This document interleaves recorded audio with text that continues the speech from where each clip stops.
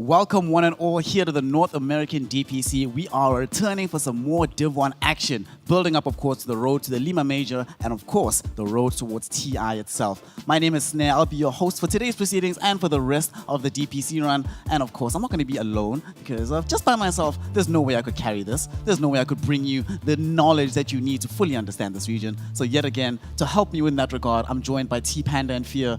Gentlemen, welcome back.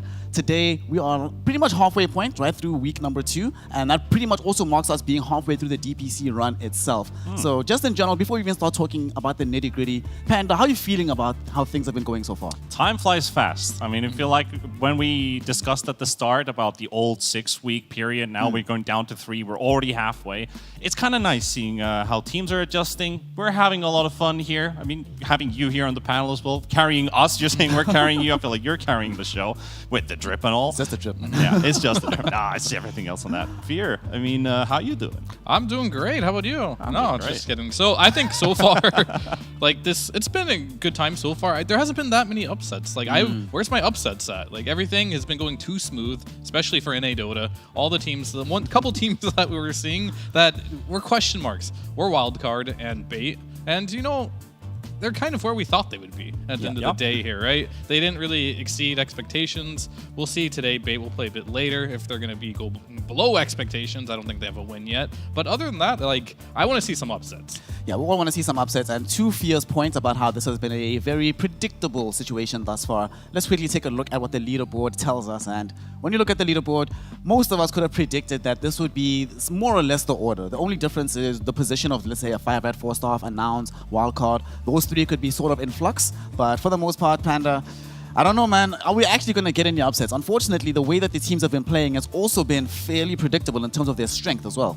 Yeah, that's true. Theus with the 2-0 against Alpha. I think that was one where we might go 3, see where the strengths of these two teams lie, and I think we just saw Theus popping off, but Alpha... Yeah, that was the biggest upset, I Yeah, guess. exactly. And Theus is actually above the elimination line right now. So when we look at the schedule, what's up today, there's one team that has to rise to the occasion, otherwise they are facing elimination. Yeah, we see it there. Number 7, Bait, the squad has only played 2 games to their credit. So of all the squads that we've actually assailed here in the Div 1 of the DPC, they've had the most time to reflect, engage in the replays, look at exactly what the meta is developing like. And they might be a team, I think, that has the highest possible variance, having a lot of these European players coming into the mix, only the one Americas player involved in the team. So I'm wondering and hoping whether or not hope is the wrong word. I just want to see them win a series, guys. I just want to see Dendy at least win some games, right? Yeah, It's been so long. I think we've overused the word hope here. Yeah. That was the thing that we kind of lived off of at the start, but now I think, you know, you got to start concreting this whole thing into more realism, and realism with a piece of like magical realism. I guess that's a word that you could use. But anything is still open for the teams. They just need to rise to the occasion. Now's the time to show what you're made out of. Are you going to be facing elimination? Are you looking at the major spots? Gotta see it happen. Gotta see it happen. One of the things that we're going to be seeing happen, of course, is how things have gone so far. If you didn't join us yesterday and see what the games looked like a day and a half ago, more or less, let's quickly take a recap, remind ourselves of how we got to this particular point with the leaderboard. This series of Wildcard versus 5-rat 4-star, it did go the distance. One of the few series that has gone the distance here that did not involve Bait. And one of the great things about this was that this was the mid-card scrap, as we called it yesterday. And it really gave us a concrete idea of where these teams actually stack up. So based on this series, looking forward, especially today, since 5-rat 4-star have to play a very difficult team, do you think they've been able to learn from what happened in this series? Can they bounce back from a loss that they suffered? I mean, depends on your definition. Are they going to win the series? Probably not. Did they become a stronger team? Maybe. But it's like jumping into playing like, you know, it kind of feels like Shopify Rebellion is like in Division 2 right now, smurfing. But this is Division 1 here, right? So they got a tough order for themselves. And maybe they did learn something, but draft is going to be super important for them, as it always is in like these matchups where you're not favored. Yeah. One thing that we did end up learning from yesterday, T-Panda, is we finally got to see a team that isn't Shopify Rebellion win with Lina. So it turns out that, yes, the hero hasn't had much success in the region, but it's actually still capable of winning games. So it's still... You can't ignore it, right? Yeah. We're not at the point just yet where you can just say, well, the hero doesn't actually work, let's let it go. It still has to factor very heavily in how you approach these drafts right now. Yeah, the hero in itself, it's still super strong. It's been banned 24 times out of the 30 games, gone through 6 times, so that's 2 and 4 for NA. But when you look at it region-wide, this hero shows the strengths, why everyone is prioritizing this hero, why it's a first phase ban. It's something that just puts too many tools against you. Like, you feel like, is there a straight-up counter to the Lina? Is any hero capable of matching up to it? It's not even up to, like, mechanical skill, necessarily. Of course it is, but this is one hero that feels like it can break the boundary of how strong a hero can actually be, depending who is the one in charge of this hero. But the rest, you know, out of the laning stage, of course, the hero still has to mold with the rest of the squad. It's still a team game. It is still a team game. And speaking of it being a team game here, Fia, one thing we also learned from yesterday's affair here in the DPC was that some of these newer players who we haven't necessarily seen the best performances from, finally started to step up yesterday. Like halfway through the season, they're finally starting to show why they're involved in Div 1 to begin with. Does that trend start to continue positively, and will we finally start to see them maybe even challenge for the top spots, not in terms of like their placements, but just in terms of their overall performances individually? Hopefully, I hope all of the teams do, step up, and especially in the next tour, if we get more results of more teams at the top.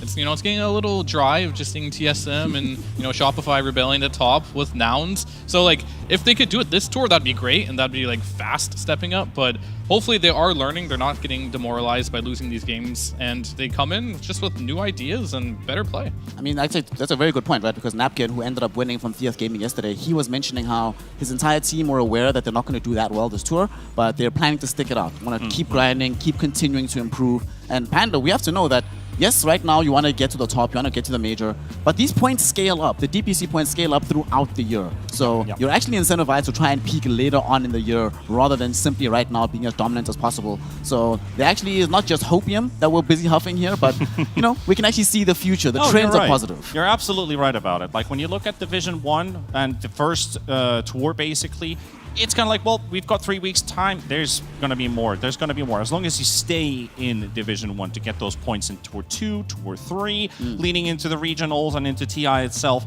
all hope is not lost. So if you got to do some changes, that's going to be like roster changes. Maybe some players like, I feel like I should be a better carry. Looking at Sammy Boy, these are the things that you still got time to think about after. So you play with your heart, you play with your mind. You can still get some decent results here and see where you are. And I think that's very important. Like if you take in the example of Napkin, like they said in the interview, that they had 2 players already leave the team. One for other reasons. The other one just kind of disappeared and is now out going into East Europe with another team apparently. So bringing in a stand-in, is he going to be the same stand-in throughout? Because they can actually play with that same guy or 4 different separate players for the rest of the DPC, and they'll be fine because they have only 4 series, well 3 series technically now left, and that's with the rules, so it's fine. One thing I'm actually very interested about, we've spoken a lot about this condensed schedule and what it means to be playing 3 weeks rather than 6, right? But there's another difference from last year's tour of the DPCs. We now have Div 2 coming after Div 1, so that's an extended break as well, that these teams aren't playing official games, simply just absorbing the meta, scrimming, practicing. What do you think, Fia? Is that going to be a boon to some of these teams that haven't necessarily solidified themselves just yet? Will that big amount of time in between Tour 1 and Tour 2 help them out? Or is it going to be a situation where, it's to their detriment because they're not playing as many officials? I think they should still be, scrimming, especially whether you get to the major or not, you should just be keeping in good shape, right? So hopefully, it's definitely good for Div 2. They'll have more scrim partners if that's the case. Yeah. But I do definitely think they need to stay sharp. If you don't practice, simple as that, you're just not going to get it better, and you might just get worse. Yeah, and I also think that kind of favors every other team except Shopify Rebellion, who's going to have to play with like the European teams, maybe with a ping when they're going into those scrim matches. But everybody else is kind of like, well, we are somewhat even strength, so we can figure out things while we have this downtime. Well, the downtime is still going to be coming, but that comes at the end of the Division 1 tour. For now, though, let's quickly take a look at what this Day of Dota is going to be presenting towards us, because we have some very, very interesting series coming up, and series that are not just interesting, but important for the overall fate of these squads. Ending off the day, we have Bait versus the side of Nouns. Nouns, having already taken on a loss that they didn't necessarily want to suffer, but nonetheless, they'll be trying to bounce back from that situation. Bait still in search of their first series win, not just in NA, but just in the DPC in general. Dendy has yet to win a single series since the DPC started. Game is hot. It's not been a very fun time for him at the helm of Bait, so I'm hoping that that one is going to be a bit different. T-Panda, you've been covering Bait for quite a while. Give me some hopium. Is today the day that that changes, or is now simply a cut above them at this moment in time? I mean, I guess drafting has been one of the things that we've talked quite a lot about this team. Like, what can Stonebank get for himself, and how are they going to adjust? Are they going to change things up? Because Dendy is usually like in the first phase is picking up his hero. Do we see him popping off if they change it to second phase? Is somebody else going to take the sacking role? I'm just waiting to see if Bait is actually making adjustments, or are they sticking to the same plan that they started this division with, which would also make sense because it's only 3 weeks. It is only 3 weeks. It's a very condensed schedule. And the first series, though, to start off our day, 5 Red 4-star versus Shopify Rebellion. Fia, you've already spoken about it. Shopify, the final boss, right? They can pretty much do no wrong at this point in time. They haven't suffered a single loss. They've only lost one laning phase across all of their games. It's likely that today they end up going 4-0. If you're in a position of 5 Red 4-star playing up against a squad like Shopify Rebellion, what does progress look like to you? Knowing that you're probably not going to win the series, what do you want to take away from it? I mean, progress, I guess, for them, and will be in a lot of ways just not getting stomped. Like having a game that is competitive. So even kill score, get as much as you can on the laning stage, and get as much tape where you're actually playing good Dota, where you can finally be like, oh, we messed up in like some late game spot. We can actually get some good information from that. So just getting stomped in 15, 20 minutes, everything's a disaster from the laning stage. There's not much you can learn from that. It's kind of like just get better at your lanes. But if you can drag it on, you can learn a lot. Panda, speaking of 5 Red 4-star, right, and them making late game decisions, thus far they are the team that has the highest average game time in any capacity, right? Longest games, longest wins, longest losses. At this point in time, late games decision making does seem to be their pitfall. Closing out games, even when they're in a good position, they kind of struggle in that regard, right? So talk to me about what do you think is going to be happening today, given that Shopify Rebellion is not a team that often even allows you to get to that late game situation. Will they be able to hold high ground against a team that good, or will they end up crumbling and being like, well, the game ends too soon before we can even set ourselves up for a good defense? At least the meta allows you to hold high ground. Like, we've kind of neglected the idea of Turtle Dota completely, except with Tusk and maybe a hero like Lina that has just superior range. These are things that they can definitely look into. Like, what is our draft going to allow us to play like? But you're right. They have been in a bit of difficulties with closing out games.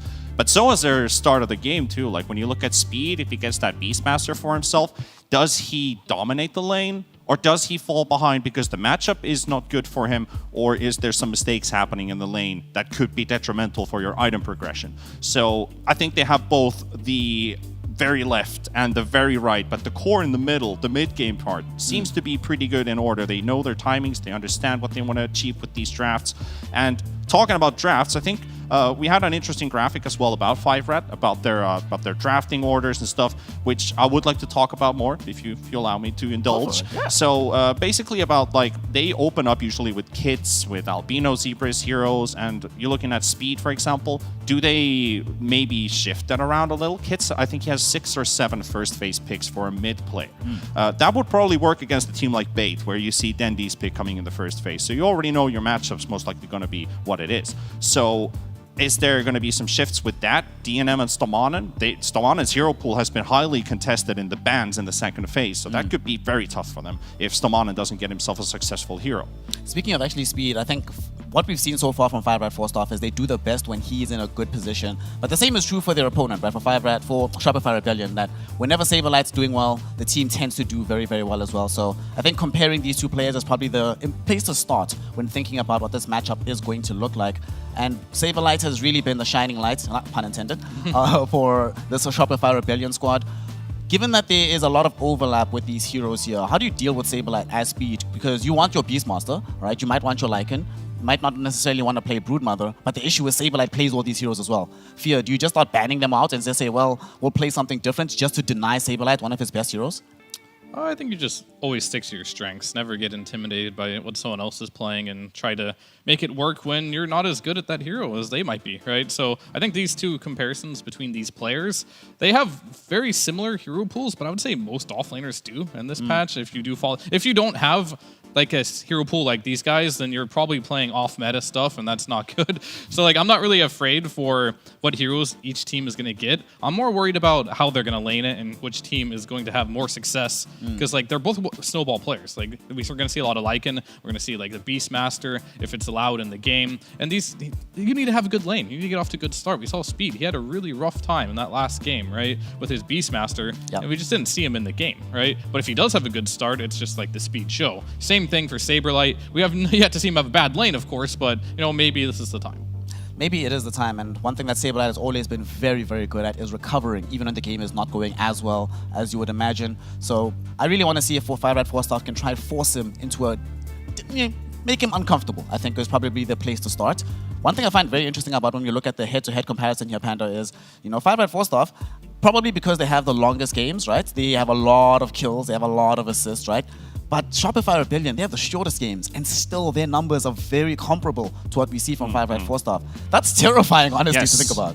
Yes, I totally agree. Like when you compare long games and short games, and when the stats are still looking pretty even, that actually means a lot for the other team. So Rebellion, despite actually having a tiny bit of a smaller hero pool than 5red does, they actually have higher hero diversity. They're prepared to flex more, where 5red would more likely just lock in their hero for a specific player, like say Treant for Albino Zebra, obviously a +5, but they don't use the mana on the 4, they don't put off lane, like some teams might look for the Treant off lane, for example.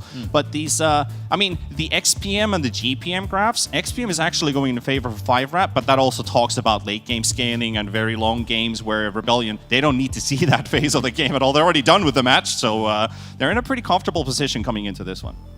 I mean, I think that's actually one of Rebellion's strengths too as a team, is their late game. Unfortunately, we haven't been able to see it very much. We haven't been blessed yet. Their early game and their late game is actually really good. They're kind of weak in that mid game. Every once in a while, RTC might feed here and there, you know? So like... That's the spot where you kind of want to, like, in the game, in the mid game. You want to have a good laning stage against them, then take away that mid game. But 5red has not been a team that has impressed me in the mid game. Like, their decisions to, like, go high ground, like, this is why I think they have long games as well. One, they're good comeback players, so like they can delay a game for a very long time and try and get back into it, which is a good skill to have. The other problem that they have, though, is when they're ahead, they just try going high ground. Instead of, like, taking the map, taking it slow, using the Aegis to actually get a bigger advantage, they just force it high ground 5 versus 5, and they end up throwing there a lot and delaying the game. I mean, we've seen them lose a lot of high ground fights, right? And that's probably why their games take so long. Even in games where they have like massive advantages, you know, sometimes you push the things a little bit too far, and then you end up getting super hard punished. And unfortunately, a team like Shopify Rebellion will make you feel that if you end up making those kind of mistakes. However, they still have an opportunity to try and win this one out, provided that they can get a good draft underway. And the draft is now available. Game 1 of 5red4staff versus Shopify Rebellion. The draft here is where they can try and make something happen, because let's be honest, Shopify Rebellion, in terms of just out and out play, you're not going to beat them. So you have to out strategize, outthink, and outdraft them. And in this game, they are in a decent state, I suppose. They have banned away the Treant Protector, though, here of a Panda. And unfortunately, this has been the player hero combination that we've seen the most of in all of the DPC and NA so far. Albino Zebra, I think, has played this hero 6 or 7 times. And Shopify Rebellion are like, well, this is your primary weapon. We're going to remove that away from the pool, force you to play a different style of Dota. And we've seen many times in the past that these teams, when forced off of their comfort, don't necessarily perform as well. That is true. Albino, he's got 5 games on Treant. He is at 80%, so that's 4-1. He's played 1 game of Silencer, 1 game with Shakiro. So he's going to have to figure out something else. We talked about him being one of the best healers, basically, in terms of the entire region, maybe even outside of the region. Very high in numbers, at least, compared to other players. Does he look for something that also applies more sustain? You look at Tusk, you might want to mitigate some of the damage that this hero does, especially if put into the mid lane role. They're going to go with the Beastmaster, actually, to just continue with all this thing, but at least we have some sustain in the form of the Enchantress. I mean, I personally dislike Enchantress right now. We had a little talk, you know, in the green room there. This Enchantress hero, if it's not even winning versus Beast or looking good versus Beast, what is the purpose of this hero right now? And we'll have to see. I'm not really particularly happy seeing this Beast just being forced, especially since they just lost with it. But we'll see. I think the Tusk, you know, we talk about diversity of the hero, where it can go. I think Bulba's there with the spoon, open wide, Abed, you know. You're going to play it every game. You're going to first pick it. It's just going to be one of those heroes for Shopify Rebellion here. And I would like to see it go somewhere else maybe, but I guess they did play it one time on Saberlight, so I think that's the plan, though. Abed is the primary, but if they can get like a really cool pick to like counter the mid lane, then maybe we'll see them put it in the off lane. There's basically two reasons I can understand with this Ench. Is one, the block pick, so that they don't go Ench since we have the Beastmaster. Secondly, the Rubik ban, which has actually been one of the best laning matchups. The Rubik has usually had a really good game coming out of the laning stage if there's an Enchantress on your opponent's team. Not really worrying about the abilities, but just the burst damage in itself and kind of forcing the Enchantress to be a bit more aware. The Fate Bolt really, really hurts at level 3, level 4 if Rubik gets himself a good lane. So that's the reasoning I find for this Enchantress, at least. Has not been super successful thus far in the DPC. It hasn't won a game here in NA just yet, and it has a 40% win rate globally. So Yeah. not looking super hot, this Ench, and personally, I'm also not that much of a fan, but given that it's going to be Albino Zebra, he plays these healing heroes. I mean, what other healing hero are you going to play, right? You're not going to play Warlock in this particular meta, it's right? kind of a meme heal though. Like I never really see this Ench actually healing some carry in a team fight that in turns the fight with the heals, right? So like I don't know. Like it has been and always will be a tempo hero in my eyes. Maybe it can scale. It does have scaling potential. Like if you get to the Moon Shard, Hurricane Pike, this hero does hurt, but you need a lot of farm on it. I think another reason why they could pick it, I don't know if you've seen like the Tusk versus Ench matchup, but that Walrus Punch is really, really slow, so it's survivable, and Tusk is very good at killing supports, right? So maybe you just pick that support and think, oh, I'm not going to die, but there's going to be other heroes that they will pick that will be able to deal with this Ench, I guarantee it. They already got the CM, and they're kind of just like really on this like zoo type of meta right now. It's too much in one direction right now, so they need to diversify a lot. They need more magic damage for sure to round out their lineup.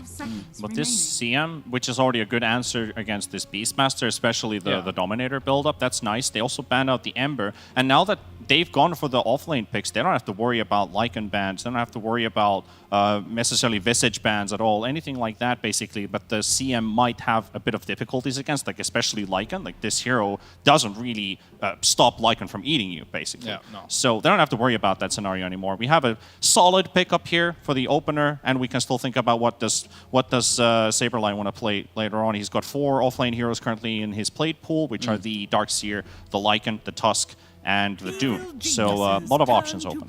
Yeah, I mean, right now, if you're just a mid player, you play Tusk, you don't know how to deal with the hero, just watch Shopify Rebellion's bans right now. They're teaching you what's good versus Tusk. You know, the Ember Spirit, the Bat Rider, +1. If you see a Tusk in your games, pick this against this hero, right? And like, I want the region to get better, and honestly, just copy this team. like that's all there is to it. Like, they're giving you all the info you need here. It's like, yo, we play this hero a bunch. We've had a lot of scrims with it. This is the data we collected.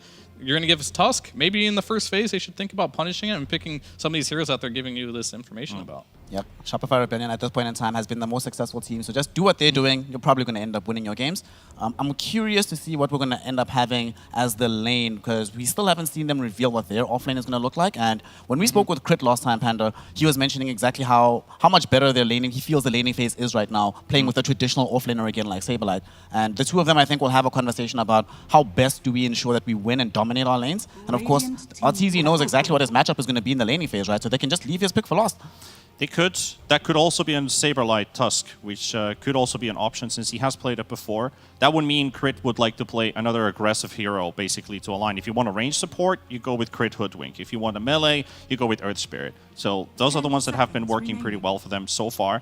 If they do want to put Abed onto this Tusk role, which is also very viable since the Ember is now banned, so doesn't really have too much contesting right now.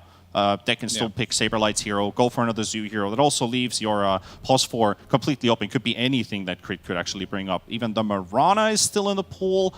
So if you are picking up a damage-dealing offlaner, you might want a piece of extra lockdown. You've got Frostbite and Arrow. You have Tusk with Snowball. There are like small lockdown pieces. But if you get yourself some Mirana, you get an unguaranteed stun. But if you have a follow-up or a setup before that, it can also work wonders. I actually like that shot for the Mirana, given that they are going full Zoo here on the side of 5x4 stuff. So Mirana plus Crystal Maiden does a huge number to deal with some of that early push coming in from the side of 5x4 stuff. And we see Jakiro again now, so Fia, that means that this is going to be the Albino Zebra Jakiro. 4-position Stormanin Enchantress. Seems like it's going to be the shout here for this game. carry Ench. Are we actually going to see that now? That would be amazing. I hope so. I mean, I'd like to see it, but that seems very weird. Has he played it? Like, where's that coming from? I see. DNM also played his first Furion game last time. Yeah, but that's like a real carry, though. Yeah, so, it is, yeah. Carry Ench, like, there would have to be a reason. Ursa, okay, that's a pretty good pick as well, because kills Inch really quick. But I think it is just going to be the Beast plus Inch lane. The thing about that lane is, if you win the lane, you win it really hard, and it becomes a big issue. But if you lose the lane, both these heroes don't come back very well, especially not versus Ursa. So this is going to be really important. One game of Enchantress as 4. And that could also be a 5 if he's played it in a pub. Would we not have preferred this Gareth Mage? It did end up getting banned out second phase by Shopify Rebellion, and we've seen 5 Red 4 Staff win before with the Beastmaster plus Skywrath Mage. So would you not have maybe preferred that just to ensure that they have that magical burst damage as well?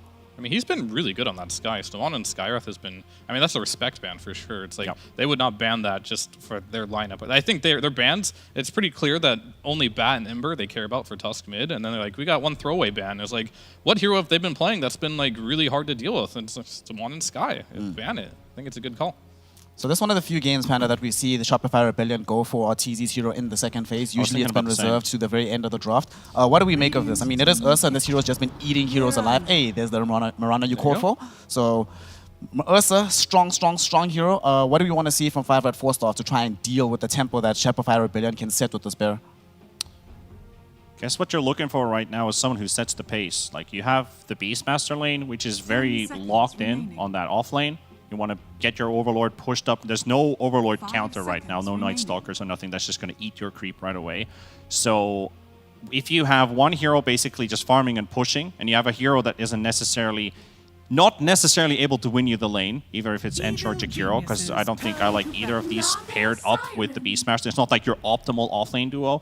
You need something to set the tempo, and this Naga is not exactly what I was looking for, so it might just come out from Kits with the last pick in the draft, because they had second pick in here. So maybe Kits is going to go with something that can snowball early. I'm looking at the Tiny pickup, for example. Tiny is still pretty decent in this game, is okay with the matchup versus the Tusk, if Tusk ends up being mid, as Rebellion has to pick one hero first, and that could actually be Saberlight, who's going for the last one on the side of Rebellion, meaning that would be an off-lane Tusk. Wait, sorry, Abed with the Tusk. Sorry, that's what I was looking for. We have Abed getting the last pick. Yeah, I mean, I think it's most likely going to throw Abed in that mid. mid. Wait, what am I saying? It's fine. Abed is probably going to go mid on Tusk, right? Yes, and then exactly. Saberlight is going to get last pick and counter you. this Naga. And lane something with the Mirana here. He's got a lot of choices. I mean, Darkseer would have been great. They played it before. It looked really good. It's banned. That was a respect ban that happened in the second phase. They have a lot of other options now with Mirana. I mean, we haven't seen Sand King in a while, but I think that could be really good in a game like this versus the Naga. Pretty much some AoE damage. I mean, Underlord might be more to his liking as well. Just, they need some more AoE damage. Like, you do have the Battle Fury on Ursa. It's enough if they're really far ahead, but they want to deal with it in the laning stage as well. And preferably, they want to have a setup stun for the arrow too. So I'm thinking Sand King. I'm thinking Underlord. I mean, Legion, that works too. That was banned. The 5 Rat is kind of, banning on what they don't want to play against. They know exactly that this Abed Tusk is most likely going mid is for Shopify. What do you think about Enigma for Saberlight? Enigma? I mean, it could work. There's no counter except for the Beast Roar, basically. But Shopify can also zone that out. They have a lot of vision in this team. They have the MLS. They have movement speed slows. So I think the lane, though, like traditionally, a lot of people do like to play Naga versus Enigma because of the laning stage. But later, after the laning stage, Enigma is very good versus the Naga. So I'm not sure if Shopify is willing to like not punish the lanes, and especially when they feel like they're a better team. Will we get Lycan out of the situation? It's completely unbanned thus far. Shopify Rebellion at this point in the draft, they don't have like much push. So do we want push? Do we want tempo coming out of Saberlight? They want AoE and they want a stun, most likely, is what I'm going for. Enigma has both. But it could be something else they go for. Just the Eidolons don't match up in the laning stage versus Naga very well. So that's like the So only Naga issue. still gets a good lane, but at least you have Battle Fury Ursa, who's currently having a pretty decent lane for himself. You have the AoE clear with that. That's just how I see it, but you probably know the guys better. I'm just telling you what I personally would want to play. Oh, yeah, sure. Also, if they want to get tempo, I was thinking the Night Stalker. But there's been a lot of talk about this Underlord hero lately, about how he's one of the best Naga counters in a way because the percentage-based damage, they left it open in the pool, meaning Abed is now going with the Tusk. So I like this one. Underlord's going to be his second game, I believe, in the DPC. Or third game, actually. Been banned once, picked once. Oh, second game pick, yeah. The last time it got played up, it was by 5 Red 4 Staff, so they probably should have an idea of what this game is going to look like. And at this point in time, we needed some clear, there's lots of stuff coming in from 5 Red 4 Staff, so this makes a lot of sense. But what are we going to be seeing from Kits in the mid lane here, boys? We need some tempo. We need somebody that can do stuff on the map. This feels like a, right now, fairly static draft, and I'm looking at this lineup on the side of 5 Red 4 Staff, so who do they pick that makes things happen on the map at this point? Does Kits play Invoker? Quas Vex Invo? I'm not sure. Because I don't know. I mean, either whatever he picks here is going to feel a little underwhelming because they already lost both their side lanes here, and he's playing versus Tusk, and the worst matchups are already banned. Like, they didn't even get, they banned the OD, they banned the Pango, you know, Bat's gone, Ember's gone. What, are you going to pick a Tiny or something here? Because you still kind of need to fit that role, right, of like doing stuff on the map. You could do the Quaswex Invoker potentially, but none of those really seem super threatening for me Yeah, here. not really. I feel like this first pick Tusk really got in their heads with like the mind games, right? Like, what if they put this Tusk in the off lane? So they saved Kit's last pick here, and they got both their side lanes counterpicked because of this. Really cool map. That was hilarious. It's a little bit unfortunate how things have how things might have gone here. Things you get into your mind, right? You're like, oh my god, it's the Tusk. Is it going to be Arbed? Is it going to be Saberlight? Hell, Crit even plays this hero in the bygone eras. You know, hasn't played it in a while so far in the DPC, but the option is still available for them. So hit me, T-Panda. You called for this Tiny earlier on in the draft. Now that we do get it from 5 Red 4 Staff, do you think it's going to be enough? Does it enable their draft enough for you to be happy and potentially want to see a first game upset here? At least looking at the laning stage, Jakiro is a hero that's able to help you out defensively, not really offensively. So when you look at heroes like Bane and Jakiro, those are the ones that are able to help you out if you're in trouble. So Tiny doesn't really want to be the guy in trouble. He wants to be the one causing trouble and snowballing out of this game. And it's not easy. Like Fear said, this is not like the best Tiny game possible. It's decent. And there's quite a lot on the shoulders of Kits here, that he's able to relieve the pressure off of speed. I don't know if this Beastmaster Enchantress lane is going to work out. I'm still a bit iffy on that. So I think execution will tell us what is 5 going to end up with, but I'm looking at 2 lost lanes. 2 lost lanes. Dean of Dota, what you think? Grade those drafts. Who do you favor? Which one makes more sense to you? I mean, I'll see you guys back on the panel in like 20 minutes. So. That's all I got to say. Oh, wow. Well, okay, so Fear definitely doesn't have any hope and faith in this 5 Red 4 Staff draft. T-Panda, very quickly, looking at these odds, 9.29 to Shopify Rebellion's 1.04. Pretty lopsided matchup. Is the game itself actually that rough for 5 Red 4 Staff, or is this a little bit of disrespect going towards the side here? I'm not going to sugarcoat it. Oh, okay. No, I'm going to keep it that way. I think the odds are pretty accurate here. Well, all right, no sugarcoating on the panel here, so I'm hoping that our casters that we have for this wonderful game will have, you know, a few nicer things to say about the side here of 5 Red 4 Staff, and hopefully they will be able to push this into the first upset we've received so far in the NA DPC. To find out, though, let us send it to our wonderful casters. We have the Joking John and the Mysterious Mike. Gentlemen, take it away. Thank you very much. Now we do get into our game number 1. I'll tell you, John, there's nothing mysterious about me today. I mean, Fee said it. He's going to be back on panel in 20 minutes. I think Fee is another toxic NA pro player. That's a disgusting way to act on panel. 5 Rat 4 star. John, I want you to tell me why 5 Rat are going to win this game. They have a lot of rat. They do. I think that's it. Like, we saw that draft opening. We saw the Beastmaster and Chikiro come out. Even the Naga can contribute to that. So they have a lot of ways of just playing the long-term economy game and take out these objectives. And you and I were having a discussion, right? Artur, he does love to farm. Although, to be fair, in a couple of those games we've seen him, he has taken a more active position. So I think that's something 5 Rat might want to punish, you know, that farming pace that Arteezy likes to build up for himself. We might have a very early team fight. There is a big smoke up here, just wrapping around. Stominant seems to have an idea this might be happening, so he does hang around that tier 1 tower. Smokes will expire. Spray is placed. Rotate into the mid lane. Shopify really wanting to get started onto a good foot here. 30 seconds to battle. Mid lane, Saberlight shows himself as well, almost just trying to bait them in. Nobody from 5 Rat giving them what they want, even Crit taking a tower hit, just for good measure. And I don't think 5 Rat are going to oblige. I don't think they want to go for the fight. Though we'll give it a second, we'll see if they do. There is still maybe going to be a bit of a fight over this bottom bounty rune. Bit of a split up here from Shopify, only 3 left down on this bottom side. 5 Rat going to drag their 3 over as well. And Shopify, they do not want the beef. They will back off. And while we have a chance, we do actually have a video, this time with Speed. We are Speed. How can you tell if you're winning a game? Let's hear from Speed. How can I tell if we have the game in bag? I mean, I think my team generally knows we're going to win after we make it out of the laning stage. It's no problem. You know, we're just too good mid-game. No one stands a chance, so it's pretty straightforward. 10 minutes, if we're ahead by 2K, it's just done. Game is over. That hasn't been my experience in these EU servers, let me tell you, Speed. I've been winning 3 lanes at once and we still can't win the damn game. I gotta brush up on those guides, I think, John. It hasn't been panning out for me. It's been a bit rough for 5-Rat 4 staff as well. You know, we see them sometimes come out with that 2K lead he mentioned and not quite transitioning to that win. So we'll see if it's something that changes around. Of course, Shopify Rebellion is one of the tougher teams to kind of get that done up against. And we're already seeing a lot of harassment out onto Speed. I believe the earlier panel on Western Europe was talking about all the mangoes. I'm liking to see that here as well. Like, we've got 5 mangoes up on Speed. We've got a good amount of mangoes on Saberlight. Mangoes are fun. Mangoes are great. They are. Bring back Mango Tree, I reckon. Oh, yes. What is this? Remember that? What's that stupid item, the stupid neutral now that gives you like 7 HP regen? The Seeds of Serenity. Yes. That makes me sick. Such a trash item to have to pick up from the neutrals. Give me Mango Tree back. Yeah, Mango Tree was great. Maybe, honestly, really busted when you plant it in your base. You know, you respawn, you grab a couple of mangoes, pass them on. It's a lot of economy that you gain from that. Still speed, still rough here. Big trouble. It's very hard to lane against the Ursa as the Beastmaster. And, you know, I made a bit of a point, John, saying that the draft of 5-Rat had very good laning stage with the heroes they've drafted. Thing is, you can still get outplayed. And, well, for Stominant, he's only level 1 with Impetus. Right, he doesn't have the enchant to try and slow them down. He can't abuse it with taking a neutral creep.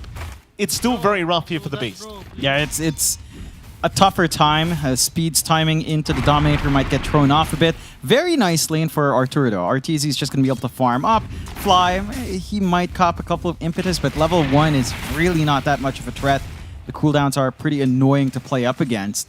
So already pretty good here for RTZ. Just going to be happy enough to farm up. I think the mid lane is where they might be able to apply a little bit more pressure with Kits. We've seen his Tiny versus Tusk matchup. You know, it does still tend to feel good for Tusk, but Tiny does have a little bit more play. You can get a lot here with your supports out from 5-Rat. Like, if you get a good enchanted creep down the line, rotate mid with a Jakiro, you're going to have enough damage to potentially melt through Abed. Issue now is with your side lanes going the way they are, whether or not you even have room to get that done. Yeah. Very, very tough scenario already.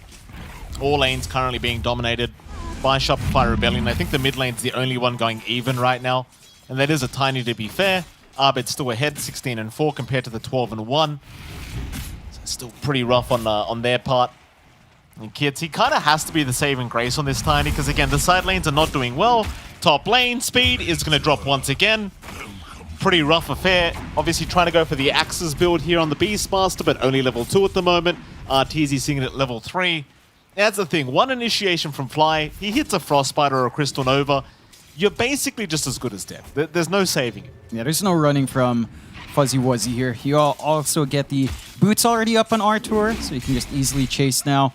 No issues coming out here to keep that aggression up. And again, you have some good presence out from Ench. Ideally, you'd kind of want to shove Fly away, make him feel really uncomfy in that lane. Only now hits level 3. Level 2 Impetus can kind of help you just zone Fly out. You have an issue for Stominant now where your mana pool isn't the healthiest. You have, what, 2 uses of Impetus and a Mango left in the tree? So maybe just 3 Impetus shots onto Fly. After that, Fly can just keep applying that pressure. And then, you know, the one lane we haven't looked down, Bot. Even Bot is not going well for 5-Rat. I really love this last pick, Underlord coming out from Shopify, just because it's a great lane matchup up against Anaga. You've got good wave clear, you can just make it tough. Arteezy's having a very, very good time top lane. That's his second kill of the game. 2-0-1 is the Ursa. You talked about the bot lane not going too well, and I certainly agree. And it goes back to the brilliant drafting here from Shopify Rebellion. Like, picking the last pick Underlord against the draft that 5-Rat have, we kind of made the comment that they had so much push and so much rat potential with this draft. Against an Underlord, though, it's kind of his expertise to put a stop to that. And speaking of the devil, Saberlight and Crit, they will secure a kill now onto Albino Zebra. Yeah, it's rough for DNM. He's not getting as much as he'd want to. He's not dying. I guess that's a big positive for him. He's still managing to farm, keep up somewhat within 4 CS of Arteezy's Ursa.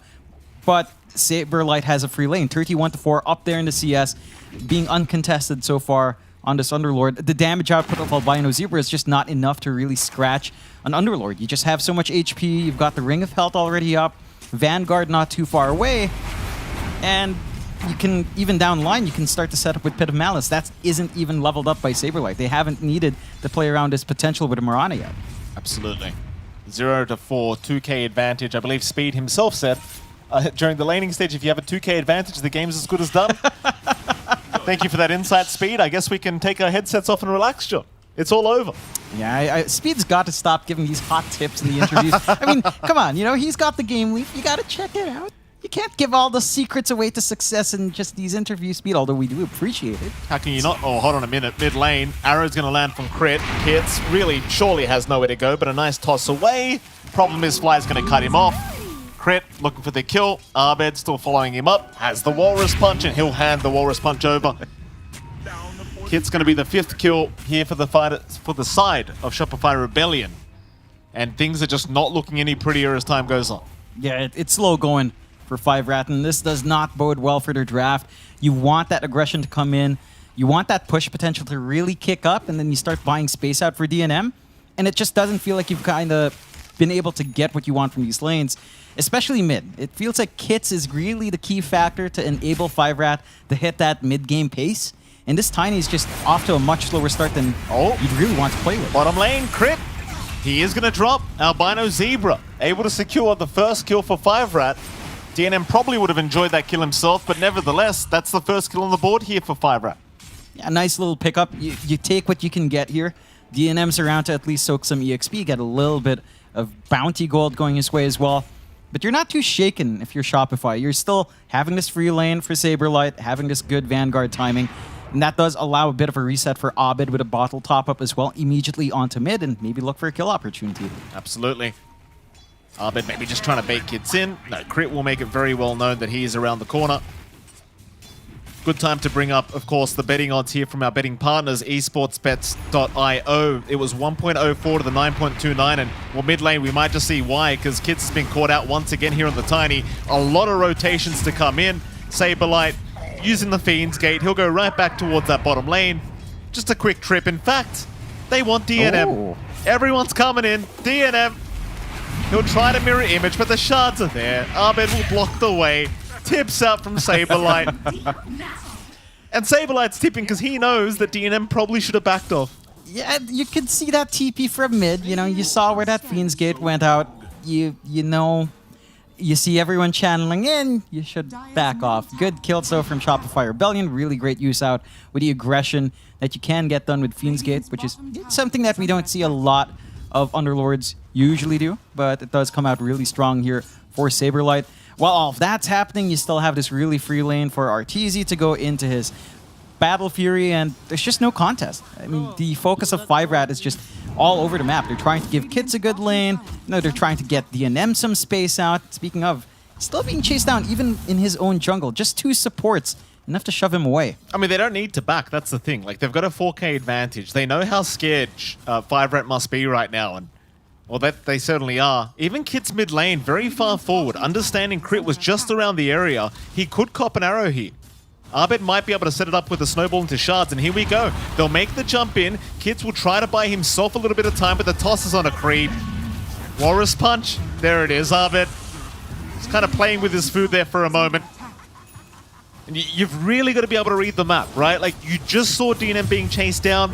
You've got to know they're trying to hunt mid. Yeah, but there's not much room for you to go anywhere else, though. Like, top lane, you're just camping it with Stominin. Speed's in that triangle, trying to get some stacks built up, trying to get some farm on the large camp. And the bot lane's just not feeling that safe with Saberlight being so tanky now. So you don't have too many options for 5rat to kind of play here, and the mid's just a constant focus. They're just diving in, got the DD and Abed, getting a good shove in, and there's not many options to kind of defense. Saberlight gets a solo push down bot, uncontested. I mean, everything's just lining up for Shopify. Mid lane, here comes the Fiend's Gate again. Saberlight coming in from the rear, and that is going to be a very painful experience for the side of 5rat 4 stuff. And there he goes again. In fact, never mind, he'll stick around for a little bit longer. Why the hell not? Saberlight, he's gone, but the mid tier 1 tower will go with him. It's a very rough affair at the moment for 5rat. Yeah, they just don't have any answers. There's not much they can get done at the moment. They really need a couple of items up. The Dominator's already up on speed, but the blink timing's key for Kits. That's their best initiation. The toss back with the Avalanche, Roar to follow through. They will smoke up here. They're trying to get some action out with kits. But look at this, like a Moonlight Shadow out from Shopify Rebellion, swinging around, no vision to kind of catch him out here. Yeah, here comes Arteezy. Stominen. He's getting ripped apart by the Ursa. Crit will take the kill. Snowball forward. Speed also caught. That's going to be another. Crit will take both of them, in fact. Here they come. Five-Rat. They're going to try and force a fight. It's a 2v4. I don't think they can. Toss up. Frostbite is there. Hold them down. Five-Rat, well, wishful thinking, I would argue there. I mean, they're trying, but they'll just keep diving. Shopify, they just... I mean, they're smurfing, John. Smurfing is looked down upon in Dota 2. You can't just do that. Yep, time to bring out those reports. Report every single account. Not a fun game at all for Five-Rat Force-Staff at the moment. Nope. And it's hard to see a recovery plan. Down the line, I suppose DNM could be this massive beast. But speaking of, he's just being chased by Saberlight. Saberlight chosen lane. He is 2 levels ahead of DNM. DNM does not even have his bot jungle to play with. They haven't cleared top tier 1, so that area is not safe as well. And Shopify Rebellion, they're the ones with everything to play with. Yeah, they've got all the tools. They've got the map control. Smoke out once more with Abed and Fly. And there's just nothing to stop that. Here we go. Mid lane. They're having a hunt around. I think DNM's going to be the primary target, of course, on that Naga. He has not skilled up Song either, so it should be a fairly easy kill if they can make the jump, but never mind. They'll see Albino Zebra instead. Arrow not going to connect, blocked off by the mirror images, and Shopify actually going to back here. Not feeling too confident to run up to the high ground of that Radiant Triangle. Mind you, I suppose they can't see the fact that Five-Rat are up top because they are hiding in the tree line. So fair enough for them to back off. Instead, Arteezy currently being hunted down, but they won't make the jump in. Back into the mid lane. There goes the Fiend's Gate. They're going up top, but who are they going to catch? Just the dominated creeps here from Speed. And both the dominated and enchanted creep go down. Saberlight, he'll enjoy the 100 gold. Right back into the mid lane. That is a ridiculous use of pressure, though. Like, you sacrifice this fairly long cooldown to just break up that 4-man rotation up on Five-Rat Force-Staff, give Artur space to farm. They're looking to regroup Five-Rat, which is a really good read, knowing that they've probably backed off. They could try to make a play on Arteezy, but they're not really geared up for that either. Like, level 7 on Stommen and level 7 even on Kits. Still 3 levels ahead on Artur. Very tanky on that Ursa just by stats alone, a little bit tankier than you'd expect. Yeah. It's a tough move to make. You know, Speed's still concentrating on farming. He's clearing out these ancient stacks himself, trying to get that timing on to help the Overlord, where it feels a little bit comfier to commit for that rat that we were expecting from Five-Rat Force-Staff. But you're 10k behind. You're 1-14. Shopify Rebellion.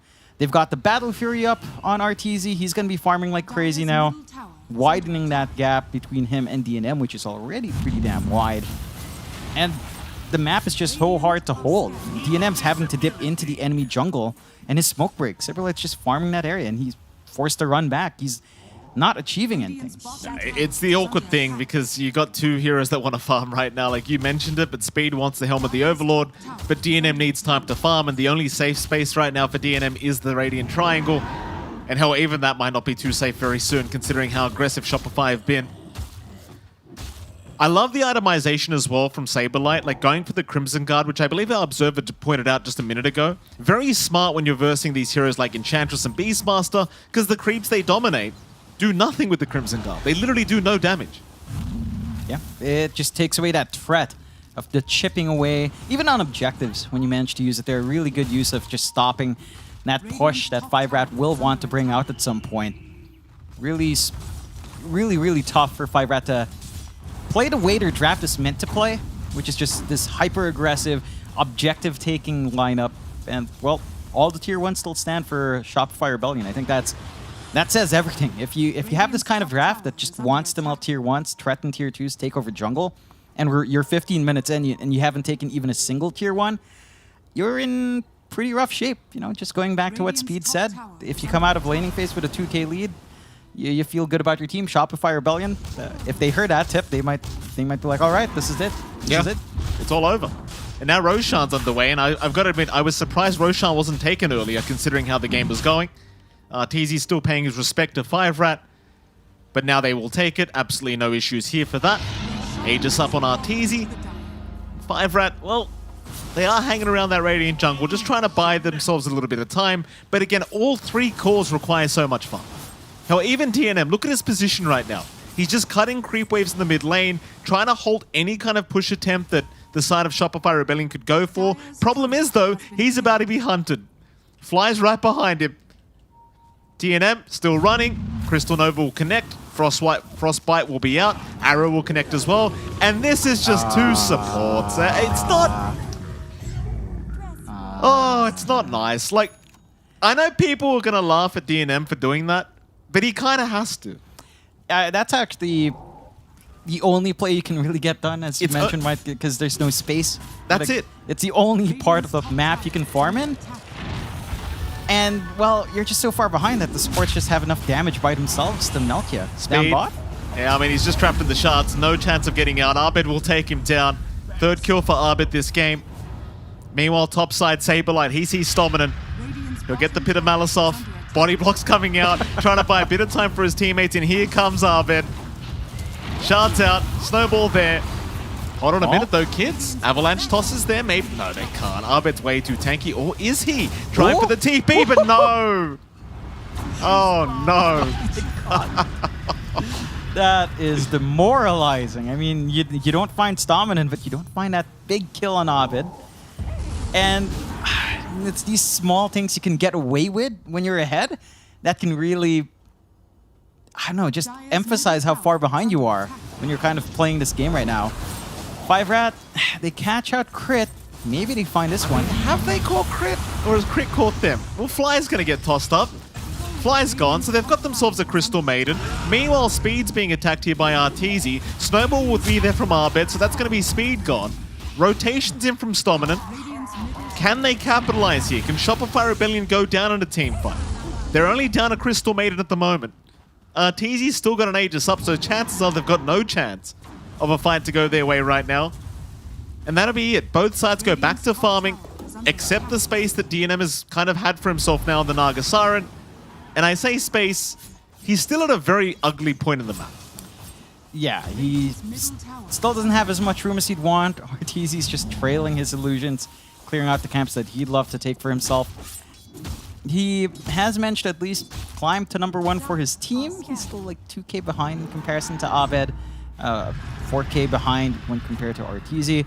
There's some key timings. You can kind of look into the future now. Manta, Heart, probably the play here for DNM.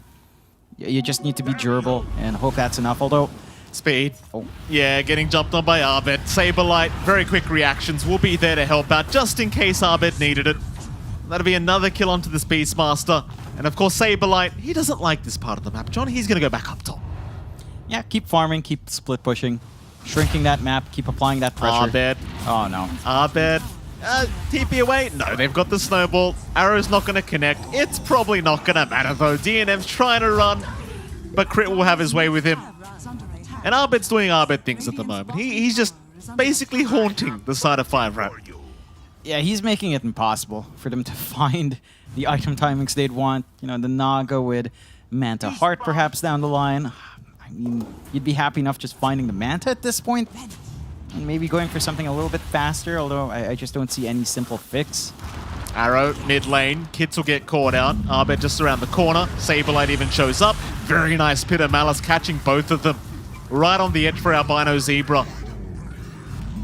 There you go. Another couple kills there for the side of Shopify Rebellion. And I've got to say, that the one thing I really liked about the roster changes while we have a chance for Shopify is the fact that they added Saberlight. He's such a versatile offlane. And he's the kind of guy as well where he's not going to be too greedy, right? Like, if he needs to make space, he'll make space. Yeah, he just plays what the team needs. He's queuing up Divine. I know that was a Radiance a while ago. I'm pretty sure that was a Radiance a while ago, but you know what? I was just praising you, Saberlight. Arrow's going to land. Bye-bye, Stominant. In fact, never mind. Still running. Saberlight on the chase. There's your Crimson card from Saberlight.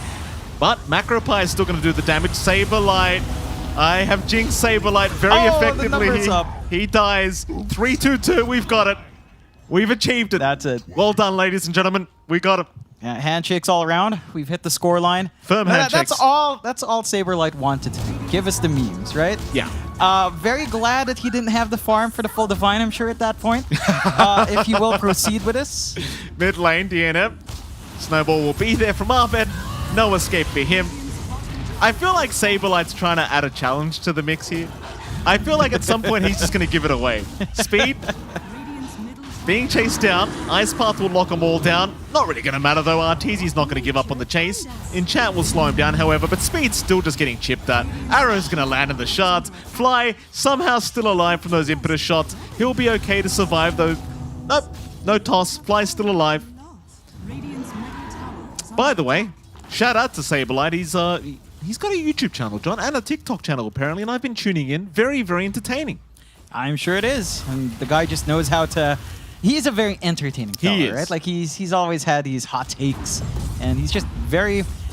He brings stuff in his bath. He eats fruits. He stuff eats like buns. That. Bread. Yeah. In the He's a bath. sicko. It's the ideal location. Lots of moisture to moisturize your bread. I don't know where I'm going with that. It's not pleasant, wet bread. Well, you haven't done him many favors in kind of, me pointing out his YouTube channel there, John, but bottom lane, Kits, he's not having too many favors either this game.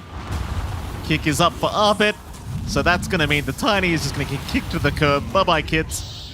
Here comes Saberlight with the Fiend's Gate. Albino Zebra's not looking very safe, but you know they want speed. You know they want the Beastmaster. In goes Arbet, kick him right back to the side of Shopify Rebellion. More shards out. Albino Zebra, not looking very good at the moment. At least he has a sense of humor. He puts the hand up. Yeah, puts the hand up and gets a high five at least for his trouble. Good to see Saberlight did go for the Radiance. No, I was slightly worried about him actually going for the Divine. Goes for the more serious play, Radiance Burn, evasion to deal with Naga, just more ways to cut off that physical output that you want with a clump up. And 5-Rat, the only positive is, well, they're finding space for DNM. He even finds 3 bounties for himself up top. So that's some good farm coming in, right? Like that's a way to kind of build up and hold and hope and cope. It's a lot of cope, John. A lot of cope. It's not getting any easier. 3-27. 23k advantage. Arteezy going for a basher now just to really make sure nobody gets away from this Ursa. Like to take a moment to point out that Fear was wrong. We have passed the 20-minute mark, by the way, John. Surprise, surprise. Fear's incorrect again. We'll have a chat about that in the green room in just a moment. You know who would have done it faster? Sumail. I mean, Fear will just talk about it in a moment. Under the Mirana they go. Crit. He actually gives a lot of gold away. Arbed with a nice kickback onto Kits. And that's going to be the Tiny to go down. Crit even buying back. Meanwhile, though, Arteezy. Arteezy's been caught out, but he's got the Enrage up. Speed, a decent roar, a song committed. DNM, are you going to go for this fight? Speed. He'll try and TP and we'll make it out, but DNM's been left alone. Where's the coordination, boys? I mean, they just songed and stood there to allow Speed to TP away. But then your carry dies. Yeah, it's not the most worthwhile exchange for sure. And you do find one nice kill. I mean, Crit is worth a lot. You make him buy back as well, but he doesn't lose anything. He gets his gem back from that kill on Kits. And as long as this Naga stalled out, I mean, it does feel like the Naga is your last hope here. At scaling, the illusions being tanky down the line. He is going for what looks to be parts of the Bloodtorn into the Mage Slayer first. So, trying to hit these early timings, but we're not in the early point of the game anymore, Mike. Building into the mid-game, 25 minutes in. They spot Roche being up as well. So Shopify Rebellion have a pretty good objective to go for. 5-Rat is smoking up. They've got the full Overlord up, so there's a little bit more presence out from Speed, but they have no clue that Roche is happening. Their ward just not really spotting them out yet. And it's just going to go for free again. That it will. That'll be shards up for Arteezy, so then Enrage is just going to be up 24/7 now, as if it wasn't hard enough to kill this man. 17.5k net worth for Arteezy. Everyone TP down to the bottom lane. DNM, do not stay there, Sir Saberlight right by him, just sniffs him out in the tree line. DNM, I don't think there's any way out of this. Like, he could just try and run through the tree line, but he's got no song up. It's only level 1. Cooldown's too high. Got bashed. Gets bashed immediately, That's you just- know. That's just rough. Oh, fly. Fly, mid lane, Crystal no. Maiden. No, he'll force staff away, kick him right back to Fly. You're not trapped with me, I'm trapped with you, he says. And there we go, Shopify, another kill for themselves. 4th at the 31. Speed, he's going to try and get something done. He does find crit, that's one for himself, but Arbet's going to have his way with him now. Speed is still chasing down Fly on the Crystal Maiden. It's not going to matter though. 4 down for 5 Rat. Yeah, it's tough. I mean, look, you find a kill. Hey, hold on a minute. I've seen this before. Nice buy back, Stomin. Yeah, there you GG. go. Yeah. All right. Enough fun in games. I mean, look, we saw Fun for the who, John? odds. Fun for who? Fun for someone. I'm sure Shopify had a little bit of fun there, right? Like they probably enjoyed. Saberlight was, queuing up the Divine. Maybe he got yelled at when someone saw, hey, I thought you were going Radiance. What's this Demon Edge doing on the queue up, huh? What are you doing, Saberlight, huh? Trying to give a handicap out. But the odds reflect the success of Shopify Rebellion, right? 9, roughly, estimating down, 9-1. Yeah. It's not the easiest series for 5-Rat 4 staff. And again, we're hoping for an upset. We're hoping they show us just what they can do because we've seen 5-Rat look good in some games. Shopify Rebellion's a really tough team to look good against. So, maybe if they can just bounce back from this mentally, maybe Speed rallies them with some of his game leap hot tips, they can look good in game 2. Well, forget about the analysis of game 1, John. I want to analyze this panel. Again, Fear was wrong. He said 20 minutes. It went to, I believe, 26 and a half minutes. Fear, I think Fear can explain why Samel would have finished this in 20 minutes. Fear, why would Samel finish in 20? Oh, game 1.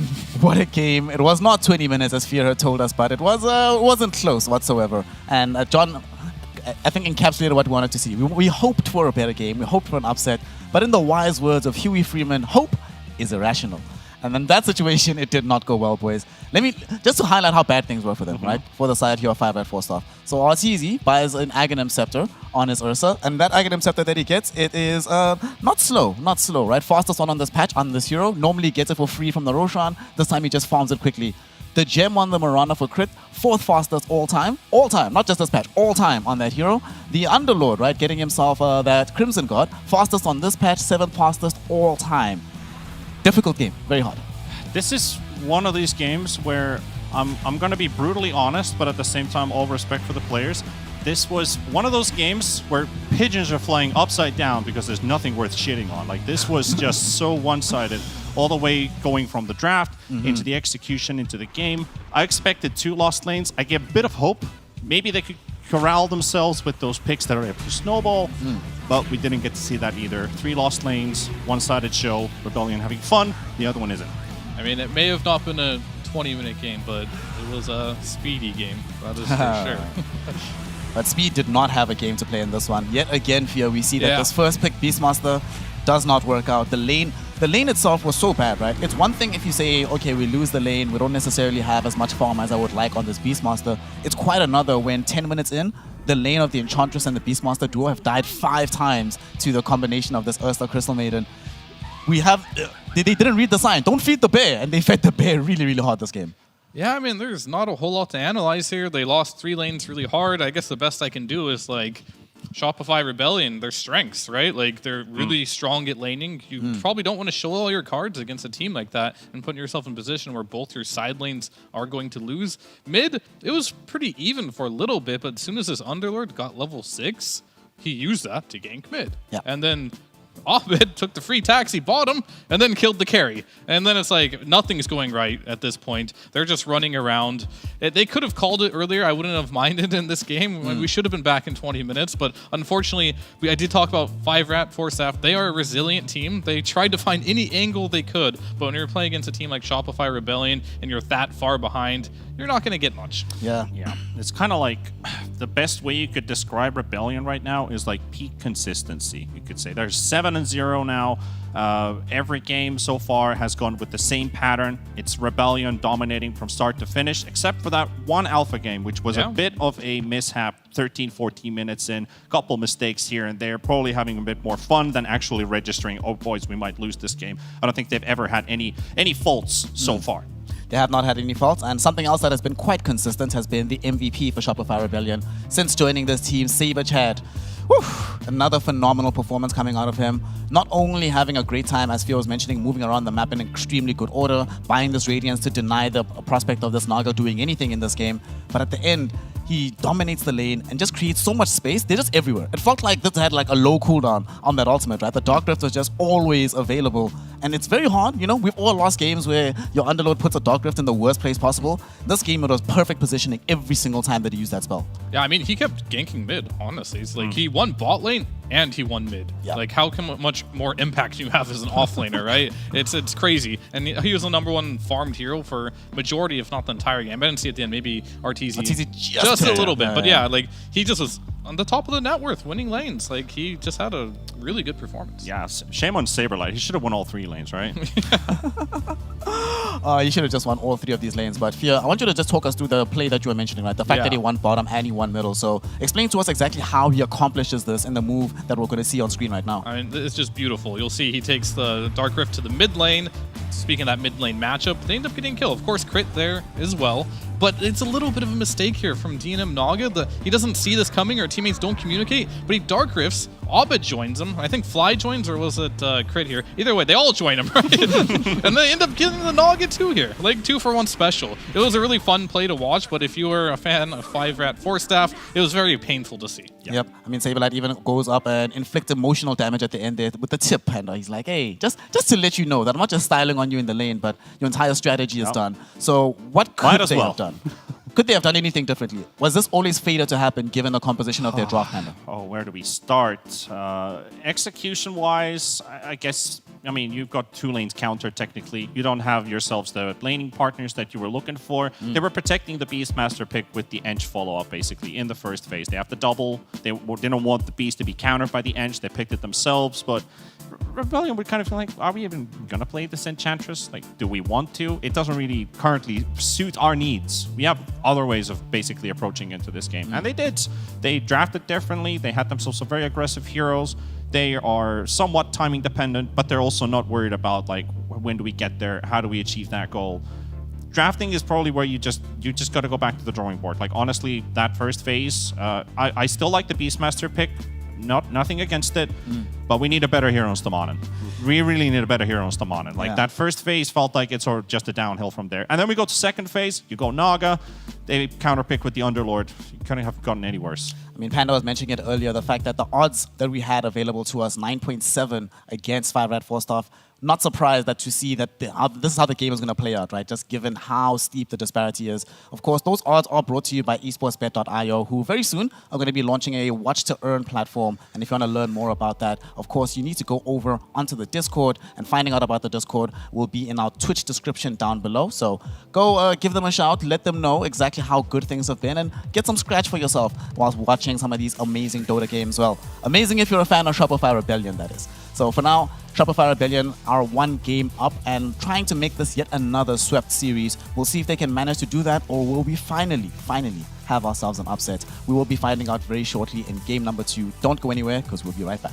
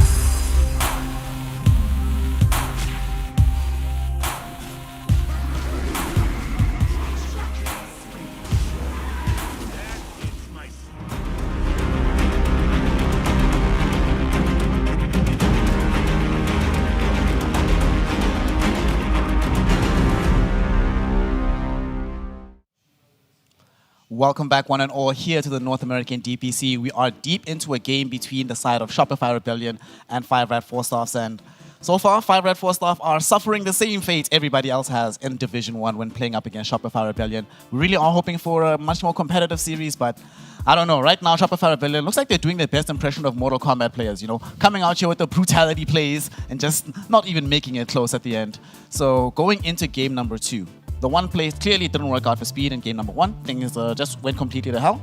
Clearly, you're not going to win the side lanes when playing up against Shopify Rebellion. So maybe there's another side of comparison, right? Maybe you try and give DNM an actual game of Dota, because what we saw in game 1, RTZ able to play Dota, DNM distinctly not able to play Dota, reflected very much in the numbers that we're going to see here on the screen. It's not good at the moment.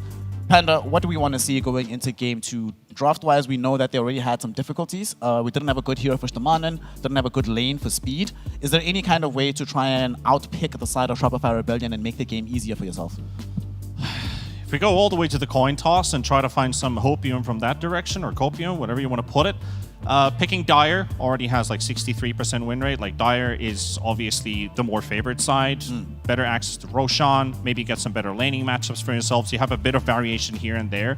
Or, you know, it looks like second pick has also got the higher win rate above the first pick, but this time they had the second pick. They still had 2 of their heroes countered despite that. So those are some things that you might like look into, like very niche detail, you know, like that's not going to win the game for you. All right, we got Dire, let's go, you know. But it's any beneficiary attribute that you can bring into this team. I think you're going to have to pull everything together after a game 1 like that. One thing that I saw over there in the comparison of the stats here is the average kills between the two, right? 8.1, 8.1. Now, if you're just watching these games, right, you might be like, wait, why are we highlighting RTZ rather than DNM? DNM has higher numbers. DNM also has an average 20 to 30 minute longer games than RTZ does. The fact that they're still getting the same amount of kills in less than half the game duration, that is a problem, right? And that means that this team is able to just play so aggressively. And you were highlighting that as one of their strengths. Is there any way to stop that on the side of 5 Red 4 Staffs? Yeah, I mean, you have to go back to the laning stage, right? Like, I think they really need to focus on winning one side lane. I mean, it's a big ask to tell them to win every lane, then obviously they'd be in a stomping situation. But if they win one of their side lanes, then they can play a game. But if you win all 3 lanes, I think Kits is good enough where he can pick his hero a bit earlier and maybe trust in the fact that maybe Abed, like, he cannot play this Tusk potentially, and they can put on Saberlight. Yeah, but I think you take the gamble and be like, it's probably his hero, and force, you know, Saberlight into that offlane Tusk position at the least. But I don't know. If you give him a last pick, I don't feel like you're getting much out of it. I think he's good enough to play a blind pick. I think the side lanes are much more dependent on your hero picks than mid lane as well. When they kind of just got counter picked on both side lanes really hard. So save your picks for your side lanes, please. That's all I'm asking. I'm not a huge fan of this Beastmaster pick either, because they have not proven to me out of the 2 games I've seen in a row now that they can pick this early and have a good game. Yeah. Like, they need to do better on these side lanes. We're going to find out if they'll be able to do better in these side lanes and in the draft overall, because the game 2 draft is now available. 5 Red 4 Staff taking on Shopify Rebellion. 5 Red 4 Staff have first pick this time around, so they've banned out this Mirana. Now the awkward part of the draft emerges. Do we ban Lina? Do we try angle for a Lina pick? Do we want Rubik? Remaining. But honestly, given what we've seen and what Fear's been saying, I think Tusk might actually be the place to start. At least get the Tusk. Get it out of Abed's hands. He's been really good at this hero. We know that Shopify is very flexible with this pick as well. But they also might think about getting themselves the Treant Protector for Albino Zebra, because that's the second time here we've seen him on the Jakiro. Second time it hasn't necessarily worked out for them.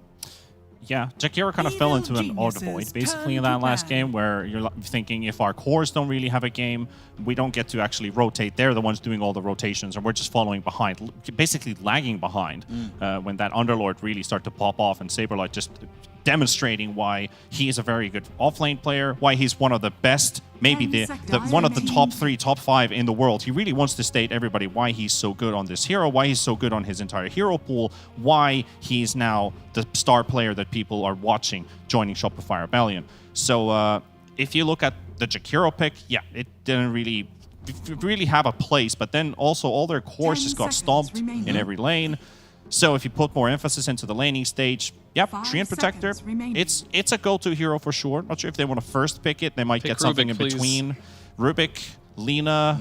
I don't think they necessarily want the Lina right away. Rebellion's going to find a way to counter it anyway.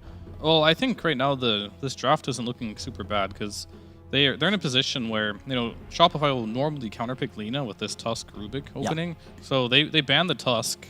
They banned the Mirana, which is pretty good as well. Like, right now, there's a Lina and there's a Rubik, right? If you pick the Lina, unfortunately, you're given the Rubik. And at least they're forcing Shopify to show something new here. But I feel like if they pick the Rubik there, it's just like, I mean, this isn't even new. They've done this before. But, like, I don't know, this Lina's a bit of a debate, I think. I think if they would have got the Rubik here, Stamonen's going to have, like, the premier pos 4 to win a lane. It would look a lot better. But, you know, that's not going to happen. That's going to go into Crit's hands now to make things even worse for that laning stage. So we'll see. But they got their Comfort and their Treant, and they got Lina. This is a classic opening. But can they be able to deal with the crit Rubik and then the Lycan from Saberlight? And the scary part about it is that if this Lycan ends up winning his laning phase, which he's often been able to do, suddenly that entire side of the map is unplayable, right? On the bright side, because he's not playing Underlord. You see a bright side? There's a bright side. Okay, He's less like, he's only playing one lane now. He's not going to rotate middle early on in the game, right? So at the very least, he's only dominating one side of the map. You say that. And then we see Saberlight. He's like, all right, shapeshift, run to mid, you know? Might be the one to do it too. I wouldn't be too surprised. But true. At least you don't have that global teleporting ability, which will at least take something away. But you've got one of his best heroes, you could say, technically, at least what we've seen so far. The Lycan and the Rubik, we kind of called this entire first phase expecting this is how it's going to go. But I think this second phase, we have Kits' hero open, basically for the second phase for 5-Rat, and Stamonen. So I want to see Rebellion's bans here. Do they ban the Sky? Do they leave the Hoodwink open, which they could also steal because they have the Rubik, basically. So you can let... What I mean by steal is let 5-Rat pick it and have Rubik just steal all of his abilities. Literally steal. Great, literally steal him, yeah. The better way. I mean, it would be the second time that we see potentially Hoodwink plus Tree and Protect, and I think 5-Rat Force Off were the first team to debut that particular hero duo. So it could be a thing. At this point, you know, you only have one source of damage coming out from this Lina. So it would be nice if you have a 4 position that can actually hurt the opponent, because in game 1, one of the things we also saw there, Fear, is that they just very early on in the game ran out of damage. They weren't able to actually do anything to threaten Shopify Rebellion. Shout out to Eng 4, you know, like right now the meta, there's like, I keep talking about Rubik, Hoodwink, Snapfire.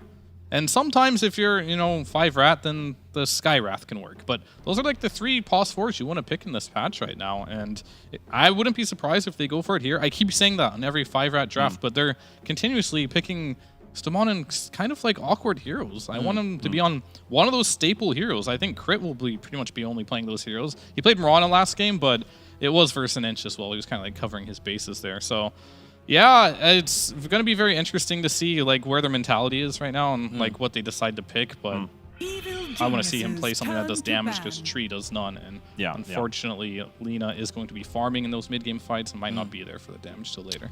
Yeah, and if you want to utilize that damage early on, then you go something with Clockwork for Stamonen. Like, the lane is not going to be the greatest. Like, we've seen this Clockwork work in the hands of Stamonen so far. Is like their laning stage isn't necessarily looking as strong as the Clockwork used to, like maybe half a year ago, maybe a year ago.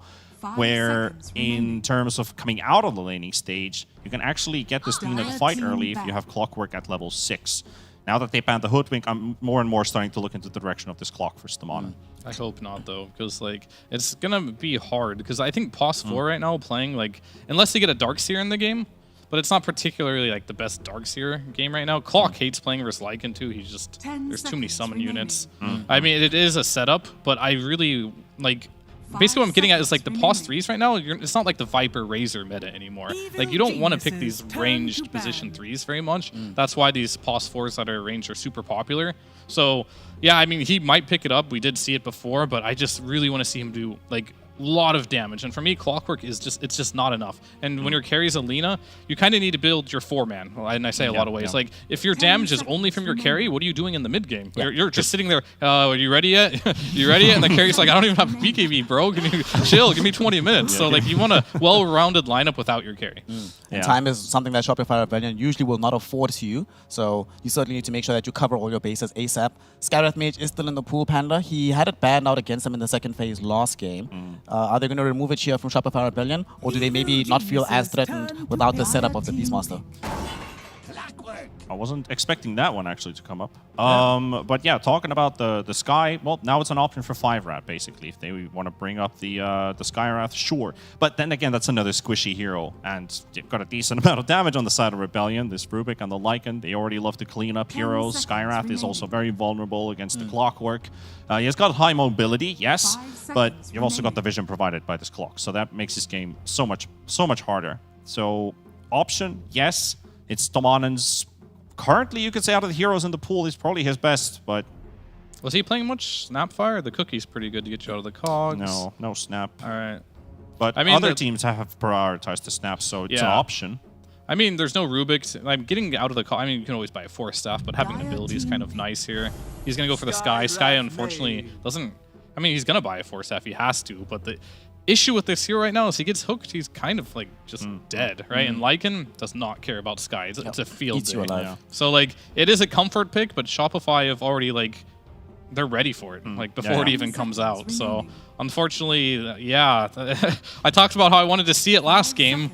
I do see it, but I'm not super impressed with like how his game is gonna go. Right. Yeah. And now I'm kind of worried about the whole Pango Seeker dilemma. Like, if we go Pango, do they go Blood Seeker? So we have to find another option for it. And they actually brought up the first Primal Beast on the side of 5 Rat. So this could be speed. This could be kits.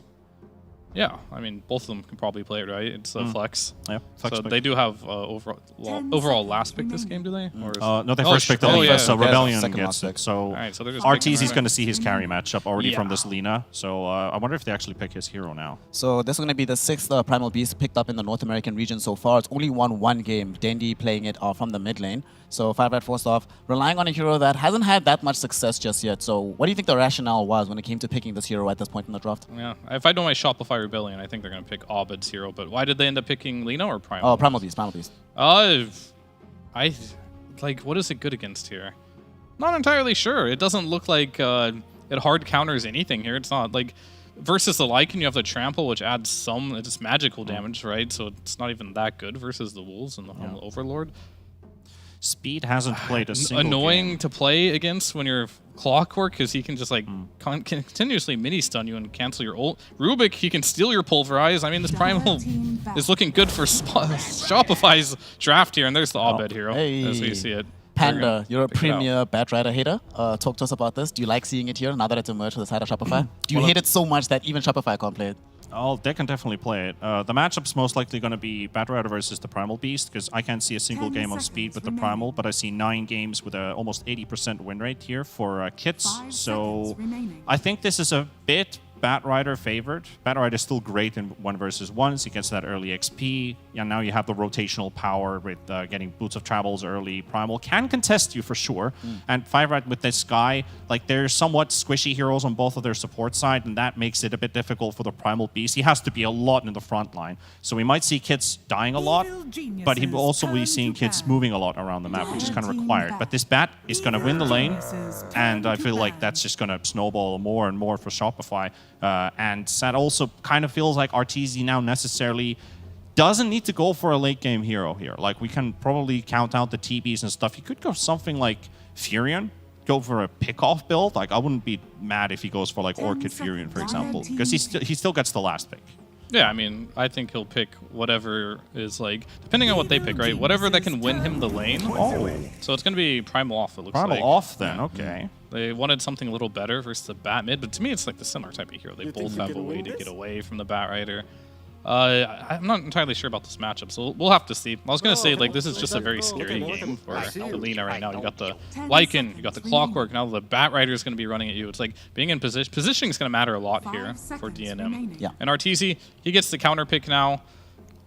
I mean, he did like picking Void. It is versus... The only problem I have with Void right now, he probably won't do. I think he wants a ranged hero, most likely, to lane against with the Clockwork, right? And make that lane work. So it's going to be the Drow Ranger. It's not like a amazing Drow game, but like he just kind of needed to play this type of hero. It's very good versus the Pango. It's an agility hero, so you go through the armor there.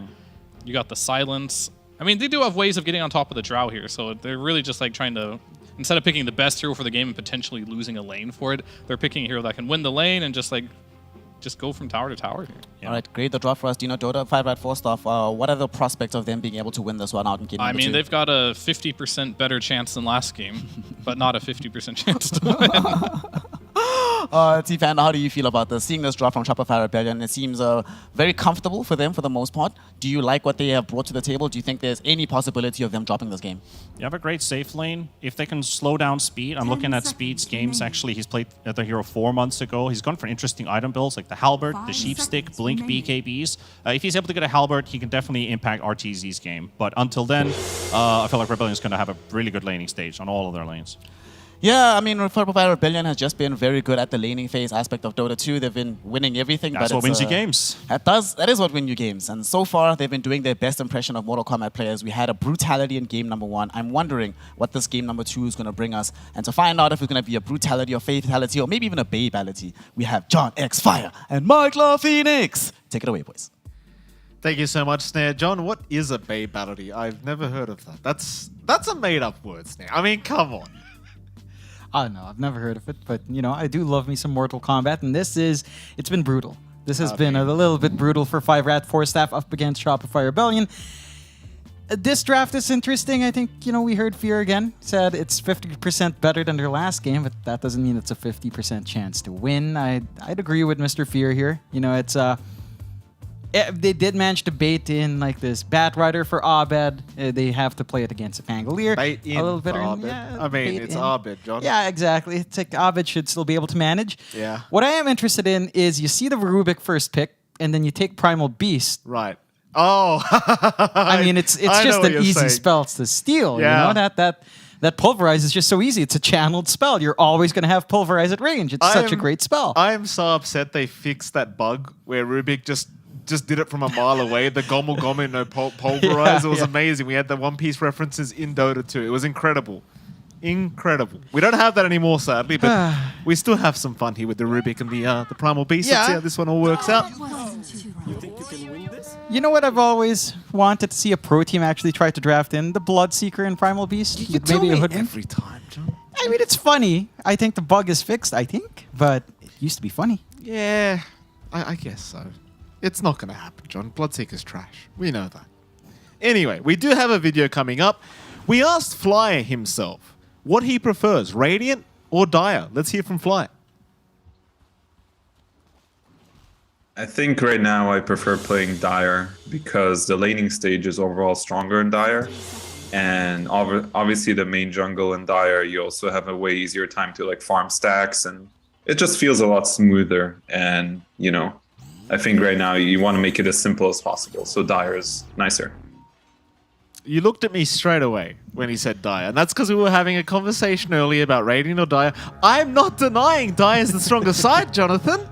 I'm not denying that. Don't look at me like you were right. I don't disagree with the stats. Yeah, I mean, Dire's just been... I feel like it's been good for a really long time. I'm not sure how long. I feel like it's been... Give him the percent, John. It's like... I know I have the stat. Dire overall has just a ridiculous win rate. At first picks, it's 60%. At second pick, it's 55%. So it's just really good. So just a guaranteed win almost. Maybe that's how 5-Rat gets the win, right? They're on Dire. Right. They have a 55 to 60% chance to win. You know, maybe they set themselves up here. Well, either they win as Dire or the loser's going to be quite dire, John. It's either way. There's going to be some Dire going on here for 5-Rat 4 stuff, I think. We'll start off with this mid lane, of course. Kits is going to be there against Abed. You made the point. It's Pango against Batrider. Maybe Abed gets bait into the Batrider. I don't really think so. We've seen Abed play this hero many, many times, and he doesn't seem to mind. And quite frankly, I don't think Kits is going to have a very good time on the Pango during this lane. It doesn't look very fun to me. No, it's not fun. It does take some levels for the Pangolier to actually play this lane decently. First 2 levels are hellish. You can see Abed again doing a lot of damage onto Kits. He's got the magic stick for a little bit of burst heal, but the harassment from Abed is still overwhelming. Like, you just drop Sticky Napalm, you win, you drop him down to less than 50% HP. Magic Stick comes on, you can still do a lot of damage with the stacks up on the Pango. And Abed should have a pretty good game. At the least, you know, it's not going to be like a Tusk where you hit 6 and you can just overwhelm, although you can still get that done. With a Batrider, its pacing is maybe a little bit slower. You know, you want to build into the travels before you really get going. But if you have a good laning phase, you can kind of get those travels really quick. That you certainly can. Of course, looking back to that mid lane, Kit's going to be a little bit cautious. A lot of stacks being placed onto the Pango. Abed holding on to that second skill point. High 5 is up, feeling rather confident as Kits will return the favor. Well, there you go. How's that bot lane going? Arteezy's having a very good time. 5 and 3, which early levels of Drow is such a weak point. Like, you have this really ugly attack animation and can be quite hard to really connect with the CS, but Arteezy not really struggling whatsoever. Mind you, as the levels go up on speed, he will be able to go for some pretty easy dives onto the Drow, especially with the backup of the concussive shot from Stomminen. We'll see what Fly can do about it. Obviously, you do have the level 1 cogs up on the Clockwork, so you can do a decent job of just pushing them back if they do make the dive in with the Onslaught. For now, no attempts. Yeah, I'd say Clockwork's a really good foil to Primal Beast. Just battery assault when the guy just wants to trample around, cutting him off his movement. It gives you a lot of space to dance around him. So I think that's just going to make it a little bit tougher for Speed to find that angle. DNM gonna drop first blood to go the way of Crit on the Rubik. That's your POS 1 laner going down. Not the greatest start here for 5rat, though fantastic start, of course, for Shopify Rebellion. It's not something you expect at this point as well. The Lina feels like it should just be able to stand back, keep the farm game up. They have done a decent job again from Shopify Rebellion to just cut the tree line. They're constantly cutting. You have a Quelling Blade on Crit. That's how much they want to make it painful for Albino Zebra to even get some harassment in. Just cut that right tree line on top lane, and the presence of Treant Protector in the first few levels, it gets cut down by a huge amount. Yeah. Very, very tough situation here already for 5rat. Just they were supposed to have some decent kind of lanes here with these heroes that they've drafted, but not so much yet. Bit of pressure onto Saberlight. Nothing really to write home about, though. Like, Saberlight hasn't gone for any points in the Feral Impulse, rather going for the level 1 Howl, which can also be quite effective.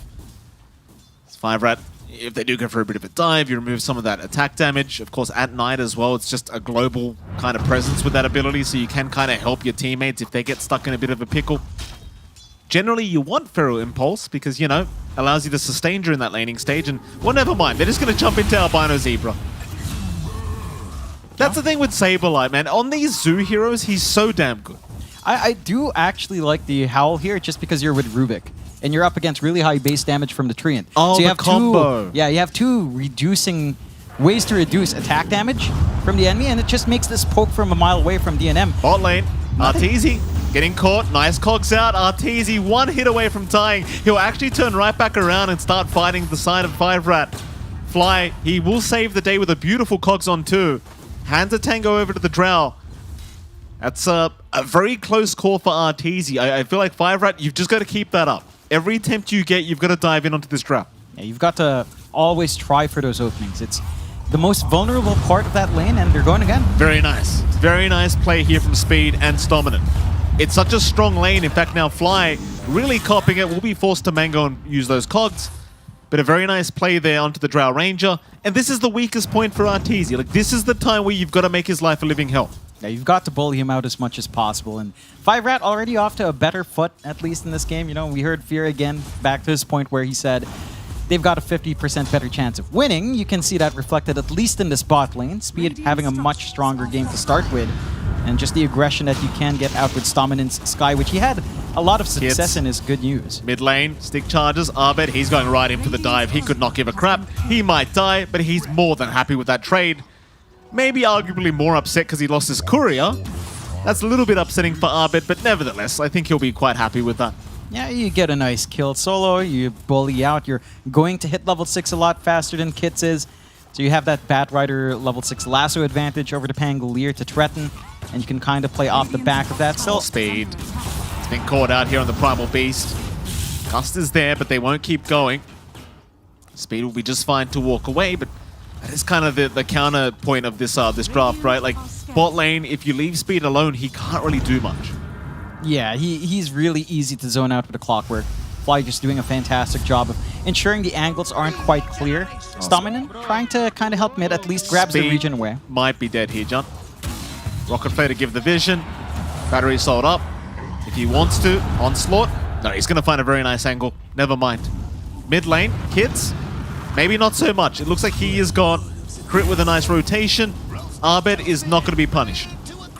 It's just finding these openings out from Shopify Rebellion. They know Stomminen is heading down bot to help. They see him. They don't really see him under vision, but they see him back away after the regen's taken. So they have this opening on mid to bully out the Pangolier once more. Again, with that early level 6 advantage you've got on Abed, it doesn't take too much to punish Kits. And he doesn't have a TP, so he's going to have to walk his way back mid. You're just building up on these wins for Shopify Rebellion. For 5-Rat, the good news here is DNM has a game. You know, this Lina is starting to get a good amount of farm up top, and Saberlight can't really stop that at this point. He does have his 6 up, but chasing Alina is pretty tough. You're going to need some good setup coming out from Crit. You do have this really good momentum coming out from Abed, but on that bat, you are waiting for the travels. So for Shopify Rebellion, the game does feel like it's going to drag on a little bit slower, and that is something 5-Rat can use against it. Bot lane, another great initiation. Stominant, very sneaky in that tree line, catching Arteezy with his pants down. Fly, moving in, but I'm not sure what the idea is here from Fly. His teammate's already dead. Fly will die with him. Speed will take him out. That's another great pick-off here for 5-Rat. Top lane, DNM not looking too safe right now. Saberlight on the chase with the wolf form. Let's see what he does here. Blocks off DNM, forces the other way around, dives the tier 2 tower probably, and with the lift back, DNM's got no chance. Yeah, you're trading cores back and forth. It is a bigger kill on DNM considering how slow Arteezy's game is. And Albino. Oh, Artua. Bot lane, he's going to die again. Top lane, Albino is going to be just fine. But Arteezy, at this point, probably can't be bot lane by himself. Does get caught out another time. The thing is, you haven't taken up the top tier 1 tower yet, so he can't really rotate. Yeah, he's kind of stuck there. And you have to see Fly stick like glue to the Drow. In fact, I think ideally you're just the one copying the deaths.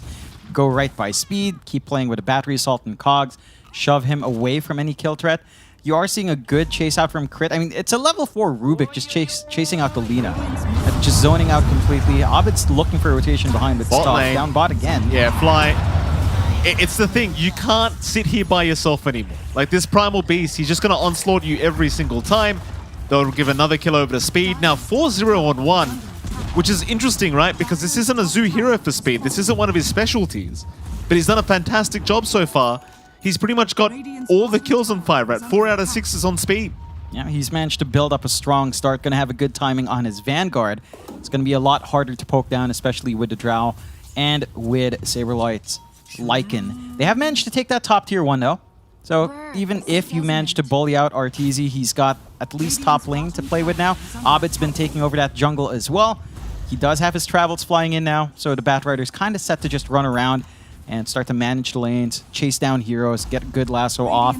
DNM is the one that's in a rougher spot. Even though he's had a stronger start than Arteezy, his jungle's gone. Like, they have such good control here from Shopify, really good forward wards, and they can just rotate onto mid. Look at all the skeletons on hand for that added damage. Oh, those skellies. You love to see it. Kids in big trouble. Gonna try and Rolling Thunder, but Crit has got the lift up. Abed won't even bother trying for the lasso, just trusting his teammate. And that's your mid-tier 1 tower to melt. Just the scary thing again, when you give Saberlight a hero like Lycan, one of his specialties, even if your safe lane Drow doesn't have a good time, you know Saberlight's gonna just make life living hell for the enemy team, and that's exactly what he's doing. Look at this. Just the creeps alone are chasing Stominant. Stominant getting body blocked by the wolves as well. Flamebreak gonna push him away, so Abed's actually saved Stominant here. Yeah, just gives him that extra distance to back off. Not the biggest loss in the world. You know, you're applying pressure. Smoke out, though. Speed is ready to play. Vanguard up. Pulverize ready. You can look for some kills. Or maybe they could find Crit. Crit was trying to sneak up on Stominant, catch him out with a Fade Bolt, but Stominant with the smoke. It's going to be just fine. In fact, they do head down south because they want to see if they can find Abed. Batrider, a pretty big kill here for them if they can get it. Sans is out. They've got the Onslaught. They've got the Mystic Flare, and they should have Abed, but the lasso is going to be thrown. Abed, can he dance around? I don't know if he surely can, but it looks like he's getting away. Abed, a man on the run. Surely he dies. He has to die. Oh, no! Abed! Abed, enough! The roll as well? Enough! Oh, he's still running. Abed, come on. You've got to die, Abed. Oh, Abed. Oh my god. Oh, you got to tip the guy. How can you not? Oh my god. That's 3 ults. Overgrowth. The roll. The Mystic Flare. It's not enough. Abed just buys so much. That is so much space. So much space. All those heroes down bot. You managed to give Arthur a really safe time now just farming. You've got this free farming Lycan up top. DNM's not getting as much as he'd want to. So overall, worth. They are mass TPing up top now to look for some punishment. Woo. Onslaught in, speed. Pulverize is there. Saberlight gonna pop the wolf form, but will be forcing the run away. Stominant, meanwhile, being chased by creeps again. He'll be okay as they do deal with them. They do find crit at the top lane. 6 to 8 now. Kill lead the way of 5-Rat 4-Staff. And all things being said and done, this draft is panning out quite nicely for 5-Rat. Again, speed, he's the big target here, right? Like, he's the guy making all the rotations. He's the guy making all the space. They're gonna smoke up again. He understands how powerful he is right now. Of course, Pulverize is back up. Mid lane, Abed might show himself in a moment, but instead they're heading down towards the south. But they'll run right into Fly, who has some decent positioning to break the smoke and protect his cause. They'd love a Drow, but they're going to run into Fly instead. Speed completely ignoring the clockwork. He wants that Drow Ranger. Onslaught going to go right towards him. Arteezy, how good are you going to juke this one out, sir? He'll go for a TP out. Speed, not going to have the vision. Right on edge there, but dodging out the gank, copying it for your core, for Fly. Pretty big win for Shopify Rebellion. You don't really mind losing the clock at this point, and now you get to go for your own smoke play here. DNM. He's okay. Nice light strike array, just preemptively catching Abed so he can't make the jump in with the lasso. It's a very slight net worth lead the way of Shopify Rebellion, but still a pretty strong performance here from 5-Rat so far. Keeping the game extremely even here between these two teams. And this is what I've been saying about 5-Rat. Like, this is not a bad team by any stretch. They're versing a very good team, but this is a team with a lot of potential. Yeah, they've got really strong players. It feels like a couple of times we've seen them shine really well when they can all come together. And this is one of those games where it looks like that coordination is kicking in. They know when they're strong. They just know where to play around. They're hitting some key item spikes. The Crimson Guard almost done on speed, going to protect a lot against that physical output. They've got the full Diffusal Blade out on Kits, so they've got the Inhibit to help chase around. They've got the strong combination with Stominant on his specialty Skyrat Mage. They just need to maintain that pressure. You can't allow Shopify Rebellion to kind of recover in from that slower laning phase than they're used to. You just need to keep running around, keep finding those solo pickoffs, because if you do go back to this farming pace, which it does look like the game's kind of slowing down a little bit, you are allowing all cores on Shopify Rebellion to farm efficiently. Like, Arteezy's not under pressure in his triangle. Abed is going to have his blink. It's already up, just flying in from the courier. So they're hitting more tools to fight against that early spike from 5-Rat. And having these tools available to dictate these fights for Shopify can make these engagements a lot more awkward for 5-Rat. It's going to be harder to find those pickoffs. Mid lane. Abed having a look around for a lasso target. Of course, you'd love DNM, but speed's right around the corner. So instead, he's going to go for the Albino Zebra Treant. Albino going to back off just in time. Fly, meanwhile, has found out himself a Skyrat, so Stominant going to drop the Mystic Flare. Might actually have the kill here, but no. Crit is going to be there to save the day with the Fade Bolt. He will at least find Stominant on the Skyrat. And Abed's still having a look around for a target. Not going to find one. Meanwhile, Saberlight and Arteezy giving it to each other.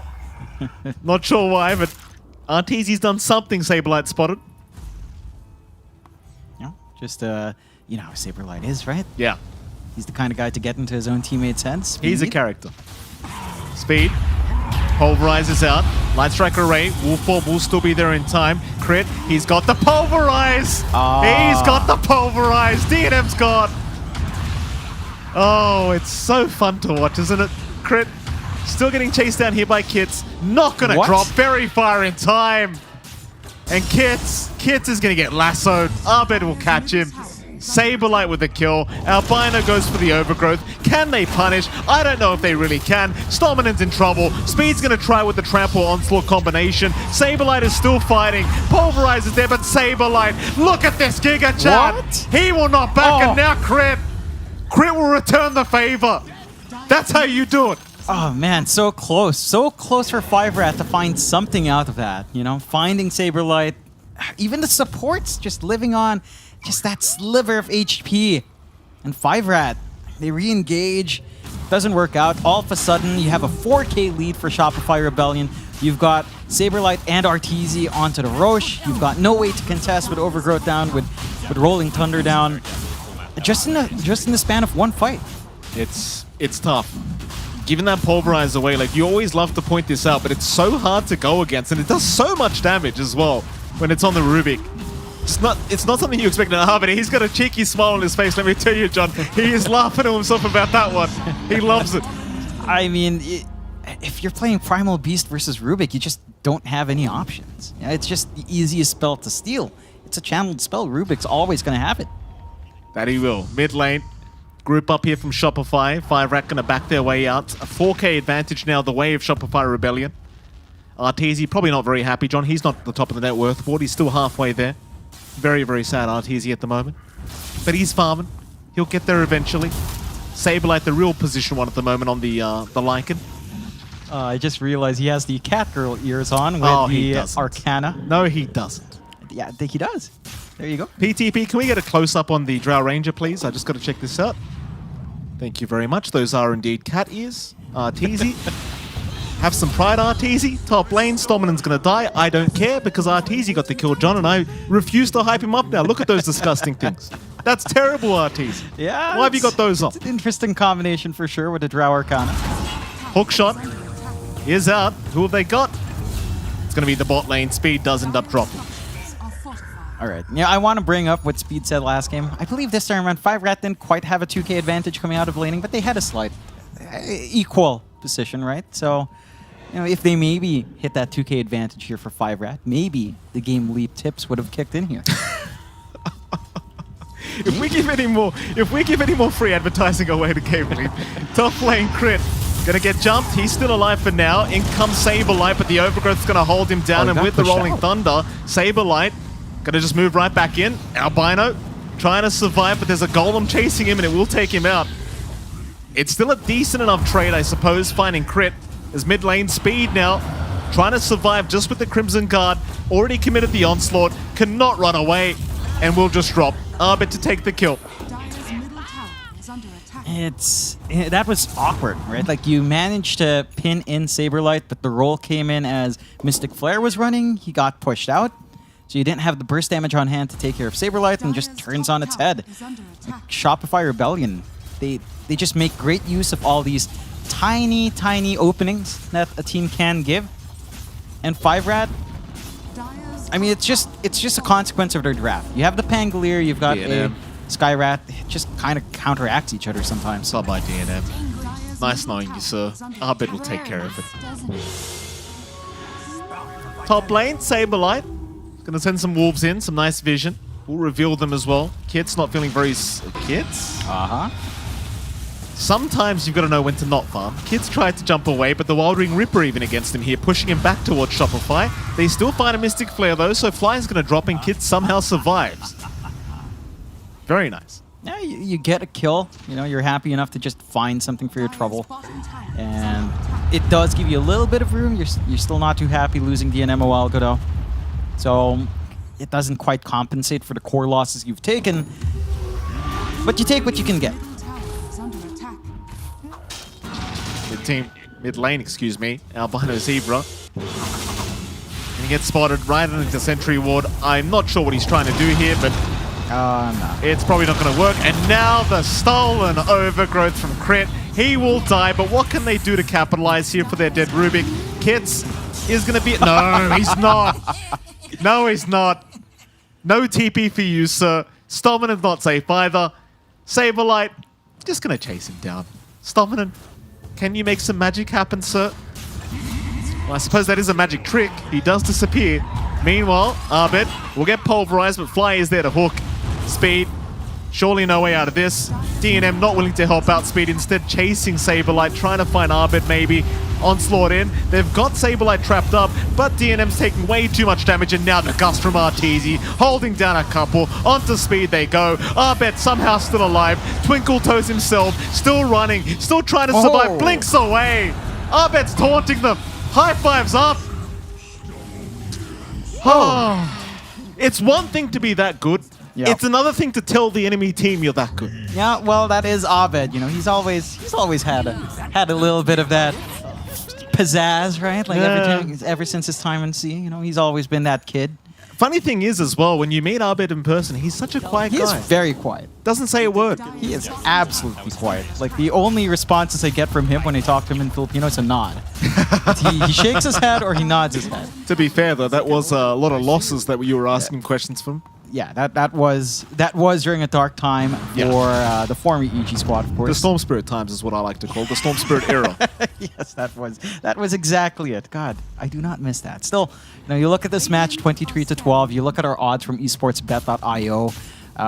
Roughly, again, I'm rounding down because it's easier for me. 1.04 to 9.29, Jonathan. 9.29. Yeah, well, you round down 1 to 9. Right. And it kind of reflects, right? 1.03 to You can't say 9.29. 1 to 9, John. It literally means you're winning literally 0. 1.03. Okay, fine. Yeah. 1.03 to 9.29. Yeah.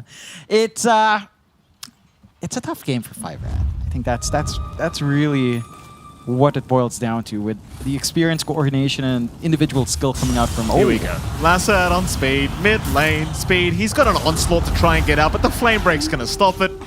Speed, he'll pulverize, but Crit's got it again. It's like you don't even want to use the spell anymore because you know Crit's just waiting for it. Abed, he literally takes no damage. Literally Laguna to the back, took 0 damage. DNM chased by creeps at the moment. Albino Zebra forced to overgrowth to make sure DNM does not die. And everyone's just out of there. No problems here for Shopify Rebellion. They force out some pretty nice spells. Overgrowth being down does make the defensive fight a lot tougher for 5 Rad 4 staff. And they just have complete control of the map. 1 tier 2 standing for 5 Rad. It's just the bot left. Roche in a minute and a half. We'll see that respawn. Everything under control for Shopify Rebellion. For 5 Rad, I mean, there's a point where this game can go their way. Let's try theory crafting Give it to again. me, If John. DNM gets really big, hits his item timings, and manages to find a good position in these fights, it's all right. Your bigger issue is really just jumping RTZ without sacrificing anyone. I think that's the long-term issue. Sure, you can protect DNM pretty well. You do have really good jump on Shopify Rebellion with Fly, even with Saberlight just running up. He doesn't care too much, and Abed with a blink. So your issue now with 5 Rad is how do you do the same to RTZ? Pango blink is big. Maybe you'd want to blink up an Albino Zebra. That could also really help in a big way. And perhaps a blink on speed just to actually get that pulverize off. But it's a lot of gold that they don't currently have. They'll try for a smoke play though. Yeah, here we go. 5 Rat, they're going to try something. Rocket Flare's going to show that they probably are smoked, however. That's the issue there. So nobody's in the base. Abed going to spot it out. Just blinks right away. Kits, can you guess where he is? Not right now. Rolling Thunder taken by Crit as well, so this is not the team fight at the moment that 5 Rat want to take. And RTZ, he doesn't even need it. He doesn't need the backup. He'll just take them out. Godlike for Saberlight. Now the lasso. Abed finds another. It's going to be DNM. And there's your rolling cube. Rolling cube coming up from Crit. Connecting perfectly. Onslaught through. Speed is dead. Yeah. A high ground fight. Well, at least on respawn, they're going to have Overgrowth. No Rolling Thunder. You could try, but it just melts with Saberlight having his Ancient Black Dragon on hand. Mid-racks to fall. Wouldn't be surprised if Shopify Rebellion decided to go for tier 4s. And see how cheeky they're feeling here now. Just going to swing up top instead. Go for 2 lanes first. For 5 Rat, the conditions just get tougher and tougher. That was a pretty ballsy play. You know, the kind of play you want to try and make and hope it works when you're behind. Bit of a Hail Mary, but Shopify Rebellion just have better positioning. They know where the action's going to break out. And they know what they have to do to prevent any openings coming out for 5 Rad. Yeah. 26 minutes in. That wasn't too rough. 25k advantage. 29 to 12. RTZ, he's having a hunt around. He's got the silver edge up. He's underneath vision, mind you. They see him through the sentry. RTZ's going to get caught. Can they protect him? This is the kill they wanted. Crit's going to force him back with the lift up. In fact, RTZ, he is going to die eventually. That's a huge start for 5 Rat. Can they deal with the rest, though? Here comes Saber Chat from the backside. Albino Zero being focused, but DNM, he's got a double kill. Can they back off successfully? They're trying their absolute best for Saberlight. He is not retreating. There's your pulverize out. In comes Crit. What an onslaught. And now the pulverize. Who is the Primal Beast this game? I think it might be Crit. He's the real beast. They call him.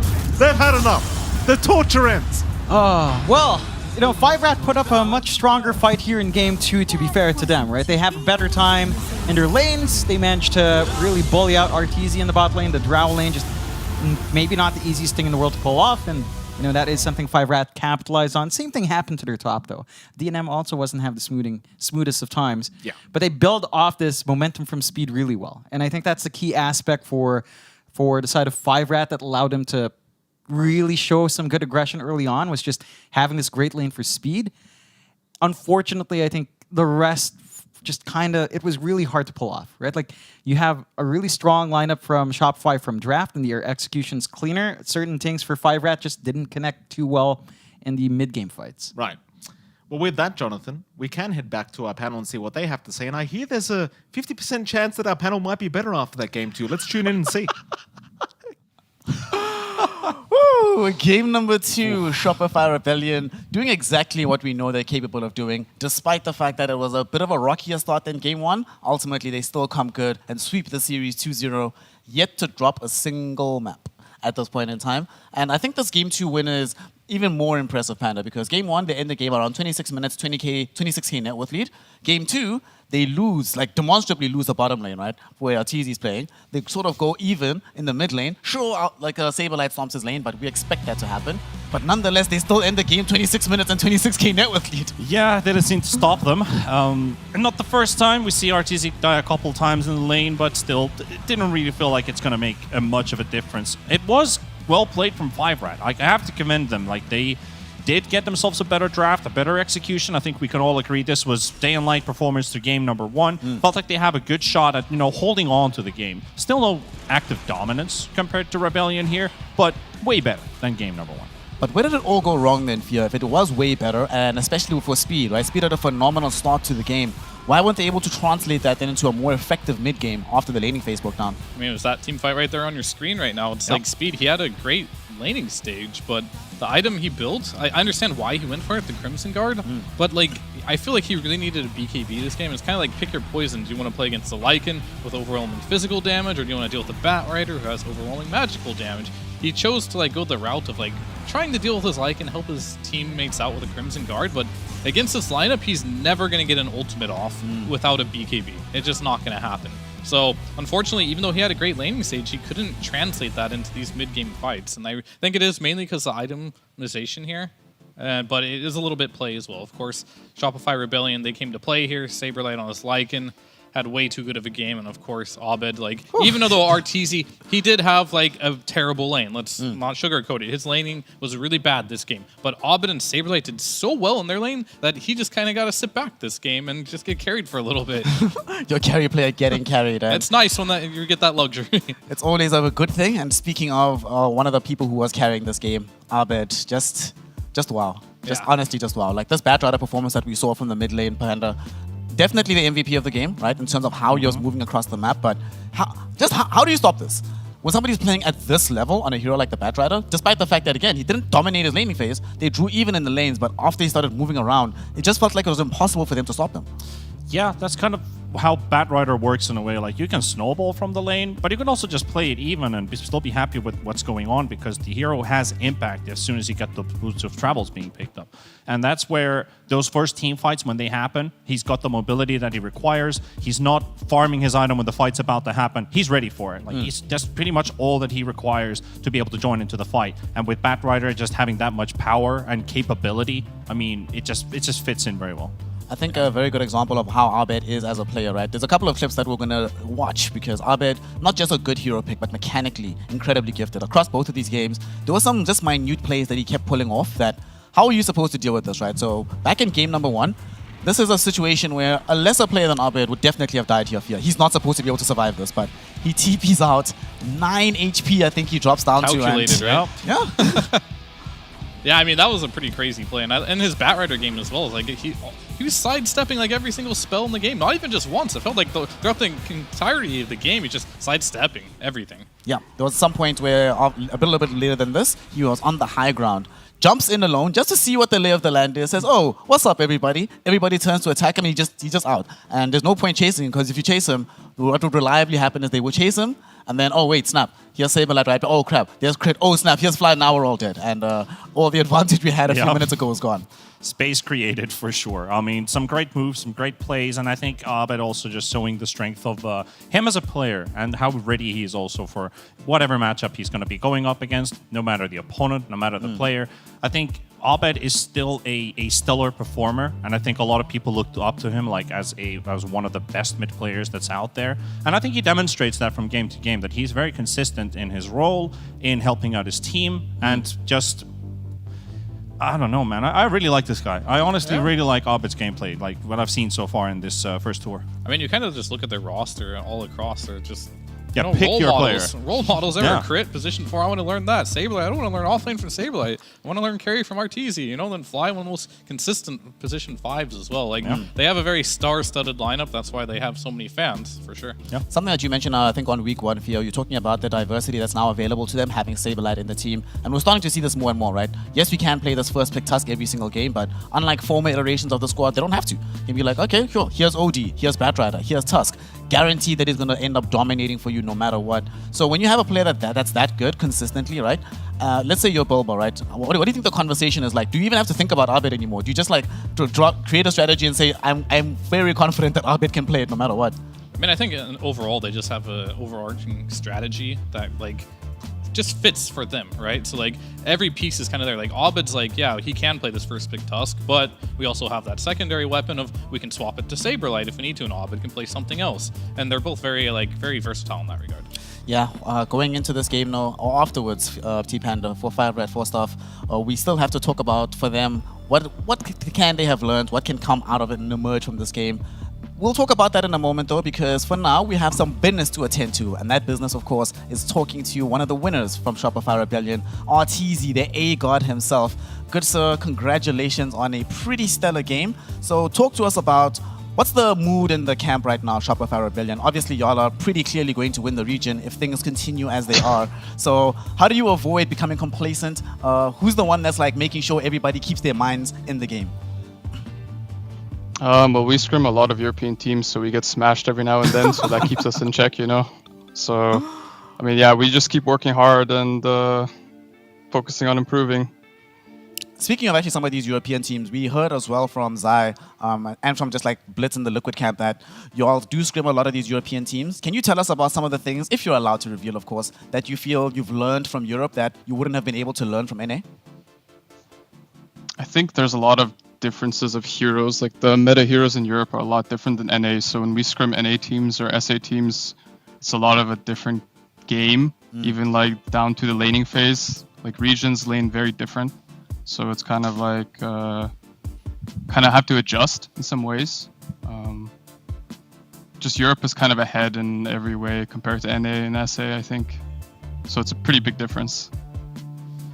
All right, congrats on your win, Arteezy. I wanted to ask you something about coming into this tour 1 of the start of the DPC year.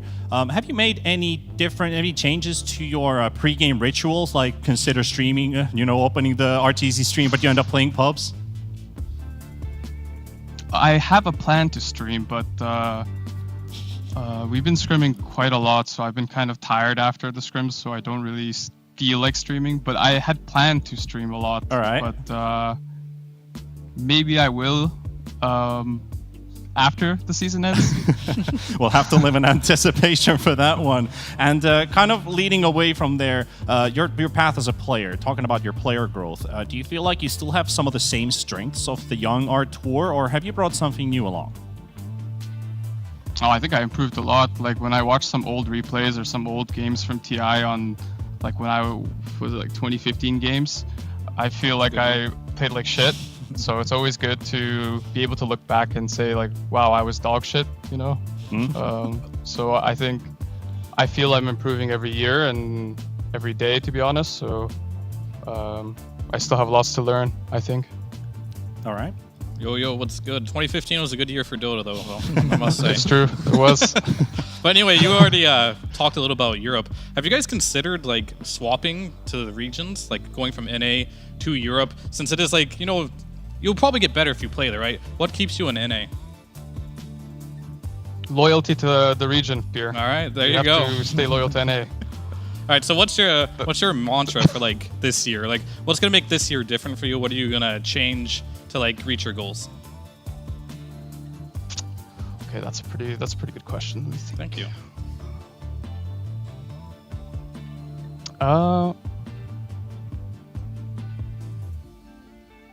I think I'm just gonna try to view things with an open mind, because like I feel before a couple of years ago I was very restricted in my viewing like of things. Especially now I feel Dota is a lot of how you play as a team, and a lot of things can really work in the end. So I've been having a very more open-minded approach to things as opposed to before, I would say. So I feel like a lot more interested to try new heroes like Pudge and all these things. So yeah. I mean, speaking of the way that the game has changed, it's become a lot more team-orientated. One of the things that Shopify Rebellion and just any teams that you've been on for a while has been very good at the laning phase aspect of the game. So I've been very interested about this, right? Is that something that you as a squad deliberately practice to make sure that you're the best at? Or does it just happen to fall into place because you're just all that mechanically good at the game in the earlier portions? We've always had a focus in the laning phase in NA specifically, and I think even more so now, I feel Europe has an even more extreme kind of look on the laning phase.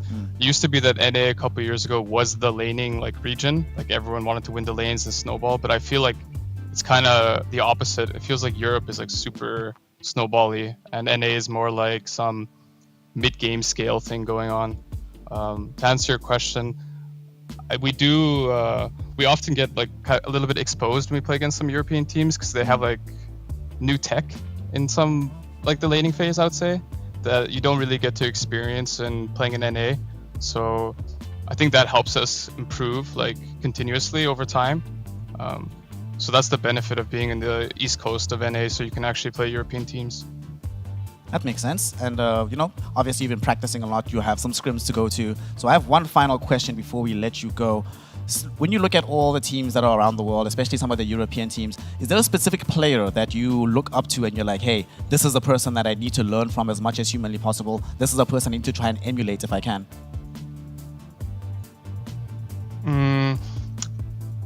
It used to be Matu, I think. I don't know who it is now. I used to really enjoy watching Matu play because he would always be playing kind of different than the other carries, I would say.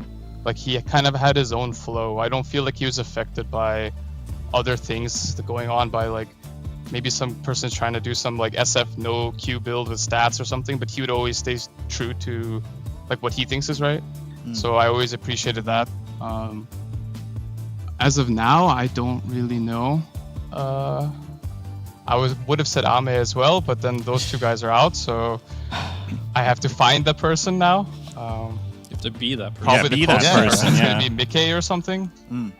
Okay. Actually, one more question. One more.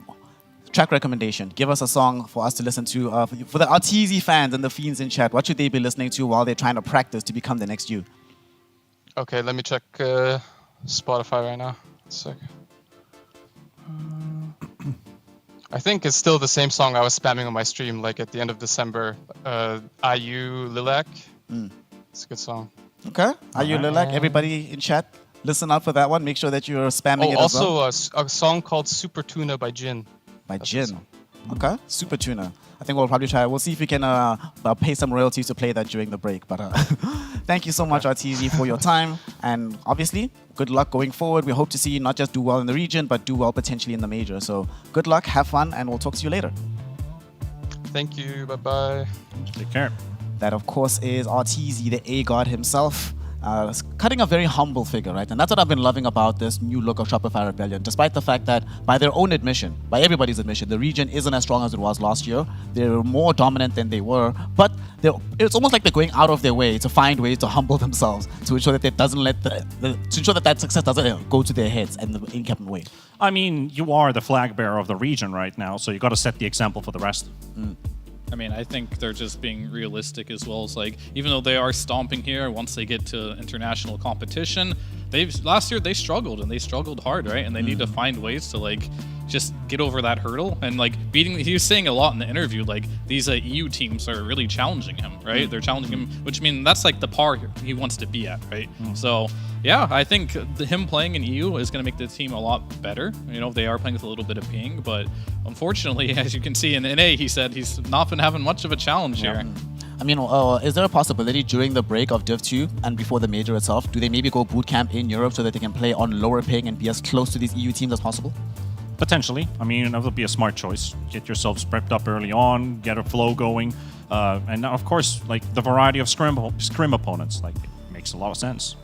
I mean, maybe, but logistically, it might be hard to pull off because if they do qualify, they're going to Peru after, right? So there's a lot of like ways where it could be good for you, but it just might be hard, and it's just kind of like the flaw of like being in a region that's kind of far away. And they can play on ping; it's not that bad, as long as you don't have someone complaining about it. I've been in that situation before. That takes one person to be whining about it to ruin the mood. Well, let's hope that nobody in the squad is whining right now because their performances certainly show us cohesion that we haven't seen from them in a while, and we'd love to see more of it. Of course, now that does lead us into where this changes in the leaderboard.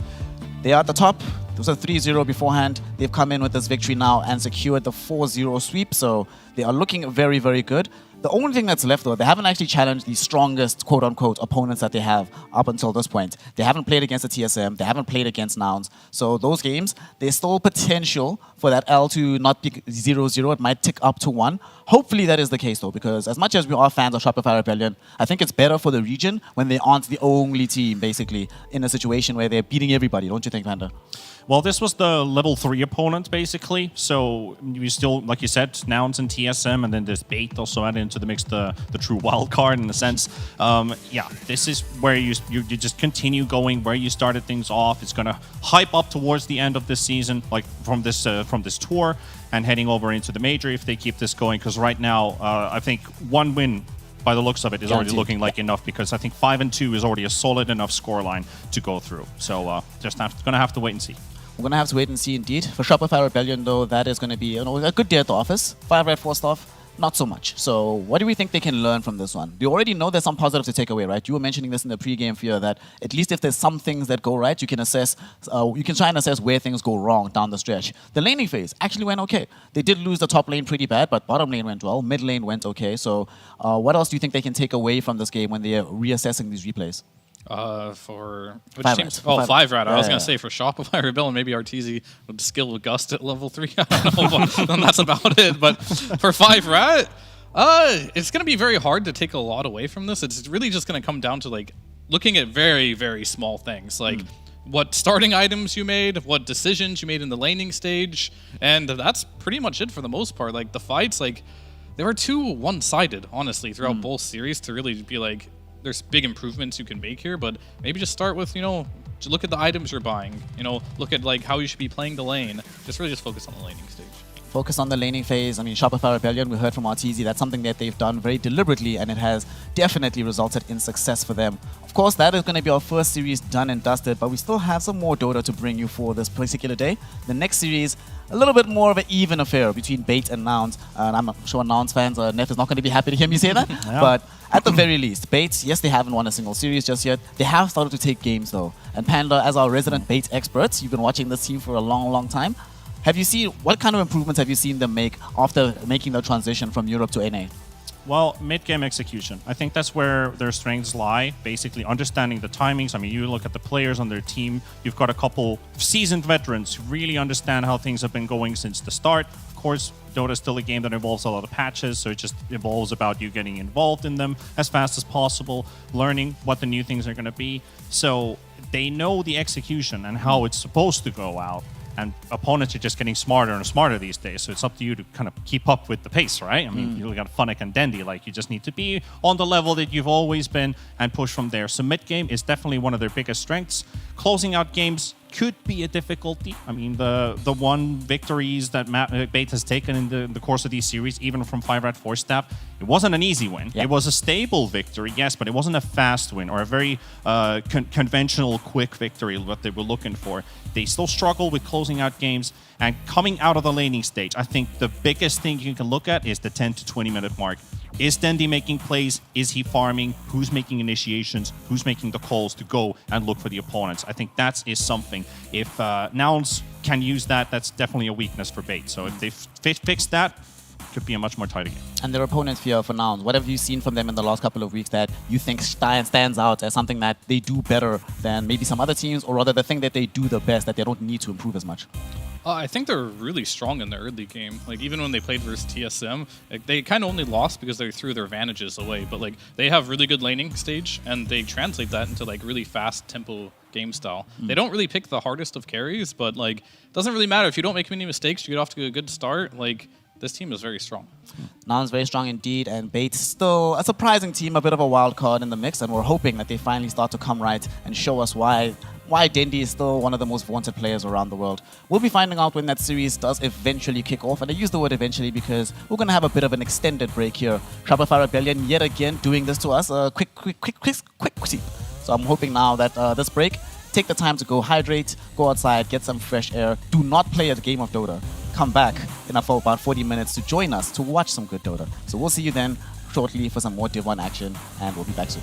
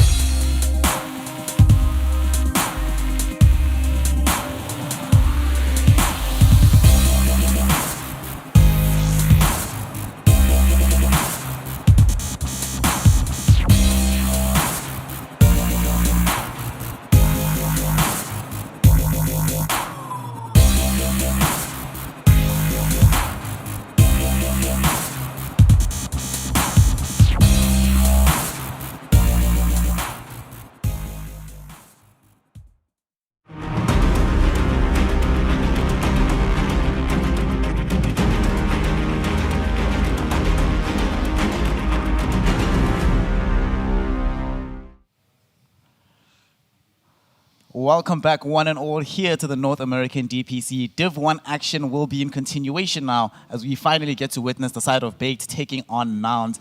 Of course, we had a bit of an extended break, primarily due to the fact that Shopify Rebellion, they don't mess about. They came to play, they did their business, dispatched the side of 5 at 4 staff within 2 games, and now we get to see a series that hopefully is a bit more competitive. Fear, T-Panda, gentlemen, let's talk about this upcoming series, right? Because there's a lot of interesting things that are happening here. Bait, of course, we've mentioned them that they've never actually won a DPC series. They have managed to win a few games so far in NA, but Nouns, they're coming off the back of a loss against the side of TSM. A series which, by all accounts, honestly, I think they should have won, but they sort of dropped the ball on that one. So talk to me about this, Fear. Can they bounce back? How important is it for them as a squad at this point in their history to be able to bounce back, especially when the opponent is quote-unquote less skilled than they are? I think it's going to be super important for them. I think they don't really struggle against teams, like I've been saying for a while now, that they're kind of like their own little tier right now. Like there's like the TSM, Shopify, we'll see which one of them, how much the difference is a little bit later in the tour. But like they're up there. Nouns has never been able to like break that Quincy crew, that TSM, that Shopify Rebellion. But like when they play against teams that aren't really at that caliber yet, they look good and they normally come out with the win. So I'm expecting something similar here. It would be interesting to see them come back with this win here, T-Panda, but we are officially, of course, halfway through the DPC run. At this point, 3 weeks is only the amount of time we've been allocated instead of the usual 6. Bait has only played 2 games, though, within the last week and a half. Is there an advantage that they have for themselves, having the opportunity to witness what's been happening, to see the developments in the meta without having to play out those official games themselves?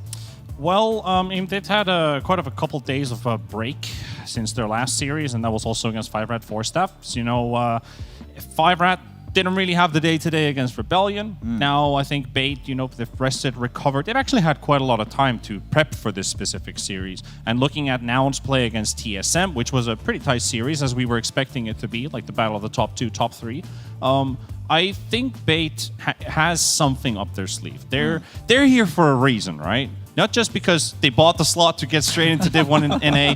I think there's still something more to it, but we haven't seen that story unfold yet. We haven't seen it unfold just yet, but if we're going to be talking about Bait and whether or not they can succeed right now in the current DPC, we of course have to be talking about the mid laners. Right now, mid has been a role that a lot of these teams in the DPC have succeeded primarily off of their mid player being able to make things happen all across the map. And Dendi, the games that they have won have been the games where he's looked good.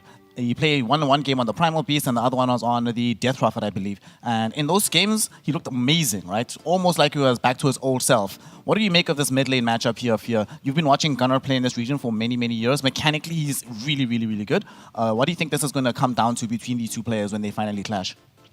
I think it's going to be about like the mid game. I think Dendi's laning is fine. It's probably not as good as Gunner's, I would imagine. I think Gunner, he's one of the premier mid laners for North America here. So, I mean, it's weird to say because Dendi was like the premier mid laner of the world some time ago. But I think right now a lot has changed in the mid lane. It's going to be a close matchup. But I think skill-wise, they'll both come out in the laning stage just fine. What happens in the mid game is what I really want to see. Oftentimes, Dendi's owning, and then all of a sudden, where'd Dendi go? Like, he isn't showing up on the map anywhere. And isn't a problem I see with Gunner. It's like when Gunner has a good laning stage, Gunner's everywhere. So I'm going to need to see Dendi, like, find some more opportunities on the map for his team. I think a little bit of a problem here, T-Panda, is the fact that Dendi, so far, we haven't really seen him play this Tusk hero, and that feels like it's the mid laner that you have to be going for. Is that a detriment to their potential ability to win, the fact that he hasn't played that hero just yet? Not necessarily. I think Dendi's Primal Beast has some similarities to the Tusk when we look about early game rotations and helping out their side lanes from the mid. Basically, if you have a top lane on the Primal Beast, you can still rotate fairly early. We saw this in TI, like players like Thompson would rotate at level 3. A lot of offlane players also like the idea of getting that quick extra burst because you need to get to level 2, level 3, level 4, level 5 even on some of the offlaners. Like that level 3 is super important. You get to that point where your pause 4 is kind of trying to win the lane for you. If we see Dendi rotate early on, say Tusk, say Primal Beast, I think that puts a lot of pressure off of Funnick because Funnick loves to live in the lane, but I think we need to find more Dendi Stonebank connection now. Like I want to see Stonebank get a better game that Dendi is able to help out, and I feel like that is something that they could maybe utilize more because right now it kind of feels like Stonebank's being left a little bit alone in a way. He feels a bit isolated from the rest of the team. I mean, like he's kind of putting himself in that situation, to be totally honest with you. Like his farming patterns are very, very greedy. I mean, he's finding himself kind of caught out, and just feeding a lot right now, and I think that he really needs to work on that. Like the team as a whole, I think they just don't have an idea of like what they want to be doing on the map. So Stonebank is probably just like trying to do his own thing, like it's a pub, I imagine, and then just kind of gets caught out because the team is more coordinated than what he plays against in his pubs. Yeah, exactly. I think is that something that's maybe pushing Dendy back a little bit? Why he, after the laning stage, ends up more farming and not being active around the map? Is it because of Stonebank's doing, or is it because of the rest of the team, or is it just himself? So I think today will tell a bit of a more brighter picture if they've taken a look at those in their replays.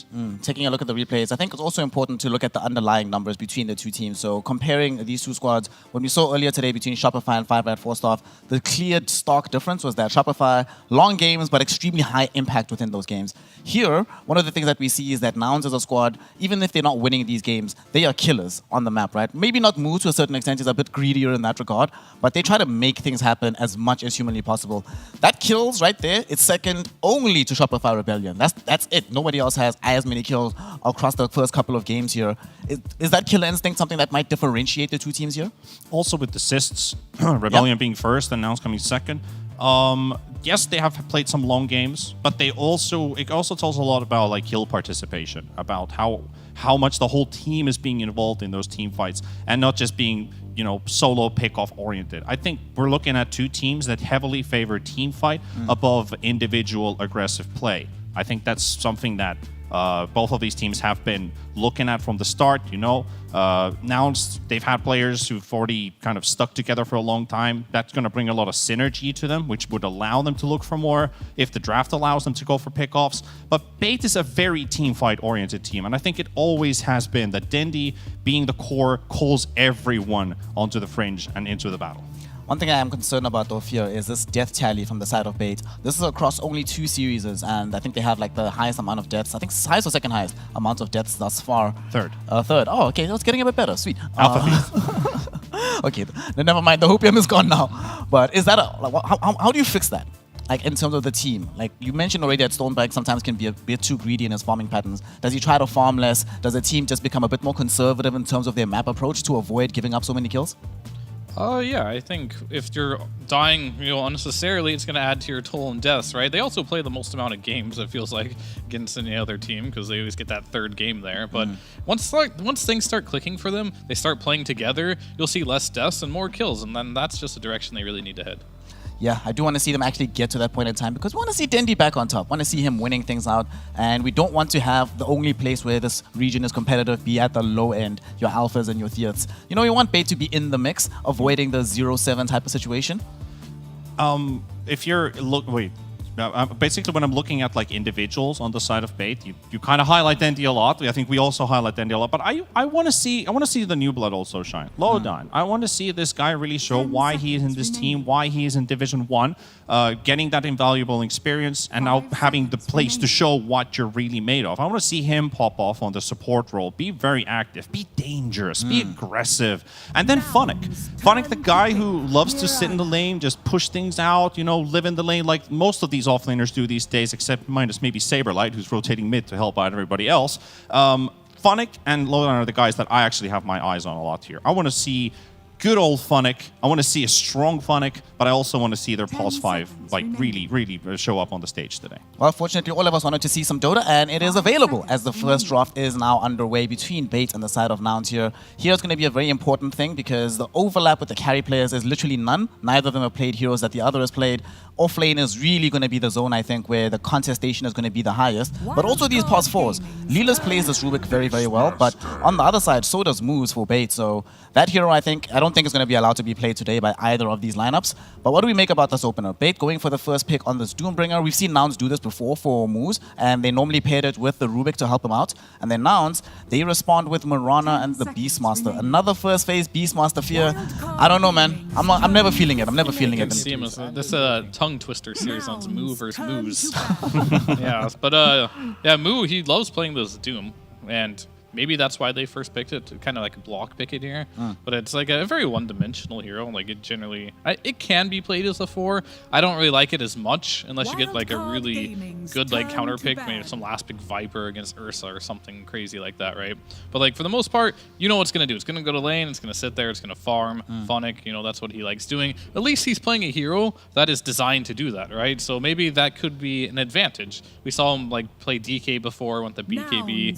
First, we weren't really too impressed with that. His Beastmaster as well, he was just stacking and farming Ancients with that instead of like seeing, you know, Saberlight, who translates to mid right after he gets his tower top. Funnick a bit more passive. But if you put him on a hero like Doom, who's just meant to kind of farm, it'll kind of fit in his playstyle, right? So I do like that Bait picked that up for him. Its only question is going to be, as always, can he get away with the laning stage? Yeah. And we'll have to see. I'm liking this ban from the side of Bait removing this Ricky because they've been watching Southeast Asia. They've seen how ridiculous this Mirana Ricky can be and how much currency it can get all across the map. So if there is no Ricky, what do we want to see here for the pause 4 Panda for the side of Nouns? Pause 4 for Nouns. Lelis has played 3 heroes so far, Rubik, Phoenix, and the Ricky. And that's already 2 of them gone. That kind of leaves us with the Phoenix, if he wants to bring that up. But potentially now the Mirana, if they want to. Could be the Mirana as well. If Husky doesn't want to play it, who has, I think, 2 games. He's got 1 game of Mirana. Yeah, we saw it. I think Laylis was actually Ricky in that game, if I recall. So yeah. They do want some combo like that. So, but you do have a Beastmaster. It's not unheard of, like, to play melees with it. So if they do want to bust out like an Earth Spirit, I don't know if Laylis plays that. That's not a hero that you get into really quickly, I feel, if you just switch positions. A little more difficult to pull off, but it is an option. He definitely needs a bit more stun. I'm thinking he's going to follow the meta trend zone, probably go for... I don't know why I think he's going to be this Mirana. I just feel like he probably is. It seems like a hero I've seen him play before. But if not, maybe he'll bust out a Snapfire, Hoodwink. We talked about these heroes before. Kind of like the Rubik replacement.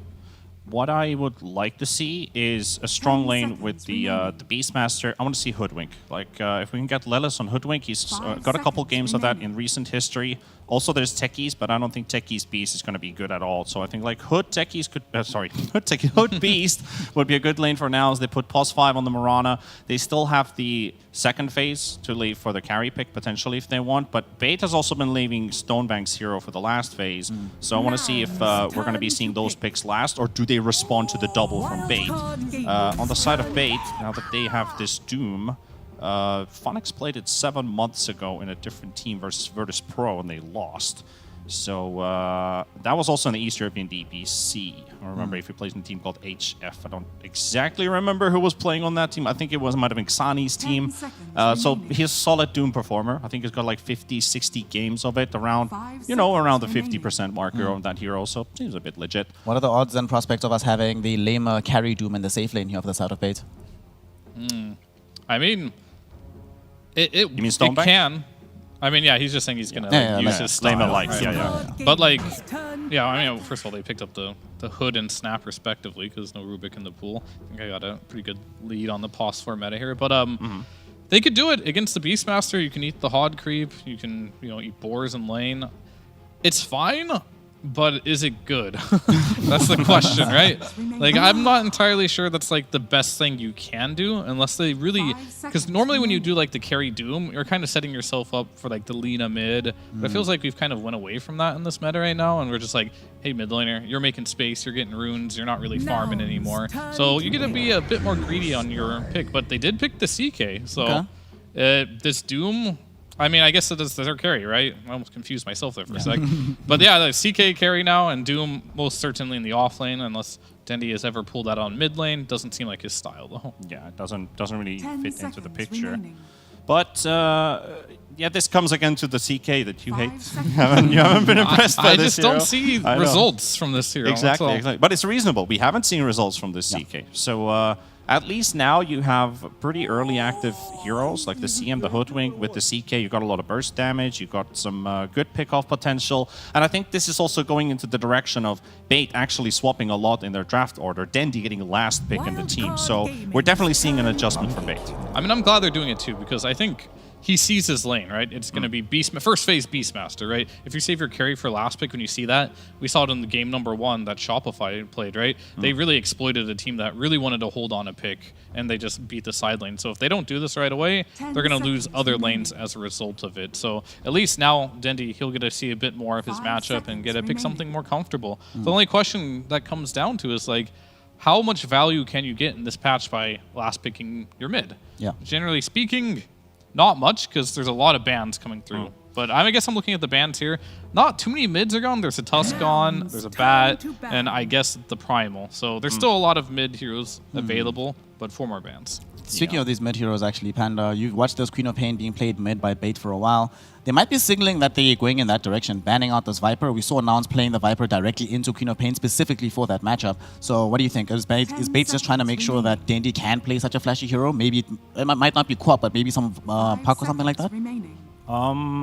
Well, Bait, they did go for first pick this, so they have to kind of just go for a hero, and Nouns is going to get to respond to it. So I guess Quap, Shadow Fiend, is the Ember still in the pool? Yeah, so it doesn't really matter like if they actually want to pick it up themselves or not. It's not really a Dendy hero, but SF Quap, maybe even the DP is something that I would maybe look. Well, the SF ends up banned by now, so that's a smart one at least. So we're kind of on the same page of what kind of, how much impact does Dendy want to have? How much does he want to farm, or does he want to go for that early fighter? If he does go for the Quap, I'd be happy. Let's see here. Ember Spirit, of course, got banned out. What's with the Void Spirit? I have not seen this. So I saw this hero earlier today, right? Okay, different region. Right? Different region. However, at the time, it ended up losing today, right? But that was its first loss. Before it had been picked 5 times with a 100% win rate. Now, obviously, it's 5-1. But this Void Spirit hero, given the heroes that have been banned out, given the requirements of how people should be playing the mid lane, firstly, why don't you think we see it all that often? And what do you make of it in this particular game? 5 seconds remaining. Okay, these numbers ain't looking good. Yeah, well... Dendy Void Spirit, 42 games, 26%. But those are numbers. Fine. I think this could MMR is actually just a number be... too. Exactly. It's just a number. MMR is just a number. I feel like this could be working as a strength for them. They have a really aggressive lineup. And I just have been encouraging them to play more aggressive after they come at the laning stage. This is what I wanted to see, and I'm happy. This is probably one of the better Bait drafts that I've seen in a while. And now still gets to respond. So I'm not going to say it like all the way, but I'm saying Bait has a really good draft compared to what they've had before. Free Leshrac game, all I got to say. It would be really good this game, but we'll see if they want to punish harder. As far as the Void Spirit goes, I just haven't seen the hero in forever. And I think a big part of like why this hero isn't popular, it's like Ember in a way, but he's full committal. And I think since a lot of his nerfs, he just doesn't do enough damage anymore. And so like you go in, you don't kill the hero, you're dead. Or Ember is really popular. You don't have to commit. You just keep poking and poking. And he scales better. Yeah, he scales better for sure. I mean, Void Spirit scales really well too, but it's like It's I still feel like flat getting damage. there is hard. Yeah. They're gonna go with the boring tiny. I wanted to see Leshrac versus CK versus Doom versus Void, but can't have it all. I would have liked that Lesh pick. It would have actually been a really good Lesh game. Yeah. Well, Lesh is not going to be available for us. Yeah, not today. Gunner's going to play his Tiny yet again and say, all right, guys, this is the hero that I want to move around the map with, get this early Blink Dagger and try to make momentum a thing for our squad. Talk to me about this. Dean of Dota, this last pick on the Tiny. Yes, it's a little bit boring, but does it help the draft of what Nouns has been doing up until this point? And after that, which draft do you grade the highest between these two? I think the Tiny is what they need, right? So they're going to go for the safe, the simple, what works. He's going to make some rotations. It's a hero that the Void Spirit can't really burst very well. Draft-wise, I think they're pretty even right now. Pretty dead even. It's going to come down to execution for me. All right, when T-Panda, you've seen this Bait team more than any of us, so you've said that this is one of the better draws you've seen from them in a very long time, right? Is it good enough to deliver the first game 1 win that they might get, ever? Up till this point, I've been hyping up a Bates team in their drafts, in their gameplay. I will cast their curse myself. I'm going to say Nouns is going to run over this game, and maybe it gives a bit of luck for Bait. All right, maybe it gives a bit of luck for Bait, trying to weaponize the Costa's curse. That might be the first time I've heard somebody doing that, so... Mike does it all the time. We will see whether or not that's going to be the case, and they are capable of actually getting themselves the Game 1 victory here, or if history will repeat itself and Bait struggles in Game number 1. To find out, we throw it over to our wonderful casters. We have the mythical Mike and the jaunty John. Gentlemen, take it away. Mike does it all the time. Well, to be fair to T-Panda, you have to be casting to cast a curse. So I suppose I do it all the time. It's MLP Dota and John X Fire coming here for you. The game number 1 between Bait and, of course, Nouns. John, T-Panda. He was giving the stats. He was talking about this Void Spirit. He didn't want to say it, so I will. Void Spirit mid, complete trash. Opinions? It's not in the best spot, and I don't think the Void Spirit's been a good spot for quite a while. It feels like its timings are just pushed way out, right? Like, we're talking about something like Yule's Ags. The Yule's itself is fine. First item Yule's after phase boots is what we tend to see, and it's not the worst thing in the world. He has really good damage in lane. You know, most lane matchups aren't too bad for Void Spirit, but with a rise of stuff like Lina mid before, Quap, stuff like that, it's just not the easiest time for the Void Spirit, so we'll see what Dendi can do. He's surprised us before, you know? Maybe this is one of those games where he can surprise us. I heckin' love Dendi. It's going to be a big smoke up from Bait. Going to wrap around through to the Dire Triangle. We'll see if they can get a fight first, because we do have a special video, John. I know you brought up the man himself, the living legend Dendi. We do have a quick video with him, but we just have to wait one moment before we get to hear what the man has to say, because I do believe a fight is about to break out between these two teams. Maybe. Nouns are being a little bit defensive in their positioning, just hanging by that mid-tier 1 tower. Bait still holding on to that high ground. It's a smart position. You assume somebody's going to show up down bot, probably Mood, to try and secure that bounty rune. But no, Bait, they give up the high ground. They're just going to show themselves, and, well, chances are we may not see a fight break out early on. Still, Moo is still hanging around, but he sees them. He doesn't want to dive into that. It'll be a 2-for-2 trade on the bounties. Going into that video I spoke about, we did end up asking Dendi what he thought was the best start to a game, so let's have a hear from Dendi and hear what he had to say. The best start for us is when I hook some guy from the rune and we destroy him, we smash him, you know, we hit him with our, like, I don't know, hands, fists and everything. We get the first blood and suddenly our mood is up, you know. That's the best start for us. Yes. Oh, there you go. Not much to it. Very caveman style, dude. Just smash him. Yeah, of course, if we did have the Dendi Pudge, those hooks would be very spectacular, as we've known historically. Literally Haven't never seen that in misses. a while. Never does. Unfortunately, we don't have that. And we'll see if that's something Bait can bring out, you know, just hammering in on someone. And they do. They find it in Moo. Moo ends up going down. You can't really underestimate the combo down at this bot lane, right? Like, Crystal made him plus CK. It's so much burst damage. And the thing is, this CM is only level 1. Once you get the Frostbite up, things become infinitely harder for this Beastmaster. And for Lelis, there's nothing he can really do about it. No, it's just slower for Moo. He's got the Axis level 1.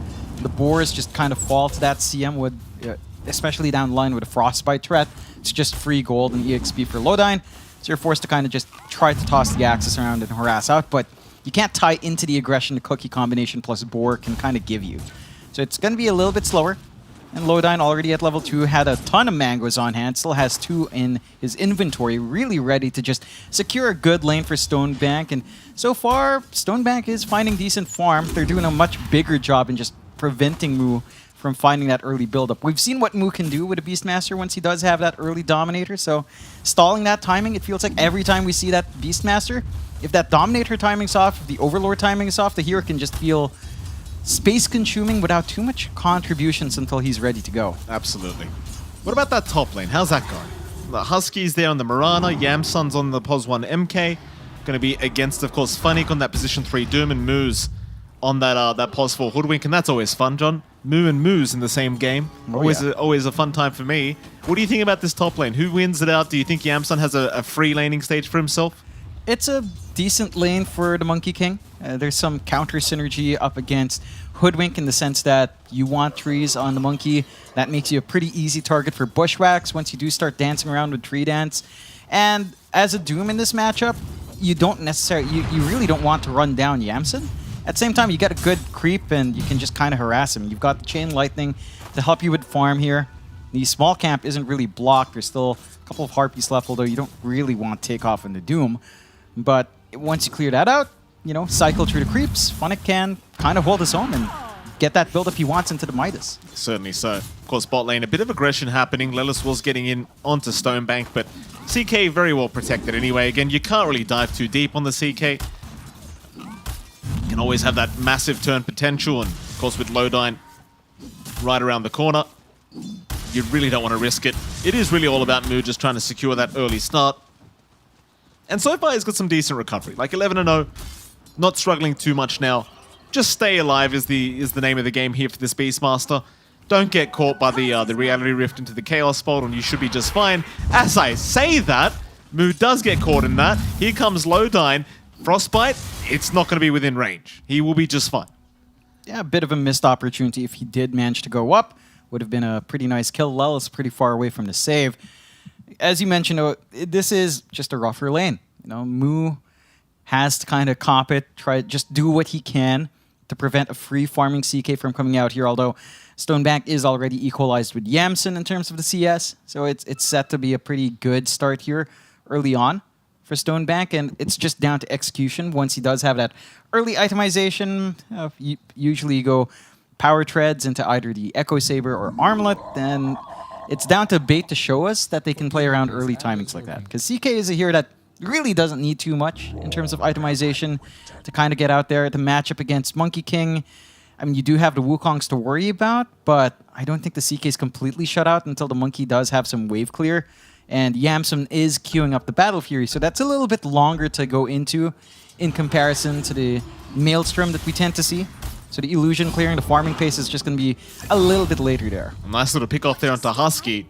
So can't underestimate the damage of that Chain Lightning. 140 here on the Doom, and well, Funnick at 50 mana, it's quite spammable here even for the Doom. So enough to take down Husky. That'll be 2-0 already the way of Bait. Just kind of defying the odds. Yeah, they're finding that early start, and we did see our odds earlier. I believe 1.43 to 4 point something from esportsbet.io. So it's, yeah, esportbet.io favoring Nouns. So, you know, Bait, they're going off to a good start, defying those odds, which is always good to see. Again, kind of going back to what Dendy said, right? Just look for that first blood, start running down, beating down on the enemy team, and running from there. I think the one lane where it's a little bit slower than you'd like is Dendy's lane, but it's not like Gunner's off to an overwhelming start either. So Dendy's done a great job of just balancing that lane matchup as well. Dendy, speaking of the devil, copping a fair bit of damage there from Gunner, but Gunner didn't actually have enough mana for the toss, so couldn't really finish off the Avalanche toss combo. Probably wouldn't have made too much of a difference anyway. Dendy looked like he was going to survive through it. 2-0, 5 minutes in. And now again, just waiting for their own timing to hit. Very reliant on Moo having a good game. Props to Funnick. You'd imagine his lane should have been a lot harder on this Doom against the MK, but he's found quite a lot of farm. 34 and 2 on that Doom. Bottom lane, another jump in. This time it will be onto Lelis, but he's going to be able to survive. In fact, now the turnaround. Onto Moo they go, or rather Lodine they go. Moo, front and forward. Lodine trying to survive, but can't do it. Plenty of damage to come out from this Beastmaster, and well, they'll get the job done. Yeah, you want to see some punishment coming out. You've got the level 2 Axis, lots of damage coming out in that prolonged fight, and there were mangoes on hand for Moo, so you can just keep spamming out and start to get some pressure. Not the biggest kill in the CM, but that does relieve the pressure that's been on Moo. And I think it just kind of reflects what we're seeing from both off lanes. It is down to zoning out that support partner. Like Husky's not been able to do as much here with Yamsen. He has been giving Yamsen solo EXP and farm, but the impact of Mirana hasn't really been felt. And that's what you want to replicate on Nouns. Just punish the CM, kind of abuse how squishy she can be, hold her down, just ensure that she's not giving as much value to the CK as she can. Really nice aggressive wards out from Nouns as well, just ensuring the bot jungle's in their control. And already a bit of an early movement out from Gunner. They've got to be careful, though, because Dendy did pick up the haste rune for himself, so he's got that bottled up right now, and he could easily rotate and try to trade if they do make the jump in that deep. And it seems like Gunner's going to give up on it. He'll rotate back into the mid lane. Won't bother trying. Just not worth it. And Dendy, well, there's that rotation. He does TP down bot. Onto Moo they go again. It's so important they continue to slow down this Beastmaster, and Moo just has no way of surviving. Very important rotation there from Dendy, and it does work out. Yeah, it's the big kill they'd want, and just great use of that early rune. Can just run back to mid, get that farm game going, and Nouns are finding themselves to a eerily slow start. Like even Funnick's lane's just going a lot better than you'd really want it to here. Yamsen just dropping so low from that spam coming out with the Chain Lightning. And it just comes down to having to run a pause 5 Mirana. There's some aggression you can get out, You could have tried to combine that with a bound. Yams. Yeah. That's the counter synergy, right? Like as a Monkey King, you want to dance around, you want to jump in and out. You can be fairly telegraphed in the laning phase where you're going with a primal. It's just so easy to punish. You've just got Bushwhack and melt them. Stonebank, though, he's also in danger. So both position 1s being caught off guard, and well, there goes Stonebank. In fact, now Lodi will be chased down by Mu. They've got the Hawk Vision, so there's really no way of juking out of this one. Lelis is going to cut him off through the other pathing, though Lodine still running. Cookie's off the mark, but it won't matter. Mu eventually gets the job done, and that should allow them to start forcing in this tier 1 bottom tower a little bit. Yeah, they can get a little bit of a shove. Early Fortify is already used up, so you've got some room to maybe get push going here if you want to. It doesn't look like Mu is going to be pushing the envelope too hard. I do like that Mu is also just going for this Urn into Spirit Vessel. So understanding that up against the CM, your Dominator might not be as effective. You kind of just want to take activity to allow Yamsen to go for this greedier Axe Battle Fury build. Gunner, though. Yeah, making the jump in here is Dendi, but they don't have the damage for Gunner. He's just proving to be a little bit too tanky, and it's kind of what I don't like about the Void Spirit as a hero right now. It just doesn't feel like you can burst anyone. Yeah, Magic Burst is... It's just not that quick. And you can kind of take care of the backline really well, take care of the supports. That's where the Void Spirit really shines, but cores are a different story. It does take quite a while in itemization to get that done. Gunner. Stonebank caught out. There's your Mortimer's Kisses. A very easy combo to land, and Stonebank, well, he's running, but not running quick enough. Gunner's going to pick up the kill. Great rotation from this Tiny. First kill of the game here for Gunner. To a good start, and Stonebank, he's having a bit of a struggle here, John. 0-2-2 right now. Pretty low in net worth. As a CK, you like to hit a very strong mid-game timing. It doesn't seem like he's going to get to that at this rate. Yeah, his timing from the armlet's not going to be the worst thing in the world. So you can still kind of play off the back of that if they really want to bring Stonebank in for these early engagements. You have to remember, again, you're playing with a Doom off lane. That's fairly greedy. He already has the Midas and Funnick, so I think even if your CK is dying like this, you have allowed your other cores to kind of build up, right? Like Dendi's there, working onto the Witchblade. Again, Funnick with the Midas is just going to scale up really quick. And then the CK can just kind of be a little bit more aggressive in the early to mid game. He does love early aggression anyway. This hero doesn't need too much farm, although towards the late game you will want some items up. But you can kind of get that from some really good pickoffs and some space created from some successful team fights. So that could be the name of the game for Bait. They are going for a bit of a smoke here with Dendi and Lodi. See what they can find. Husky's the only person around the corner. Ooh. Oh boy. I mean, it's kind of hard to land the Aether Remnant, of course, with the leap charges available on Husky, but that was your smoke rotation going down the toilet. Bait is still going to try and move up towards the north. See if they can find Yamsun, but he will Primal Spring away. Instead, I suppose you can secure the tier 1 top tower, but it does feel like Funnick's already got this under control. Yeah, just they've got the shove anyway. You didn't really need that many heroes up here. Siege creep there, and just shove in. And you do take an objective. The side of Nouns haven't really been able to group up down bot to fully commit. The tower is fairly low though, so you can just kind of clean up at some point when it does feel comfy. You've got the full Spirit Vessel up on Mu, so it's a little bit easier to just hold down and melt the CK in particular. Pretty good damage onto him, especially with the armlet. Like, he's not going to get as much value from that toggling through with that DOT running on him. And we'll see just how often Mu will want to join in for that. And you don't have that Dominator build-up for the push. You don't have that early Overlord lined up because of this build. But you can still play around it. It's just, it leads to a different playstyle. It leads to a more active playstyle for Mu. And we'll see if that's something Nouns will just build on top of. They do have the blink up for Gunner. And that's the one thing Nouns lack, just this really good gap close. That does give him a really quick way to jump in comparison. Bait, and they've got Dendi with a step. Void Spirit can just start fights by himself and get follow through from his team. You've got good reach with your Hoodwink. So that's one way, that's one reason why Bait's been a little bit more successful.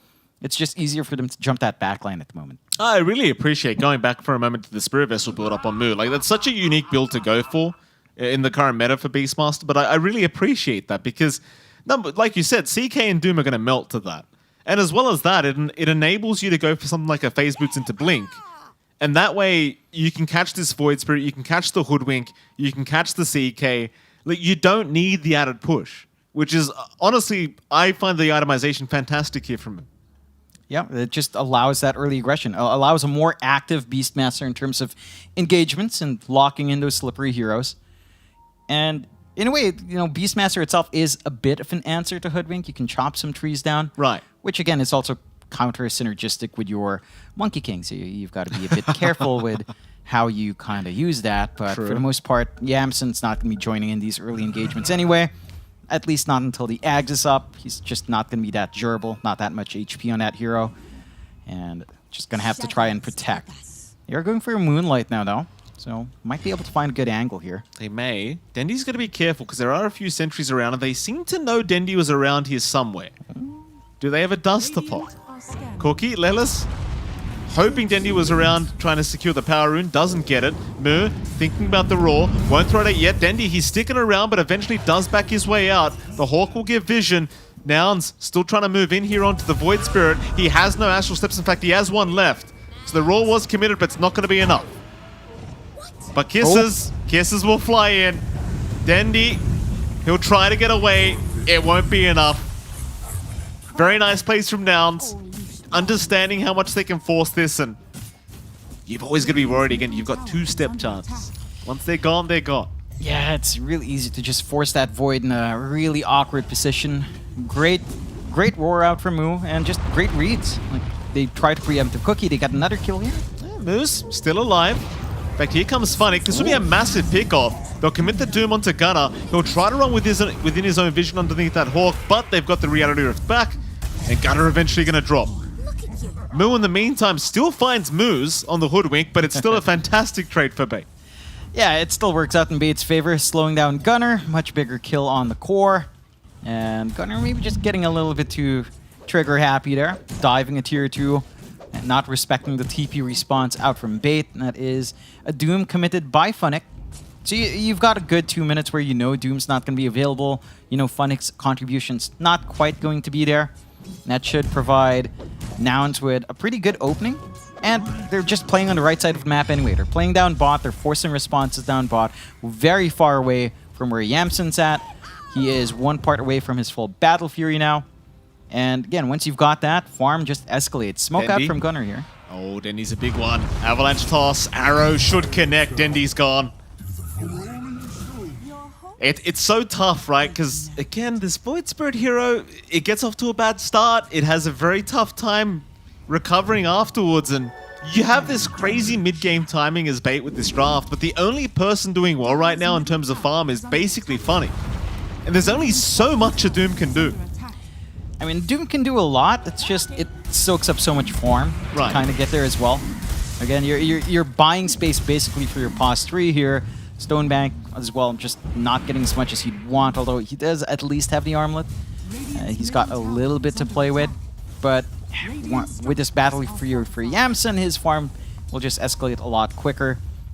And that's the one concern, whether or not your CK can kind of just match the output of the Monkey King at some point. It does feel like a rather difficult game. I mean, it's not a terrible CK game, to be fair. Like, the AoE clear is basically just, what, Kisses and the Monkey King. Maybe Avalanche Toss if you do manage to get on top of him. Full BKB up on Funnick. So really quick timings on him. Gunner, he's going to find that big target we just talked about. Oh, the BKB! Oh, Gunner! That's so cheeky! That is so cheeky from Gunner! He knows what he did. Oh boy. He did that on purpose. They put the Hawk on the cliff so he could do that. And forces the BKB. Gunner, here we go again. He's onto Dendy. The cookies are barely off the mark. Roar is available though. And Mu, he won't bother committing it. Low dime will drop. You know, this reminds me of a couple of other Bait games where we've seen Funnick get a fast BKB and just, well, he's forced to use it and just nothing happens off the back of it. Not his fault. It's really just Nouns playing aggressive. Nouns playing with this vision that Mu provides them and just being really effective with it.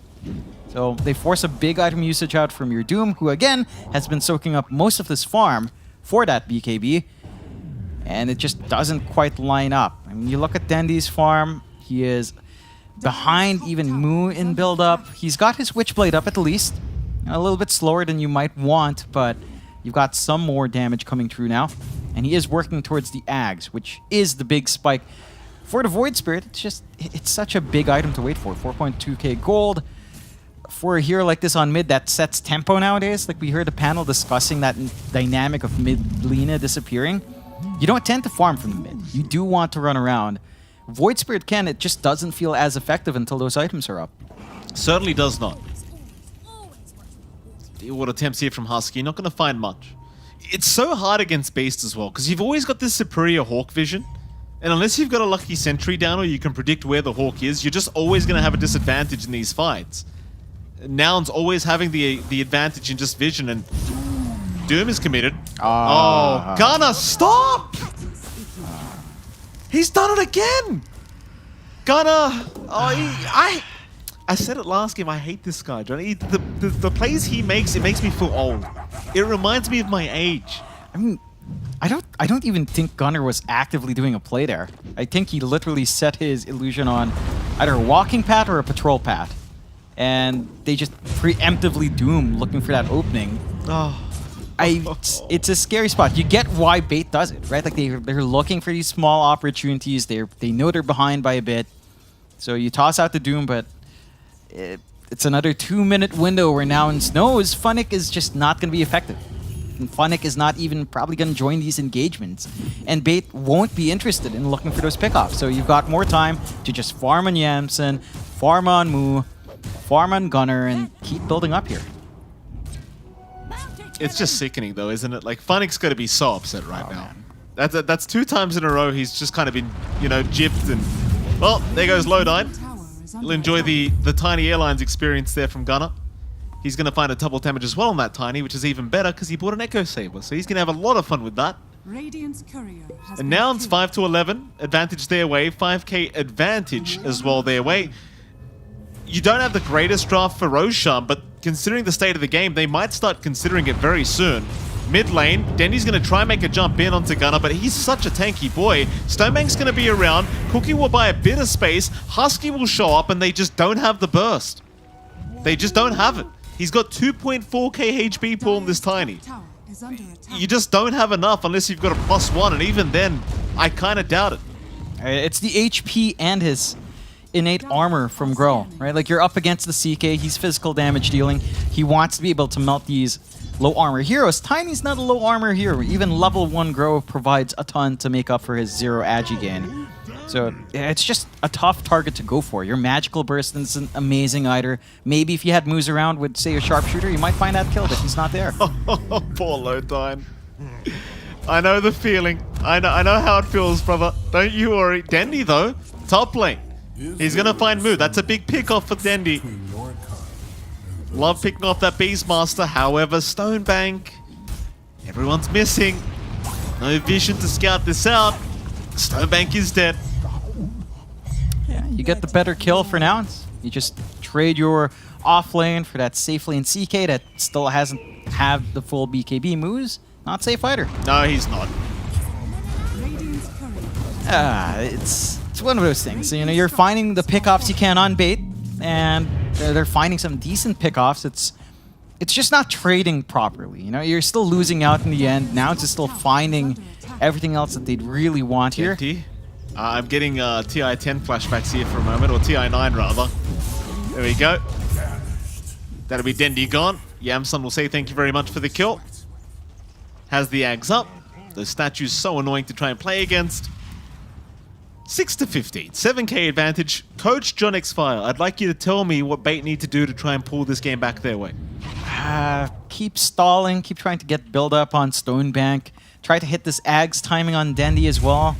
Go for smoke plays with Moose around. You really need the sharpshooter if you're going to gun for someone like Gunner, or even Yamsun has a lot of HP. You just can't burst him down with what you have on hand.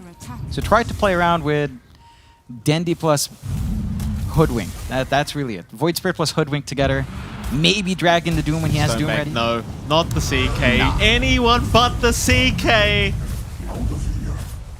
His whole team's behind him. It's not Stonebank's fault. He thinks he's safe because his whole team is behind him, but they know they can't fight. Funny's gonna try anyway. They'll buy back on Lowdime, but they don't have the buyback available in their CK right now. Yamsun, he's on the run. Dendi will chase him down, but where's your follow-up damage? They're out of Astral Step charges. They'll get the Aether Remnant, stun him, take him out. Yamsun's down, but now Moo with the cookie and from Lelis. He's gonna take down Funnick, and Dendi's not safe. Dendi's running, but there's nowhere to run. It's not even over. Lowdine, he just bought back, and guess where he's going? Ask for a refund, Lowdine. It wasn't worth it. Nah, definitely not. Comes back in, goes back to the grave anyway, and Gunnar gets to just TP home. No problem. Stoneback just a little bit late in TP. Husky, 4-staffed away, drums popped, runs like a madman. Stonebank, he's still gonna try for this, and does find it. It's something. It's something, you know, it doesn't quite compensate for how that team fight goes, but you're happy enough to find something in exchange. Bait, they're 10k behind now. They've lost a lot of heroes in the engagements. They're slowly building up still. And we're still dealing with the Doom. A CK that can still farm relatively alright and just try to build back in. The issue is still this Ag's timing on Denny. It's just so pivotal to have that charge on the Resonant Pulse, to have that silence on hand, to force some BKB uses out. Until that's up, the Void Spirit just commits and then dies. Like, we've seen it happen. You have to commit the charges on the Astral Step, and then you're just gone. Now it just has this really good follow-up, low cooldown stuns that they can play with. They've got the Ags on Gunnar, which could lead to some hilarious situations if Yamsun stands next to him. Yeah. You lose that tree, you stun your monkey. Top lane. What can you do? Top lane, hold on a minute, John. Gunnar gonna get caught. He's a massive target, but the problem is his team's right behind him. Wukong's command is there. Gunnar, he gets blown up. It's a great start. Yamsun, he's still trying to move forward. A great boundless strike, but do they have the damage? Lowdine is gonna go down, but it seems like Nouns do have to back. So a decent pick off here for Bait as they pick off the mid laner, but Dendi drops. Moo will pick him up with the Hawk dive. Of all things, he gets him with the Hawk. Yeah. It just happens sometimes, you know. The Hawk comes in, you're already low. Really good positioning out from Nouns, at least find a couple of things afterwards. Great kisses out from Moo. A nice little Wukongs out from Yamsun as well. And they're still feeling confident despite not having Gunnar. Like, they're still scouting forward, and the tier 1 still stands. It's cutting them off, but they're still invading that triangle. They just know how far ahead they are.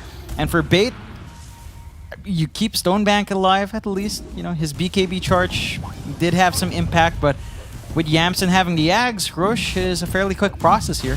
It certainly is. Roshan not going to last very long at this rate. Statues make it so much easier here with Yamsun.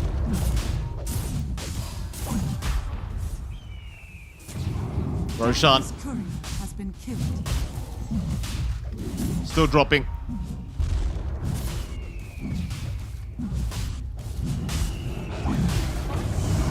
Wukong's command out. There's your Hawk Bomb again.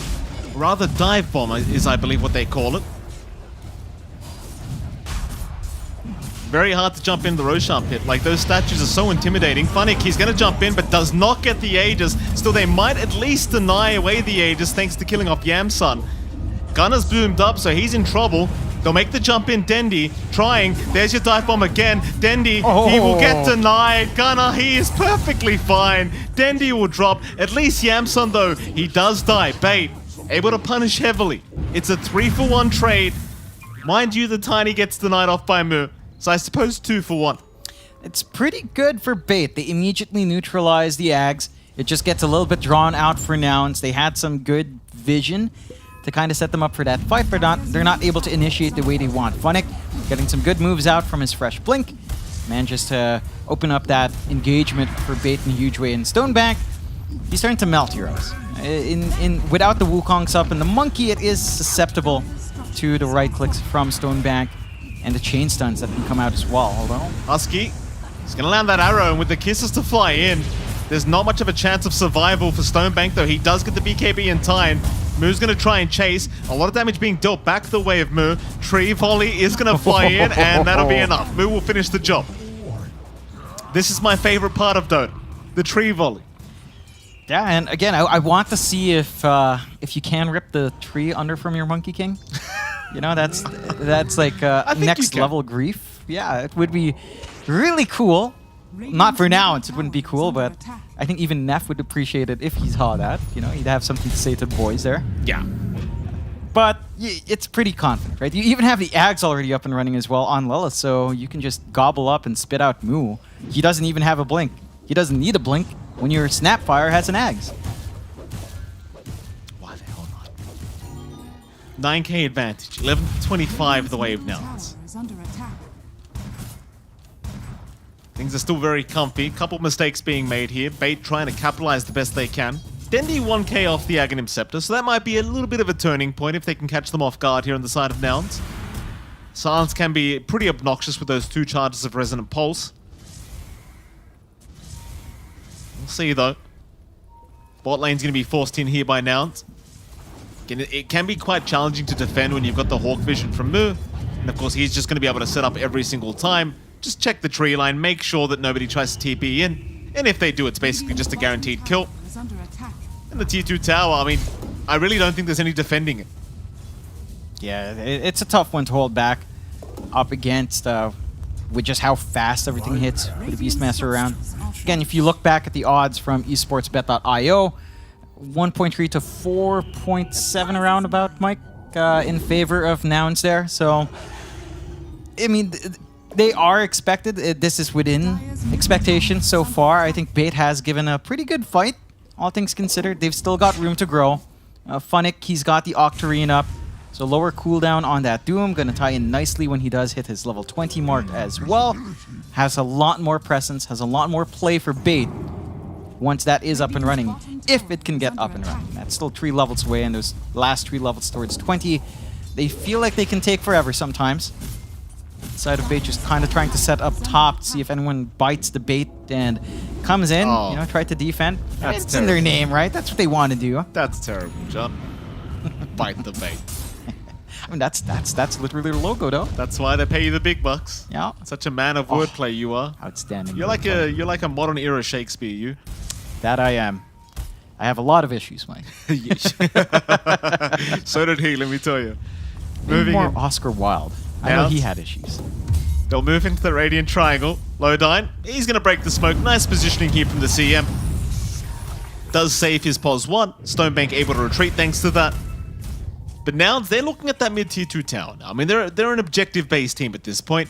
No need to try and force a fight. Do you want to defend the top tier 2? It seems like they may. Yamsun, he's going to make the jump in onto Moose, but won't commit all the way. But there is rotations coming. Now it's trying to rush towards the top side of the map. Problem is they are under vision. So they were spotted with that Moonlight Shadow. And of course, Bait just prepped for a big team fight that never comes. Yeah. Still got really good Hawk vision here from Nouns as well. They've got the Axe now on Dendi. Tree Volley's going to be completely whiffed here by Gunner. Seems like Bait want to try and move in with this Axe up. Dendi steps in. Move. Oh boy. He's there with the Roar. You don't want to lose this guy straight off the bat. They'll force staff him away, but Dendi's down. That was Aghanim Scepter reveal right there. Instead, they'll try to at least move in onto Gunner. Cookie forward, back onto Lodine, but he's doomed up, so he can't really do too much. At the very least, they do kill him off, and we have a bit of a... yeah, lag. Lag, sorry. I believe that. Hey, it happens, right? you know. That's happens. An SCA pause right there if I've ever seen one. That it is. That it is. He dies, but you're happy enough. You got Gunner. You lose Dendi, but you take what you can. Gunner's still a pretty big target. They're not quite safe. At least the tier 1's kind of holding off this advance from Nouns just for a bit. Stonebank. They don't have the vision on him. Not quick enough, Yamsun. He had the balance, but just couldn't see the CK. Instead, they're onto Moose. Moose does have that Observer Ward to give him a bit of vision, so he does get the Bushwhack onto the Monkey King, but the chase is still on. Now you've got Hawk Vision from Moo into the Dive Bomb. That'd be Moo dead, or rather Moo's dead. Don't laugh at me, John. You know how difficult it is between these two players. It's like miracle and miracle in the same match, which fortunately just never happens. People get so mad at me between those two. Like, it's not Miracle, it's Miracle. Like, Yeah, but even Miracle understands, right? Like, Miracle's like, yeah, you know, it's like, yeah, our names are just confusing. What can you do? Yeah, well, I mean, Miracle did it on purpose, I bet. Smoke out. Mid lane. Funnick's got a double damage, so Moo's... Ooh, Oh, very quick reaction from Moo, my goodness. Funnick is going to avoid the arrow narrowly, but that's going to hurt. Moo just completely blinks out, gives him no chance, and now there's a counter smoke to come. Nouns know exactly where Bait are. Radiant's top tower is under attack. In we go. Into the mid lane. Of course, Bait have completely retreated. They don't want to fight any longer. Radiant's But Nouns, if you want to force the fight, you could probably force in the tier 2 mid tower. Instead, they're going to try and wrap around through the Radiant Triangle. Just farm that area up instead. And Bait, they just get stuck on their own high ground. Radiant's middle tower. Just waiting for someone to misstep here. Maybe catch him off guard. Get the burst damage you have with Stone Bank out. Get the control out with Dendi. Now it's aren't giving them that opportunity. The scan also lands flat here. Husky, arrow, forward, CM, Lowtine. Yeah, he's gone. Just no reaction to it. They don't have the vision on Husky, so he just walks away. It's tricky. You have such great reach from Nouns. Like, you have such long-range damage coming through. Dendi, Roar is there. Lock him down, take him out. Yamsun will pick up the kill. It's one by one they fall. There's nothing they can do about it. It's not a great feeling right now. Like, you've had the Ags on Dendi, and it just doesn't feel like we've seen him actually use that Resonant Pulse in the middle of these fights. Nah. He's just bursted. Just gets roared, gets arrowed, gets gobbled up on, cookied on top. Like, there's nothing he can do. And there are no saves from his supports here. Moose. He's currently being chased down. Yamsun's just taunting him by jumping back and forth. Oh, oopsie daisies. Bit of a misbalance there. Pops the Wukongs. That'll be completely useless, Yamsun. No worries. Husky will take care of it. Don't you worry about it, sir.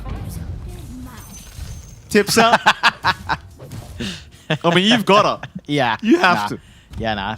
That was, it's a lot of commitment out from Yamsun. It is what it is, you know. And sometimes all your spells just miss, and your supports come in and they tip you. Gotta do it. That's how Dota 2 is. Still for Bait. They're not having the most jovial of times right now, Mike. Jovial? Yeah, not You learned that happiest. word off Snare, didn't you? No, well, He keeps calling you that. It must have been off Snare. I'm actually worried at some point that Snare will use the word jaundiced on me. Jaundiced? Yeah. What the hell does that even mean? That means my liver's failing. It's not exactly the most pleasant thing. What? But maybe. You know, it's a J. It's a nice sounding word. It's just a medical condition, Mike. A very scary medical condition. There you go. You get added value from NA DPC. You don't just get to see great games, you get to learn some new vocabulary, everyone. Jaundiced is, I believe, what you said. I mean, we are speaking American. Are we not? That's right. Love me some freedom. Bait. Start moving in, wrapping around through that Radiant Triangle, but Nouns has got the Moonlight Shadow. They haven't got any sentries down. No. Great Avalanche start. Funnick gets roared mid BKB. Yamsun, he'll just pop the Wukongs. Just zone them out. Who the hell cares? In goes Gunner for more. Only Phantasm Illusions being found out, but no, never mind. They found Lowdine. The tree toss, it connected. Lowdine, swift as the wolves of Ice Rack, they say. It's pretty swift, you know? The person who made this CM persona, I appreciate the sense of humor, but come on. The sense of humor? You mean The sense just, of humor. You know, the CM picker is just turning into dogs. Is that the sense of humor? No, it's the movement speed, John. I thought it was the implication that, these CM players, they'd easily just turn into what they are. They're so self-deprecating. That's your SCA mind coming into That play. is my SCA mind. The sad thing is I am a CM picker. So there is that. Well, that makes sense for you at least. That it does, Mike. Top tier 3 tower. Completely gone. No hesitation from Nouns. Quick tree chop there from Yamsun. And this game just doesn't get any easier. You've got the... Stonebank, I mean, he's going to try, but my god, that is not what you want to jump into right now, sir. Dendi in the backside. I think they're about to call it. I think you have to call it. I mean, there's no way you come back in this, surely. I mean... We've talked about those item timings. They hit them. And now it just dances around them. Bunnick, he'll jump in. You've got the AoE Doom available, but everyone just jumps the hell out of there. Still, they'll try onto Gunner. Maybe they can take a team fight. Gunner's dropping so darn low. He will get denied off again. Yamsun in the mid-fight. He just takes him out himself. Aegis, it will go down. Bait off to a decent start so far, finding 3. Can they keep it going? Bushwhack will hold down Yamsun. Maybe I was wrong. Maybe they can fight back. But Lodine's gone. What a I forgot the word. The spit out. The spit out just landing on a couple. It's Funnick. They'll take down Yamsun. Never mind. I'll eat my words here, John. Bait. They'll take a good team fight. That they do. There was a very strange interaction with the Lotus Orb, Mike. Lotus Orb on either, I couldn't see if it was Gunner or if it was Yamsun, one of the Ags upgraded heroes. So the Reflected Doom was Ags upgraded. Because I was wondering why there was an AoE Doom. Funnick doesn't have Ags. Lotus Orb on the Ags target reflects an Ags Doom. Oh. It did. I was so confused. I'm like, why is there an AoE Doom on our Doom? Show me. Can we get a replay of that? I don't believe you, John. No, I swear. Lotus Orb usage out from Husky onto either Gunner or Yamsun, reflected Doom, and it was an Ags Doom on Funnick. He was silenced by himself. What? But it was an Ags Doom. Okay. And he has no Ags. I was like, did he do some quick buy magic that I didn't notice? I don't think so. That would have been really funky buy-sell usage. Here we go. Let's have a look here, John. So there's the AoE Doom out. Yeah, but he doesn't have Ags. He's dooming himself. The Lotus reflected an Ags Doom on him. Oh, I get what you're saying. Right. Yeah, I was super confused. I was like, what? So that's a bug then? Is it a bug? Because the caster is... The Lotus Orb effect on the hero casts with its modifications? I'm not sure. Snapfire getting caught out bottom lane. That's an interesting interaction. Lelis will go down, Bait finding another. That's a very interesting interaction. I'm trying to think, is it intended? Like if you Lotus Orb someone with Ags, let's say you get fingered by Lion, do you reflect an Ags finger? If like a Lion with no Ags fingers someone with an Ags plus Lotus Orb on top, do you reflect an Ags finger? I don't think so. So this is unintended, is it? Well, we'll check later. We'll speak to some experts. Sadly, we don't have any in the panel here, but we'll go into a demo game, we'll check it out. I think Fury's an expert. That's very funny, John. He knows his good burger joints. You know, we had a good conversation about good burger joints. Oh, let's start some trouble. Well, what did Fear say was the best burger joint? In-N-Out? In-N-Out, there you go. Fear said In-N-Out is the best one. I think that's actually not a controversial opinion. You know, Fear's it not... will be in our chat, John. Mayhaps, Mike. Perchance. All right. 16 to 39. Dota Plus giving 4% chance to Bait. Props to Bait as well. Again, I did say they probably couldn't come back. They are making a bit of a comeback here. You've got to respect them for that. Still 4% chance. You need a couple more team fights to really be back in the game, to be fair. Yeah, I'd say... You're in a position where you can defend. You're in a position where you can take some fights. To win the game, I feel like you're going to have to see some wild swings that normally you'd see from, you know, Southeast Asia comes into mind with certain teams. Moving under gunfire. That kind of swing. Smoke out from Nouns. So they're looking to just press that advantage. They know they're still ahead despite that loss. They just need to find some heroes to kill. Or Nouns. 4-man smoke, not going to find anyone. Everyone from Bait just trying to split push the side lanes for now. Hanging around that mid lane, hoping somebody does go down to the low ground. Get a little bit greedy, but seems like for now they are reading the map very well here, Bait, and they do see the spit out from our Snapfire, so they'll know. Problematic side of things here, John. Gunner's now got a Daedalus up, so that tree volley is really going to hurt. Yep. Because trees can crit. Full balance here. Yeah. Already up and running. I think all you'd really need is a way to just lock multiple heroes in. That's the one piece of control that Nouns is lacking. Wider AoE.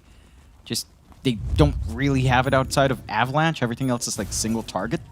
So that's where things are going to get a bit rough. I guess you could count Boundless, but not the most reliable and not exactly the longest stun to get full value out of that tree volley. Still Bait looking like they want to fight.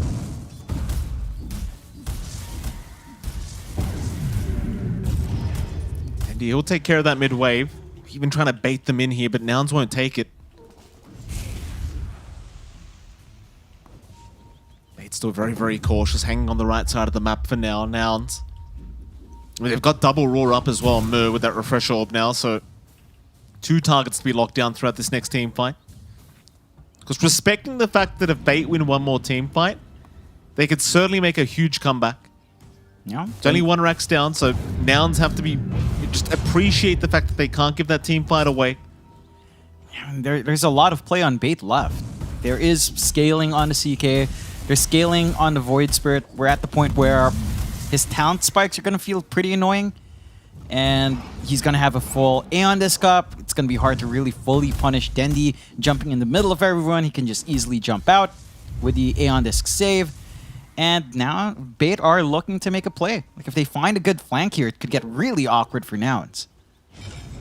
You don't want to group up against Gunner though. That tree volley can stack up real quick. Gunner, Moonlight Shadow. They're going to see Stonebank. They probably know the team is smoked around him.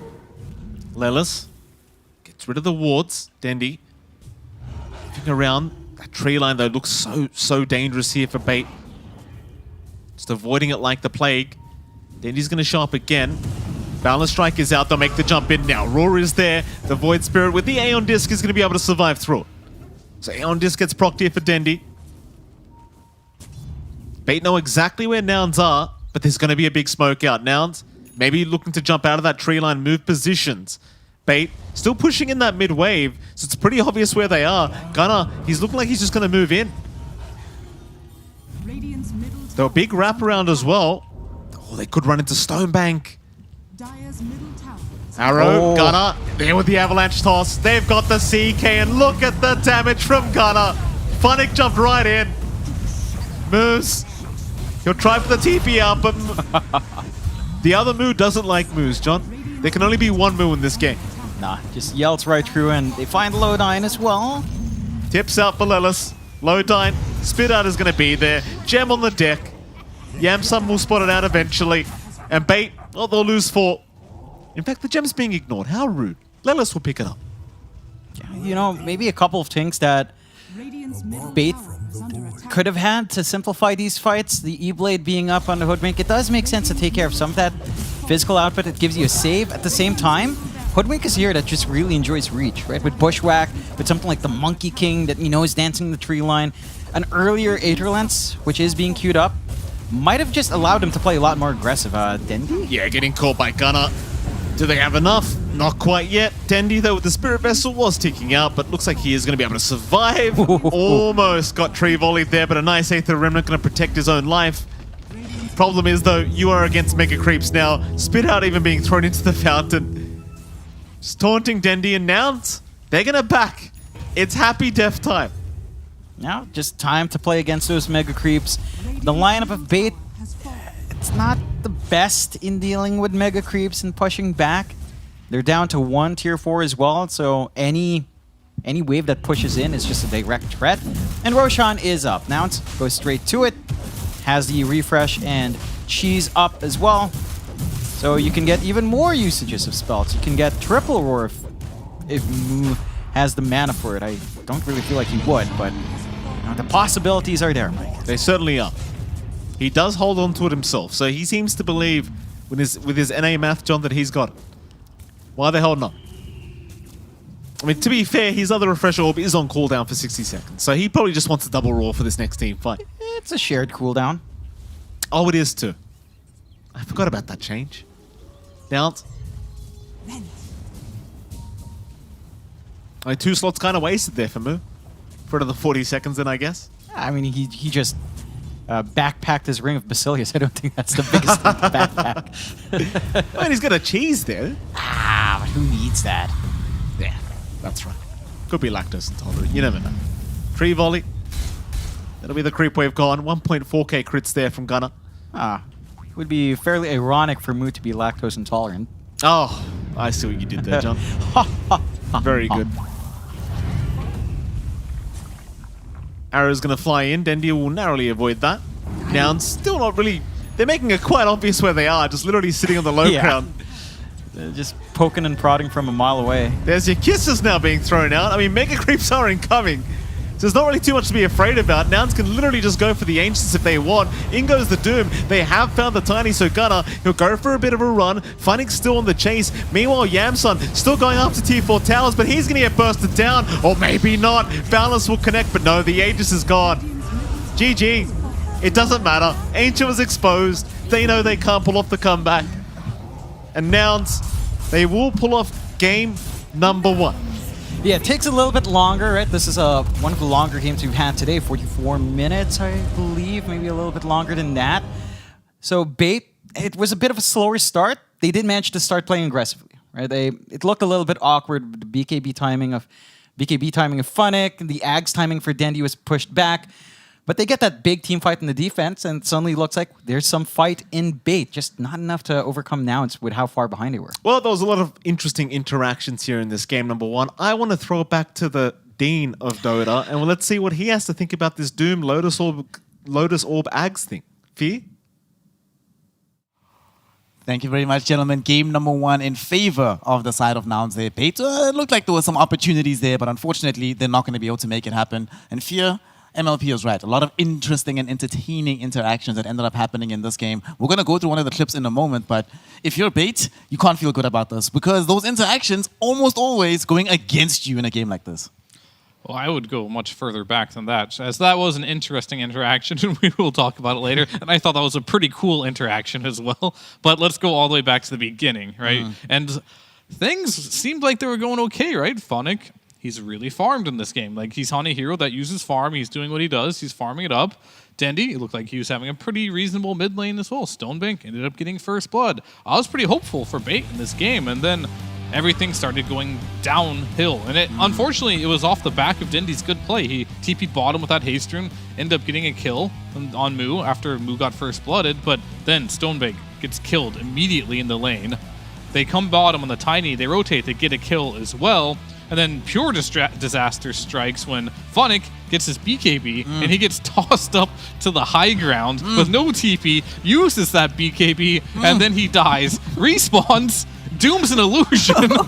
And it's like nothing was going their way in this game. Yeah, welcome to NA. You get cliffed with, you say, hey man, Dendy might not be the one getting cliffed. RTZ has finally managed to shake the curse, but it's going to end up happening. And T-Panda, let's not beat about the bush, man. This is one of those situations as well where once everything starts to go wrong like this, right, mistakes start to happen as well. And it doesn't feel like they sure had that one interesting fight, but the team cohesion that we wanted to see from the squad, we thought that with this draft, the draft that forces you to play together, that we'd see that happening, but we just simply didn't after a certain point in time in the game.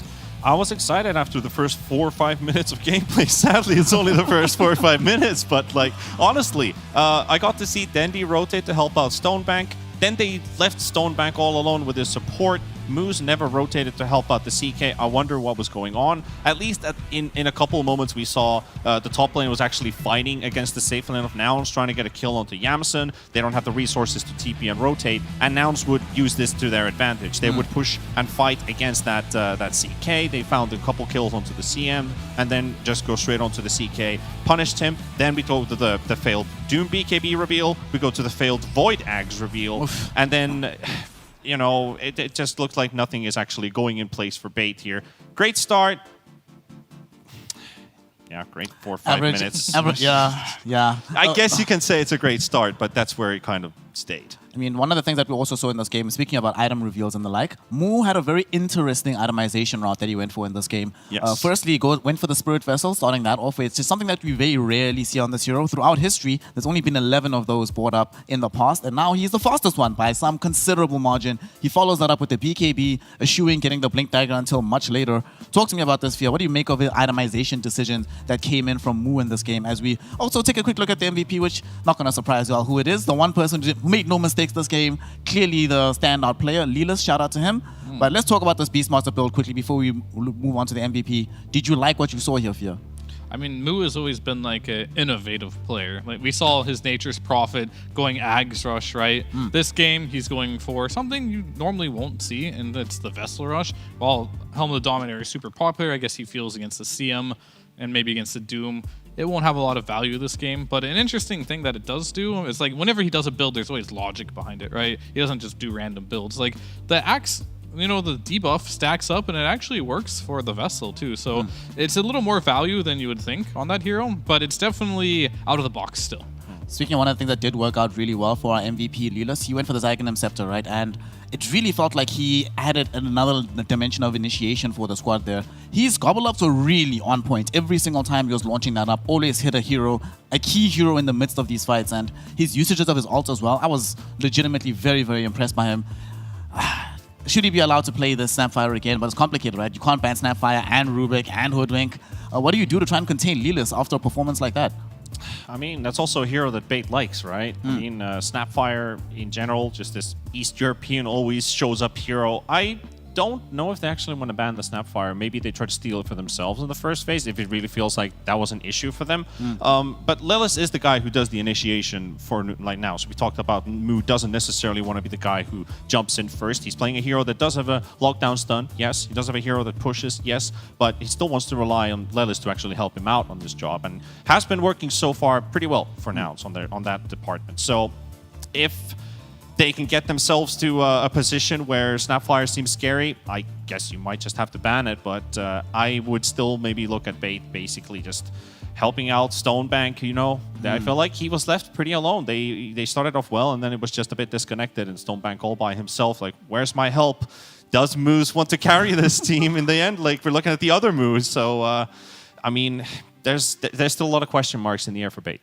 I think one of the ways that we can epitomize exactly how not just this particular game, but just in general, life has been for this Bait squad. Take a look at what happens here. Fear alluded to this particular portion of the game earlier, and had this not happened, had this particular thing not happened, we'd be looking at a very different game. Suddenly, Funnick would be there with his BKB, ready to make plays across the map, dooming some key targets, but here's this interaction.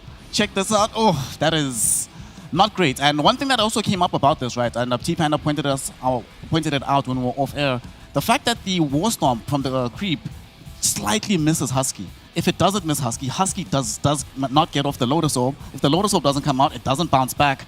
Life must suck right now here. So talk to me about this from a player perspective.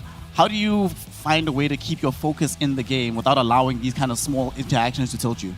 I mean, it's not easy, not gonna lie, especially because I think a lot of stuff happened even before that moment that was very tilt-worthy, especially to Funnick this game, right? So I think if he had his head in there, and it shouldn't have affected him if he wasn't tilted already. Yeah. But it's unfortunate, to say the least, still.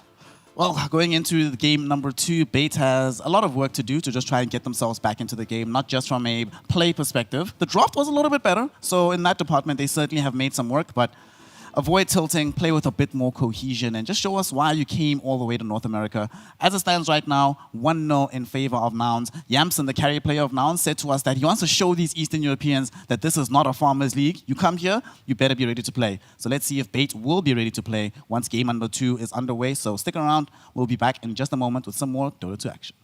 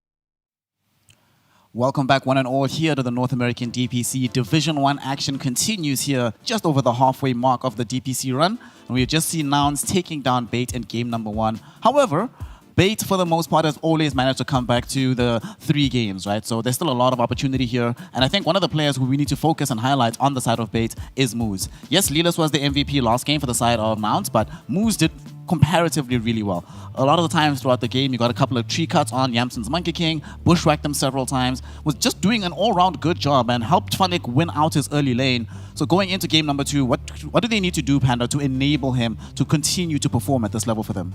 Moose? Yeah. I think Moose is like the best player in the team right now, to be honest.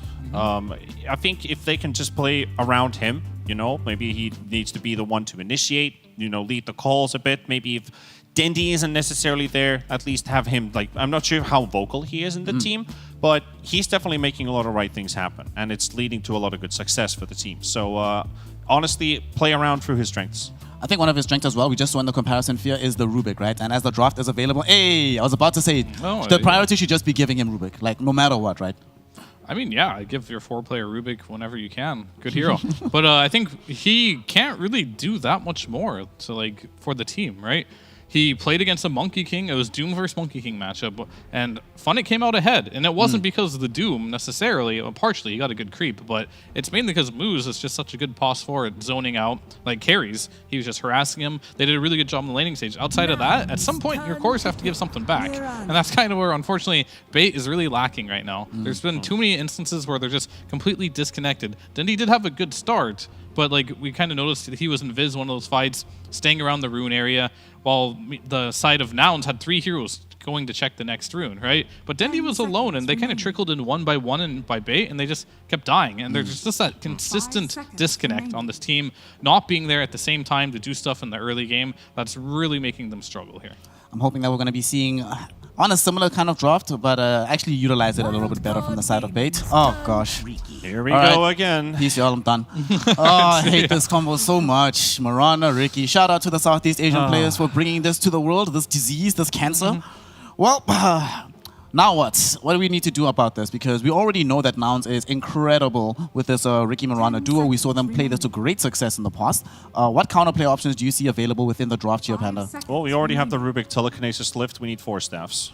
That's basically the one good play to kind of nullify the Ricky Dart into Arrow combo from happening is forced movement. And Rubik is already that. And then, of course, the 4 staffs. That's like your most obvious answer to it. Does Lotus still work, too? It should. I wouldn't say for sure. I think so, but I know that the Dart debuff still goes for BKB, so you're still slowed even if you pop it. Sure. So that is nasty. Yeah. Shouldn't probably work like that, but it does. But it's very nasty. I mean, I'd have to test it, but like back when like ET was a thing where he'd put you to sleep, right? One thing a lot of players would do is like pick Oracle and just wake him up. Maybe you can still do it. I wouldn't advise it, to be honest with you, because I think Oracle is just like very hard to play right now on this meta. It's like a difficult. D tier support. Yeah, so is it worth it? Probably not. So you wanted some force movement. We get a Pudge here, and also classic Dendy Pudge. I mean, we hope. Yeah. Who knows? We hope indeed. I mean, mid At Pudge. least content-wise, you know, like who doesn't like a Dendy Pudge? If you don't like Dendy Pudge, get out. You know? I mean, it isn't really the best mid hero right now. That is to true. be fair. Yeah, it's true. It's more of a carry. Let me check. And why did they pick it in this slot specifically? I'm not entirely sure. Like, it doesn't make that much sense to me. Stonebank has played 5 games recently. The 0% win rate, unfortunately. Check if he's played it competitive. Because you can't just have Dendy on your team and take away his Pudge. Yeah. That's just blasphemy, honestly. I refuse to believe it until I see it. It has to be Dendy Pudge, and all the way. At the very least, it's a nice beefy boy. It's a hero that can provide utility throughout the game, right? And one of the things that we saw in the last game was that Dendy, because he wasn't having much farm, was struggling to make an impact with the Void Split until much later in the game. With Pudge, even if you don't have that much farm, you can still find some viability for the Dismember and or the hook in a game like this. And what have you found in terms of the stats here? Well, I found 2 games on Stonebank Pudge. Both games lost. Once versus 5 Red 4 Staff 4 months ago, and a team called VKS 4 months ago. Vivo Keyed, that's the South American team, actually. Okay. That is doing quite well right now. So no feasible opponents. Though, I think it's too early to say, is this a carry or a mid Pudge? It's still a bit of a flex pick, right? I mean, it has to be. If you're going to lock in Dendy first phase, then we're going back to the old bait type of drafting where they want to get their mid and their support in the first phase, focus on Funix second phase, most likely then looking at Snapfire, most likely as the 3, and then we're seeing these bait drafts that might lead into a victory. But it's the same draft way that they've been doing up till last game, basically. On a less serious note, I think what happened is like they haven't won a single series yet, right? Yeah. They lose game 1 here. Dendy's like, All right, boys. nothing's working. Just give me Pudge. I mean, Could be. Could you know, be. after several DPC tours where nothing has been working, at this point you might as well just throw anything at the wall and see what's there. Think of like the motivation, because like he did the interview as well. If you're watching the game, like they popped a nice little interview on the screen. He's like, the best feeling is just hooking someone. Yep. The morale goes up. Maybe that's what they need right now. They need some Dendy hooks for you go. boosted So he gave morale. us a clue. There we go. Yeah. All right. He dropped the clues, is letting us know exactly where this draft was going to go. And it looks like they need that morale too. So this might be the way to do it. Well, at the same time, though, you know, sometimes you might just miss a few hooks. So let's just hope that he's still the Dendy of old on this hero. We're not trying to have the morale go down because they have no other I mean, you sources can't of go into going the in. fountain anymore, so there's a little bit of a change. Thank God. Looking forward, though, gentlemen, phase number 2. Nouns has banned out the Crystal Maiden, the Silencer, Bait removed, the Lone Druid, no Viper, and no Batrider. And Timbersaw, that's a fairly early Timbersaw. Well, Moo Timbersaw. Moo Timber, yeah, we're just getting all the classics. It's been so long, yeah. I mean, if this is a carry Pudge, that's not a very fun lane for you. And Moo is... He used to be really good on this hero. I assume he probably still is. It's probably like a muscle memory to play Timbersaw for him. Just as, you know, Dendy's Pudge is probably muscle memory too. But unfortunately for Dendy here, he is against his worst opponent, Timbersaw Specialist. So unlucky, I guess. Well, a day of first here, gentlemen. Grimstroke now being picked up. It's not just the first time Grimstroke has been picked in NA, first time in the entire DPC run that this hero has emerged. What are the reasons do you all think that this hero, generally speaking, tends to get ignored? And what are the prospects, or what does it do in this game that justifies its inclusion? I mean, the hero is just pretty bad overall. That's why we don't see it to answer the first part of the question. The reason why it's good this game, Timbersaw, when he throws his Chakram out, you throw the Silence. You can't hit the Bug or the Ghost, whatever you want to call it. So it's very annoying for Timber to play against this hero. With Pudge and lane, a lot of kill threat. The main reason why you don't see this hero's POS 5s, there's no sustain.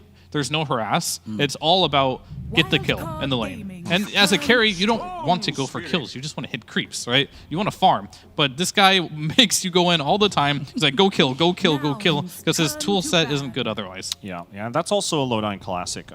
I've seen a fair amount of his Grimstroke last year in DPC. Very capable. And that was actually when they played Luna more of the time. So that would make sense because of the buffed Aghanims making a lot of benefit from the... it actually has a BKB buff on the enemy carry, which you usually use it on, and you get a lot of damage from it. Sadly, Luna isn't in the meta right now, and Nouns... I mean, what meta are we even playing right now? Yeah, I mean, I feel like this is pub meta in a way that we're bringing out, but I guess pub mentality is something, you know, Bait probably needs a bit of a refreshener here, and this is definitely it. I mean, both teams, like, I don't like And this. maybe Nouns as well, too. Yeah, I mean, we got a Storm Spirit, we got a Timbersaw, Pudge came out, Grimstroke's here. We've seen a little bit of Bloodseeker. It's not too far out of the meta, but those 4 heroes, they're definitely not in the meta. That's all I have to say about that. So I see a wombo combo for Bait. Okay, so picture this. All right, We're listening. Grimstroke ulti on 2. We get Rupture out on 2. Okay. We get Telekinesis Lift on 2. Okay. And Pudge Hook on one of those guys. Okay. So I see a lot of Why not Rupture Dismember on 2? So instead of picking Tusk, we're gonna pick 3 heroes that are gonna make this combo work. So yeah. Do you see it working? I mean, in game number 1, we had some strange interactions, so we might as well end up seeing more of that. Honestly, if that were to happen, it would be hilarious. But at the very least, there is a simple combo. Just Rupture into Hook, at the very least, is already available for you. So there's something. And given how Bloodseeker likes to approach these fights, it's nice to have an Inkswell target. He just runs in, cause chaos, and then Dendy will come and mop up afterwards. Yeah, like if you look at Pudge, Axe, Blink build up here, and you have Inkswell and the ulti from Grim, basically you can hold targets close to each other, and the AoE rot is 100% going to be hitting both of those targets, because even if they try to split and try to get away, they're going to be taking a lot of AoE damage. So that's a benefit for Bait, having that early damage, but it also comes just through winning lanes once again, like getting that item timing at 13, 14, 15 minutes. I've seen Pudge Axe rushes at 10 minutes. If he can do it, he's a force to be reckoned with. The problem, though, Fear, with this kind of strategy is that it requires team cohesion and team communication to make it work, and that has by and large been Bait's primary problem in all of the games that we've seen so far. Can the nature of having these comfort picks overcome the relative lack of chemistry that they've so far demonstrated? Probably not, to be honest, but I'm interested. I'm still hopeful for this Dindy Pudge. I was hyping it up, but Stonebank's going to be the Bloodseeker for sure, right? Yeah, definitely. That means so we need a Funnick hero. He could be Pudge. That's possible. If you're Dindy, you're going to let Funnick take your Pudge? I don't think Funnick's going to be taking the Pudge. I don't know. What if Dindy Quap now? Like, you punish the Storm Spirit mid. If you force out the force movement damage, is Darkseer in the pool? Darkseer is still in the pool, yeah. All right, let's go full-on wombo combo. Give me Darkseer. Give me Darkseer. It's going to be the Pango. Unfortunately, no bigger wombo combo, but you do have some degree of team fight here. A hero that can go in at the very forefront of the fight, start some madness for you. Another Inkswell carrier as well that they have available to them. It's kind of hard, though. Like, Rolling Thunder, Inkswell is very difficult to pull. If you thought, the other combos were hard, that is by far the hardest and takes most, team cohesion. So if we see it, I'll be impressed, but it's very difficult to pull off, I feel. Well, Nature's Prophet will come out right now. This should be the Yamsen hero going into the safe lane.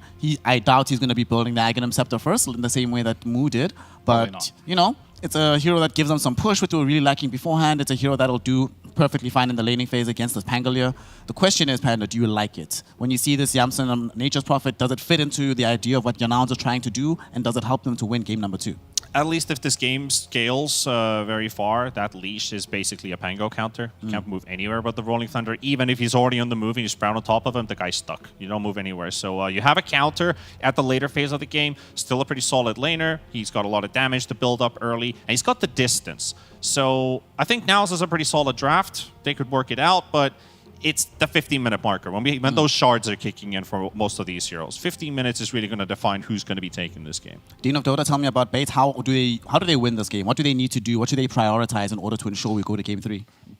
Believe in Dindy hooks. That's all you gotta do. You just gotta believe in the Dindy hooks, and we're going to game 3. All right. Believe in the Dindy hooks. Believe in the Dindy Pudge. Many years have gone by since I've seen this actually work and seen it be successful. However, if it were to ever come out in a must-win game, it would be now. So let's find out if Dindy can channel his younger self to win out this game number 2. And to find out, we will be throwing it over to our wonderful casting pair of the Merciless Mike and the little bit of a janky John. Take it away, boys.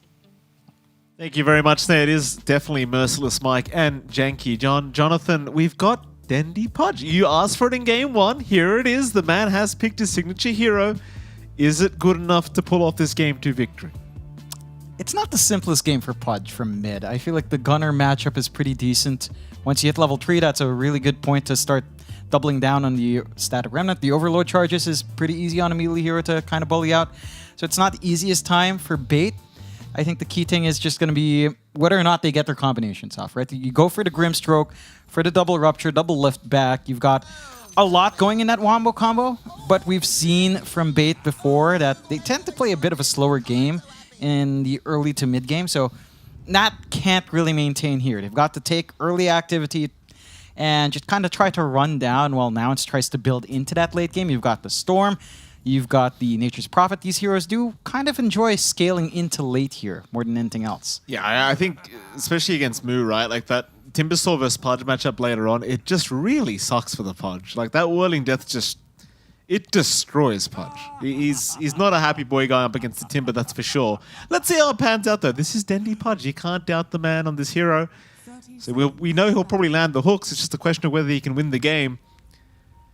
I hate to say it, John, but this Pos 1 Bloodseeker, I always talk about it. I'm not going to say the word, but you know what I'm thinking. Yeah, it's had a rough run. It's had a very rough run. I think this game, it's decent. Again, you've got the Grimstroke combo. We've seen this a couple of times before in previous DPC tours. Double Rupture can be strong with a lift back. You've got a little damage coming in, so you can get aggressive. Absolutely. Hook is there. They've got Husky, so that's a great way to get started. Stroke of Fate will slow him down. Husky forced to go for the level 1 leap. Does save the skill point just in case he ends up in that scenario. Mind you, he does get the bounty. So it's a 3-for-1 trade on the bounty runes, but you've got level 1 leap. Now on Husky, he's got no HP. He doesn't bother going back to the fountain. Looks like he's going to wait for his courier to come out instead with a set of tangos. So won't go for the immediate reset back at the base. Now give some solo EXP to Moo. This is something that they could try to bully out here on the side of Bait, but Moo has the right idea. Just staying in the tree line, not going to allow any sort of big stacks from the Stroke of Fate on the creep wave, and just kind of soak EXP, get some farm where he can. until Husky does kind of hit that point where he can soak and have some impact on his 2. Can take a little bit of time, has to get the pull off. So it's just going to drag back and play a little greedy. Does manage to snipe a courier at least and dodges another stroke of fate. That wind up on the spell just really annoying up against these mobile heroes. Absolutely. At the very least, he did lose the range creep. So you didn't get the range creep with you as Husky. Seems like Moo will take care of the range creep anyway, so not too big of a deal. Meanwhile, bottom lane, another pull coming off here. Moo's trying to make life as easy as humanly possible for Funnick. Very, very annoying lane for Funnick to have to go up against as well. The Nature's Prophet, never fun to have to lane against. So they'll just continue pulling as much as they can until Funnick reaches a point where he can actually contest the lane properly with Swashbuckle. Still, though, that should mean Yamsun's in for a pretty free laning stage, at least for now. Yeah, he's not going to be contested too hard. Has the Blightstone, so he can kind of right-click fairly well and just melt through when you do overcommit. Hard to get a good stack of Shield Crash here because of the range difference as well. And if Yamsun does get off to a running start, well, he's going to be all over the map. You know, he just needs the Midas and Maelstrom. Farming ramps up, has some good impact in early rotations. The one lane looking really good here for Bait is Dendy's lane down mid. He's holding his own quite nicely. Gunnar does hit level 3, so he does have the double overload play if you wanted to get that done. But not really opting to. And Dendy's just playing around with the hook, getting some farm. Oh, and just bot lane. Yamsun, that's a great kill, Funnick. He'll be very happy with that. Lift back from Moose proving to be more than enough, and Funnick, he'll get the job done. Yamsun, I said he was in for a good lane, but they punish him very early. Yeah, if you do overstep and once you do have the value points up for Funnick, the damage can come flying in. This is one thing with a Riki. It doesn't really do much for you defensively. It just wants to play aggressively as a support, and Nature's Prophet isn't the most aggressive in lane. It does feel like it needs more of a setup to kind of get that going, so Lelis can't do as much as he'd want, and that does give a little bit of room to play here, as Bait does have setup and play with. Pudge. Mid lane, Dendy. Keeping up very effectively here against Gunnar. 16 and 6 in terms of CS score for both these guys. It's a very even kind of mid lane. No runes for Dendy to pick up though, which is a bit unfortunate, but it looks like he might go for the bounty on the Radiant side. Could rotate down to the bottom lane after that. Mind you, he is only level 4, but you only need a decent hook to get it done. It looks like he'll just return back to the mid lane. Bit of farm on the neutral creep as well while he's at it. Yep, just trying to be efficient on that Pudge. Pudge does shine when you can just kind of focus in on farming. And there's one aspect of the hero that does feel relatively broken, and that's considering why it has risen into that core role. It does seem like, you know, if you're Bait, you will want to play around Denny. Like the threat of Hawk, the threat of Dismember down the line, you have to be able to kind of use that and apply the pressure, enable some space for Stonebank to appear, and allow that build-up that you'd want on the Bloodseeker to get his initial itemization. Lodine. Gonna go for the Ink Swell. It will land on Gunnar, but he kind of just takes it. Doesn't really matter too much. The arrow was there to follow up. Husky, he does get hooked though. In fact, he even took the kill off Gunnar. It's a little bit annoying there for Gunnar, but nevertheless, Husky, he'll find Lodine's courier to boot.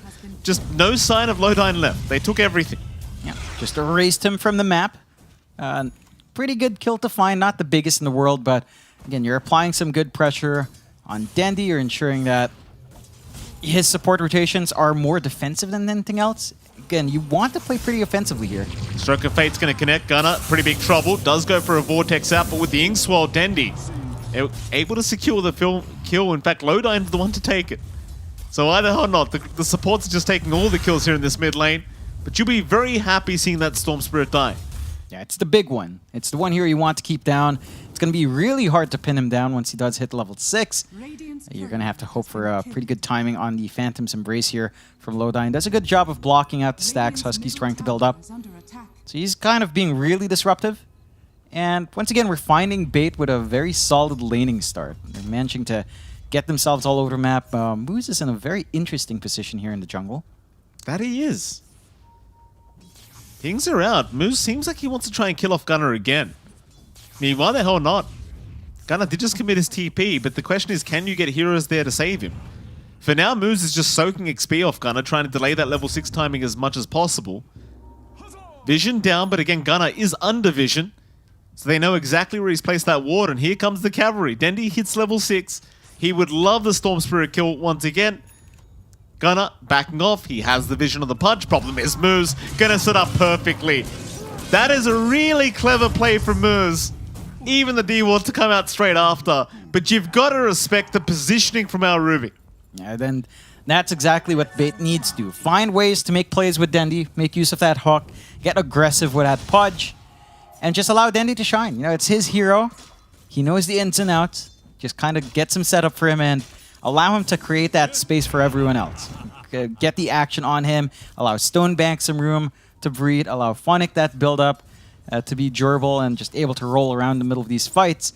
Slowing down the Storm is pretty massive too. Like, this hero doesn't feel great when it's off to a slow start. You have this really big spike when you hit 6, but you kind of need items to play off the back of it. And we are seeing Gunner trying to work into that Soul Ring. Should have a little bit more to play with that up. At least with the Power Treads, you have a little bit more mana as well. But the 6 is still eluding him. He's just been shoved out. Like, from that jungle into that death. I mean, he needs that 6 to really survive now. Ruptured up now on that Timber. He has a TP away if he wants it. Dendi's around the corner though, so he doesn't really have much of an option now. Mu just gonna die. Dendi able to pick up his second kill of the game on the Pudge, and that's happy days so far for Bait. It's 1-4. Very slight net worth lead their way, but they've certainly been quite aggressive this game. I mean, it's a good sign, right? Like, the panel talked about that coordination is key for Bait. They've been moving as a unit really well. They've been playing off the back of Dendi, and that's what you want. Just keep applying that pressure, keep playing as a unit, keep going for these ganks, build up the stacks on Dendi, force Nouns to be in an uncomfy position. And for Nouns, their lineup just doesn't respond well. You have a Ricky support with Mirana. These two can't really play with each other. They need to rely on at least one hold. Yamsun, he tries to sprout himself, but the Rolling Thunder obviously just going to go right through it. We'll try to run the old-fashioned way. Phonic, one more should do the trick with a swashbuck. Oh, boy.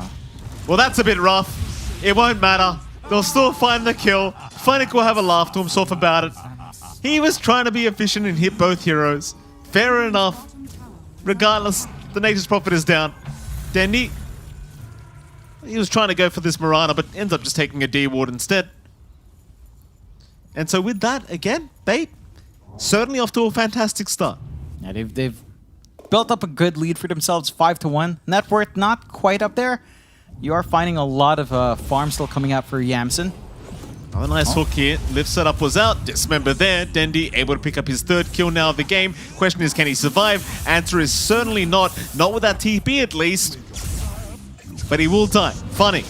Gonna move in with an Inkswell. This could be a massive team fight. He's caught 2 of them with the stun. Yamsun's trying for the TP play out. Oh, he's not gonna make it.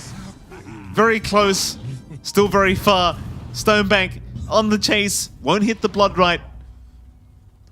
That'll mean Gunner, well, he's still on the run. He's going to be able to get out just fine.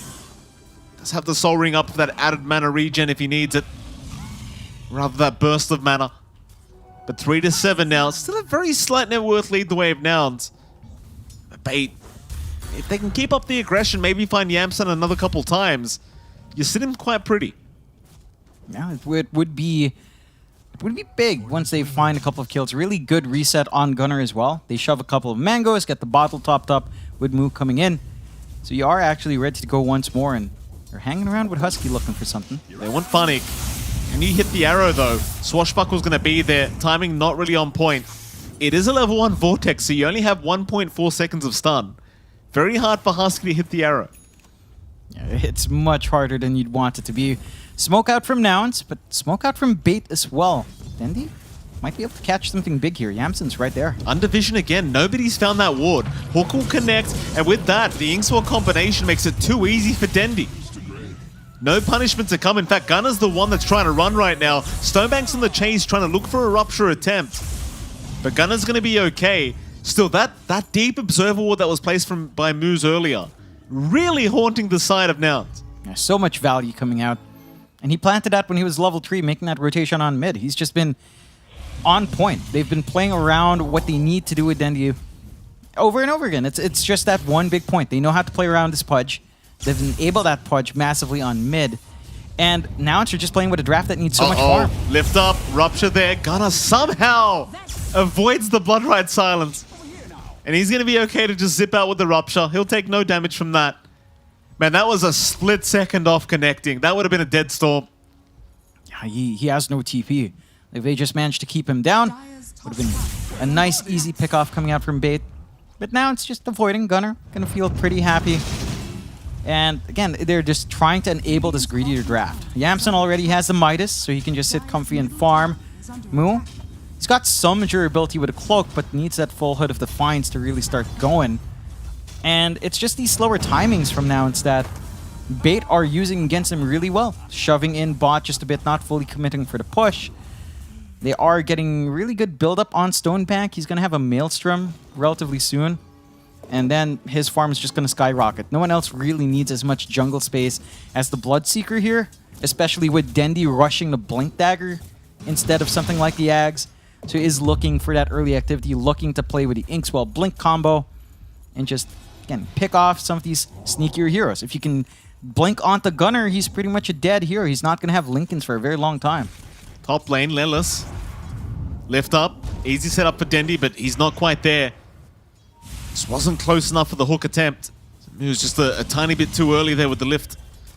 And with that, he'll rotate back mid instead, where he's found an arcane rune, but it's stolen by Dendi. Moo wanted to take it so bad, but Dendi just hooks it away.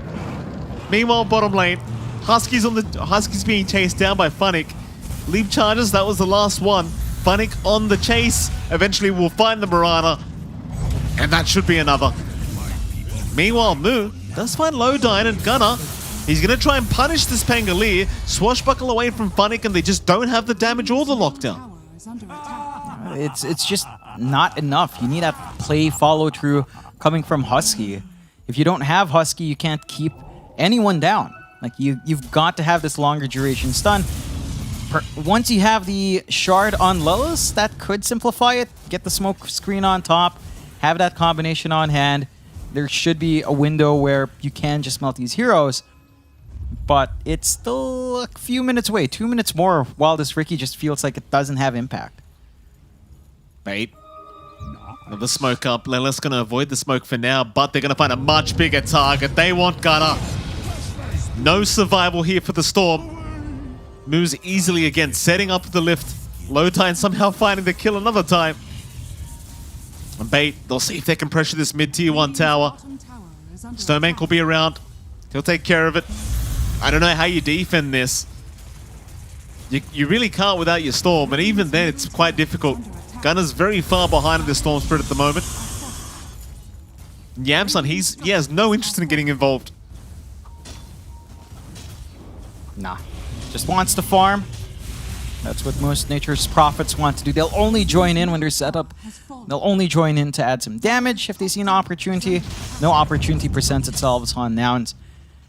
That's just the big difference with this draft. Nouns don't really have the initiative outside of an arrow combination.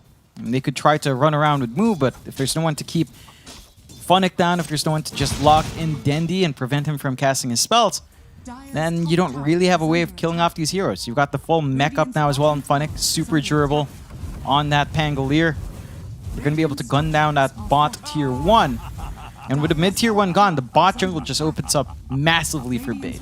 Like, that's going to cut off a good area to farm in for Yamson. They need to take care of the top tier 1 for Nouns, and the top tier 1's still really healthy.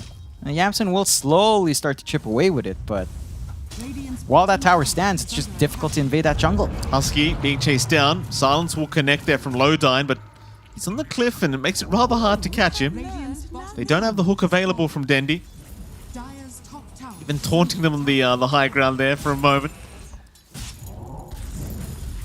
It's 4-10. They've got their kill lead on the side of Bait, but the net worth has just remained so even here.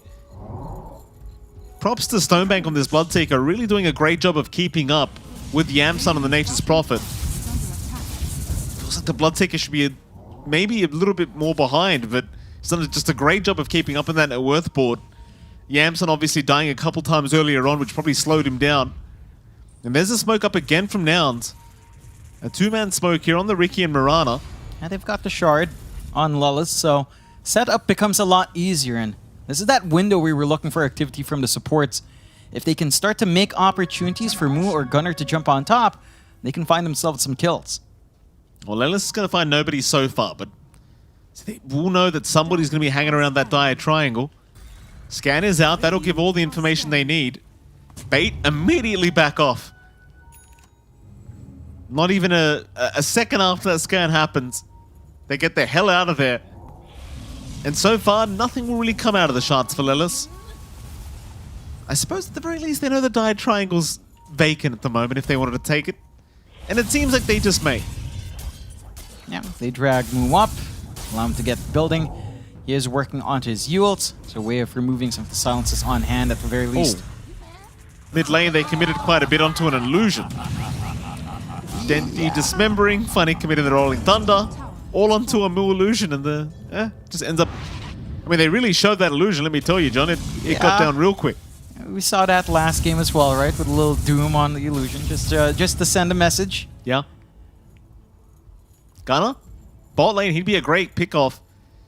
You land that out. In fact, he doesn't even need to land a hook. He's got the blink up. Gunner, quick reactions though, is going to be just fine to back off. And now the rotation's down bot. Lelis, he wants to put this shards to use. Sleeping Dart is there. They've got Dendy into the arrow. He is just such a sitting duck. And Moo finally has his way with this pudge. In fact, Funnick gonna TP down. Gunner's very low on mana.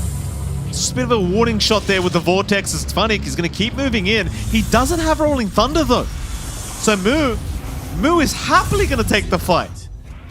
Moose? He doesn't know what's going on right now.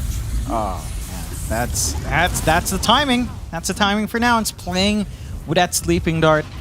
I mean, even the small things, like you see the TP come in, you drop the smoke screen, it didn't give too much room for Funnick to react, and it just opened up those opportunities for now. They just needed one way to set up without risking Gunner, and they find it.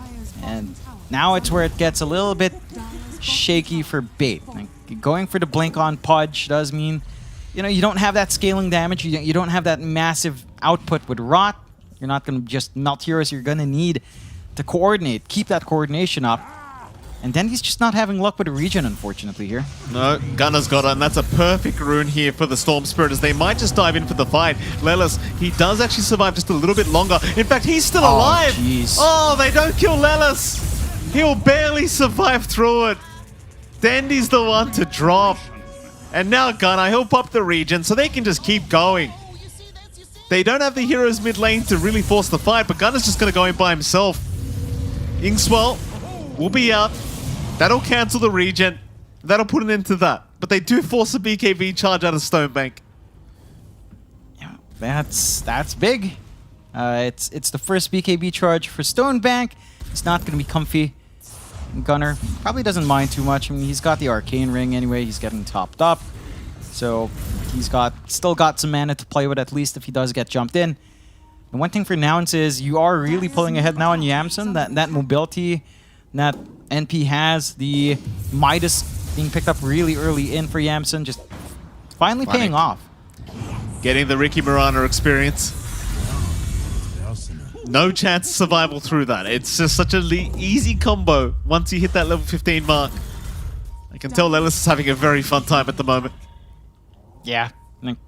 It only took 15 minutes, but once it's up, you know, you just run around, you find the kills, you get going, and well, it's just tough. You don't have any saving supports on hand, so the combination's always just going to work, and it works from a mile away with Mirana and Timbersaw. Moose might be the next target. There's your Sleeping Dart. They don't have the arrow to follow up this time, but with Moo around, they don't really need it. They just don't need it. The Timbersaw provides so much damage. And line drawn into the mid lane. They want to go for more. They know Dendy and Lodine are around the corner. Smoke, so they can't see them underneath that vision. Moo will take care of it. Hook is there onto a Treant. And in we go. Gunner, he'll get in with the Vortex. They do silence him up for a moment. Inkswell won't land though. Still, the team fight completely breaks out. Moo in the middle of all this. Gunner, he does end up dropping, and Yamsun forced the TP away. A complete mess of a team fight. Yeah, they get a bit trigger happy on Nouns. Maybe just diving in, not respecting that counter control out from Bait. They lose Gunner. At the least, Yamsun wasn't under threat. You know, he popped his BKB, backed off. Again, not the best feeling to not find kills with that BKB use. Bait. Yeah, Lelis. They want to punish this Ricky, and they will get him. Bait really handing it back the way of Nouns now. 2 down. See how much more they can punish Moose. He's got the chains up now, but no backup there for Husky.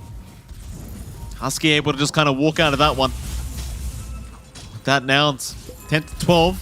Still a 5k advantage their way, but certainly going to be cautious not to overextend. I mean, Bait still have what it takes to push this game back their way.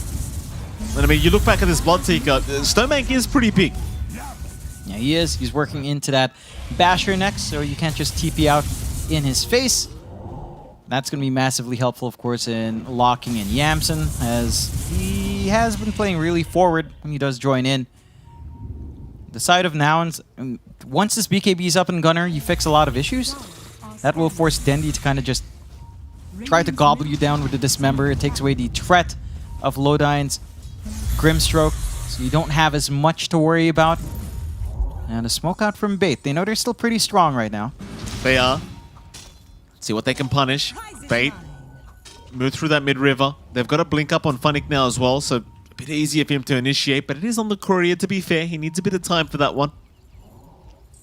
Mu, frontlining. Gonna see the Arcane. Bloodright and Rupture are both there. Just holding down the Timber, and he just can't survive through it. Nice pick off for Bait. Problem is, Funnick's courier goes down, so he loses that blink. Yeah, it's 2 minutes where you don't have to worry about Funnick just blinking on top of you. They start the Roche off the back of that. Mu is a huge amount for their AoE. So this should be a nice little pickup for them, but you do have a couple of sneaky plays here if you are Bait, if you are Nouns. I mean, Arrow's going to give a bit of vision on Roshan. Gunner, he's going to be the main one to try and steal this Roshan away. Roshan dropping extremely low. In guns Husky. Stonebank, he's got the Aegis. Husky just gets completely annihilated by Dendi in the middle of all that. Lelis even giving him the wall played. They tried, you know, they got the Roshan gold at least. They got the kill. There you go. So, you know, it's a little bit of gold going your way. Not the biggest deal in the world. Bait more than happy to just have that secondary life up on Stonebank. They've got a massive window to take more off the map here. And the side of Nouns, they are still kind of playing the slower game. Just split pushing, trying to get build up on Yamsen, trying to get that build up on Gunner. These heroes do take a fair bit of time to really feel comfy in a game. But if you allow Bait to keep finding these engagements, like this BKB timing of Dendi is also fairly deadly, you have no Pierce until you hit level 20 on Yamsen, which you can only really sprout leash one hero. Of course, good time to bring up our odds as well from our betting partners, esportsbets.io. I believe that the favorites were Nouns, 1.17 to 4.36 here in the favor of Nouns. But again, Bait kind of proving the odds wrong, at least for now. I mean, Bait's been one of those teams where they're usually pretty good in the first half of the game. It's usually the second half where things start to go a little bit awry. Let's see if they can keep this performance up, though, for Game 2. Lelis has been caught out. Dendi immediately out with the dust. Another nice pick off here for Bait. Yeah, just the support Ricky kill. You don't mind him copying the gank there. If you are Nouns, you just kind of want to protect Gunner, want to protect Yamsen, and allow Mu to kind of just take some space elsewhere and be up front. So you're happy enough. For Bait, a kill's a kill. It's another flush heap stack coming out for Dendi. Tankier and tankier as this game goes on. Husky. Leap away. Dismember is available. Dendi trying to blink forward. Doesn't throw out the hook. Instead, Gunner in the backside has found out Lowdine. And with the BKB, he's feeling rather safe. Still, Stonebank's going to move in. In goes Gunner again. Onto Moose, onto the high ground. Meanwhile, Dendi, he's been caught out. Stonebank trying to run, but he is very, very slow right now. There is no way he gets out of this. Someone just needs to hit him once. Lelis will be there. Sleep him up. And Moose will take the Aegis away. Can they get him a second time? Arrow? Oh, it's a little bit early. Stonebank will be able to BKB TP out. Or rather just walk out, I say. Moose TP's out himself in the Rubik. But they seem to want more here now. Looking for the punishment. Dire's middle tower is under attack. Yeah. Not going to be able to find it. We'll at least find that mid-tier 1. The side of Bait, I mean, they just get disrupted. They get kited around really badly by Husky. Dendi not able to get the immediate dismember and follow through. Even if you did dismember, taking out the Mirana, with that single target spell that you would want to save for Gunnar, it feels really risky. Because you kind of want, we want to keep that Storm down with BKB now. Like, he has to be your priority. He has to be your key dismember target if you somehow jump on top of him. And that's easier said than done. Moo, really tanky now with a full Lotus Orb up. Dendi. See Husky, but again, just not feeling confident to try and move in with the dismember. You kind of want to reserve that for the Storm if you can. We thought Husky had his team right behind him. Meanwhile, Yamson's been free farming this whole time. Going for a Lincoln Sphere up next, so just full defense here on the Nature's Prophet. That's the thing, with the Lincoln's BKB up, you really haven't got the greatest ways of killing him. No. Like, you rely on popping the Lincolns with one of your other spell immunity piercing spells, so you rupture and dismember onto one. It allows so much room for Moo, it'll allow so much room for Gunnar. You really don't want to risk it that way. Oh. Speaking of moves, gets slept, but no follow-up to it. The creep wave going to be in the way, so Husky can't do too much. Yeah, nice little quick force staff to get out of range as well. So just having the reflexes to get out there in the nick of time.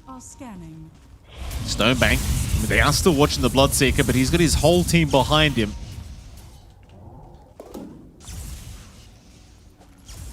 That 12 to 15, 9k advantage. Both teams still playing very cautiously. Yeah, I do believe Nouns, considering the start that Gunner's had, they are really relying on Yamson to carry them through this one. And Yamson for now, I mean, still farming. Still got plenty of room to grow on the Prophet. It's a slow process for sure, but he's almost got enough. Oh, he's basically got enough for the Orchid now. Yeah, can just buy out. You say slow process, Yamson is at least almost 6k above Stonebank. It's been really great free farm. It's progressing a lot faster than I think Bait would want. They haven't been able to control Yamson. They haven't been able to punish him. They have been stopping the split push. Yamson hasn't really taken too many objectives off the map. So that is a little bit of space out. Dendi. Mid lane. Not going to get jumped on here. Noun's not willing to show their position. Bait, they're grouping up, so perhaps a smoke to come out here, but seems like they will just kind of do it the old-fashioned way and walk towards Nouns. And either side seem very comfortable starting a team fight here. Like it's one of those things where both teams want to fight, but each team wants the other team to start the fight. Yeah. Fall into their own trap, it seems, as now Lelis, sleeping dart out. They know there's a ward on the high ground.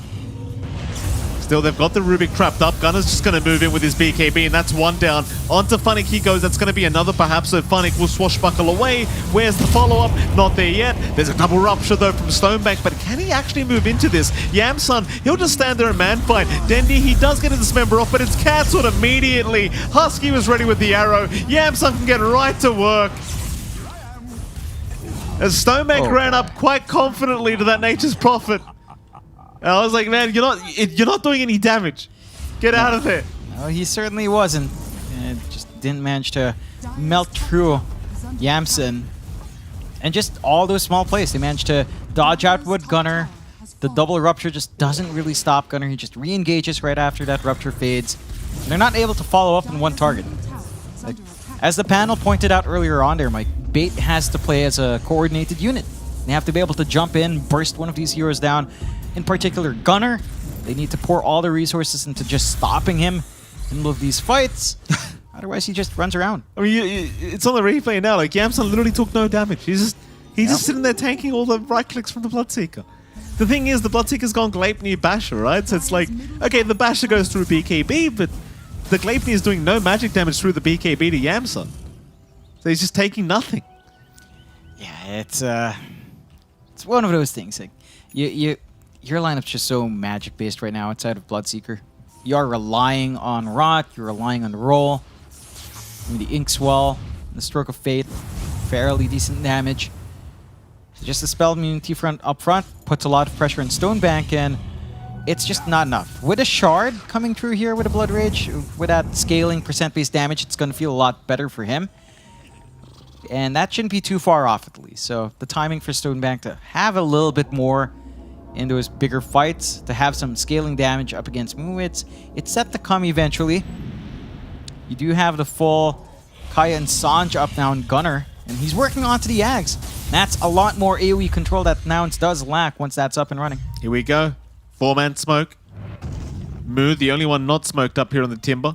He won't mind it though. He wants to be the bait for the team. Bait hanging around that dire jungle right now. Maybe not so confident in a team fight. Like, they're 16 game behind, and after that last engagement, I'm not sure about this. They're going to smoke up, but they need a great way of dealing with Yamsun. Like, this dismember is so important. If it can't remain on the Nature's Prophet, you are in such dire straits. Husky, somehow not going to get stunned up, taking the outpost. Will move away himself. In comes Yamsun with the BKB. Dendi's going to try and go for dismember, but ends up backing off. It seems like they might just be happy. Lotus Orb was there anyway. Meanwhile, Gunner gonna move in. There's Dismember out. They've got the Storm Spirit, but he's gonna BKB, so he's fine through it. There's just not enough damage output. Gunner still zipping away. Sprout out, holding down the Bloodseeker. Into the Nullify now, Stonebank. He does at least find Husky, but needs to get out of there. Meanwhile, Moose does end up dying on the Rubik. In goes Dendi, about to drop it, does get the TP away. Stonebank, though, gets left behind again. He is down without buyback. Funnick drops as well. Lowdine's not safe either. Moose buys back on the Rubik, but there's nobody left to help. Nah.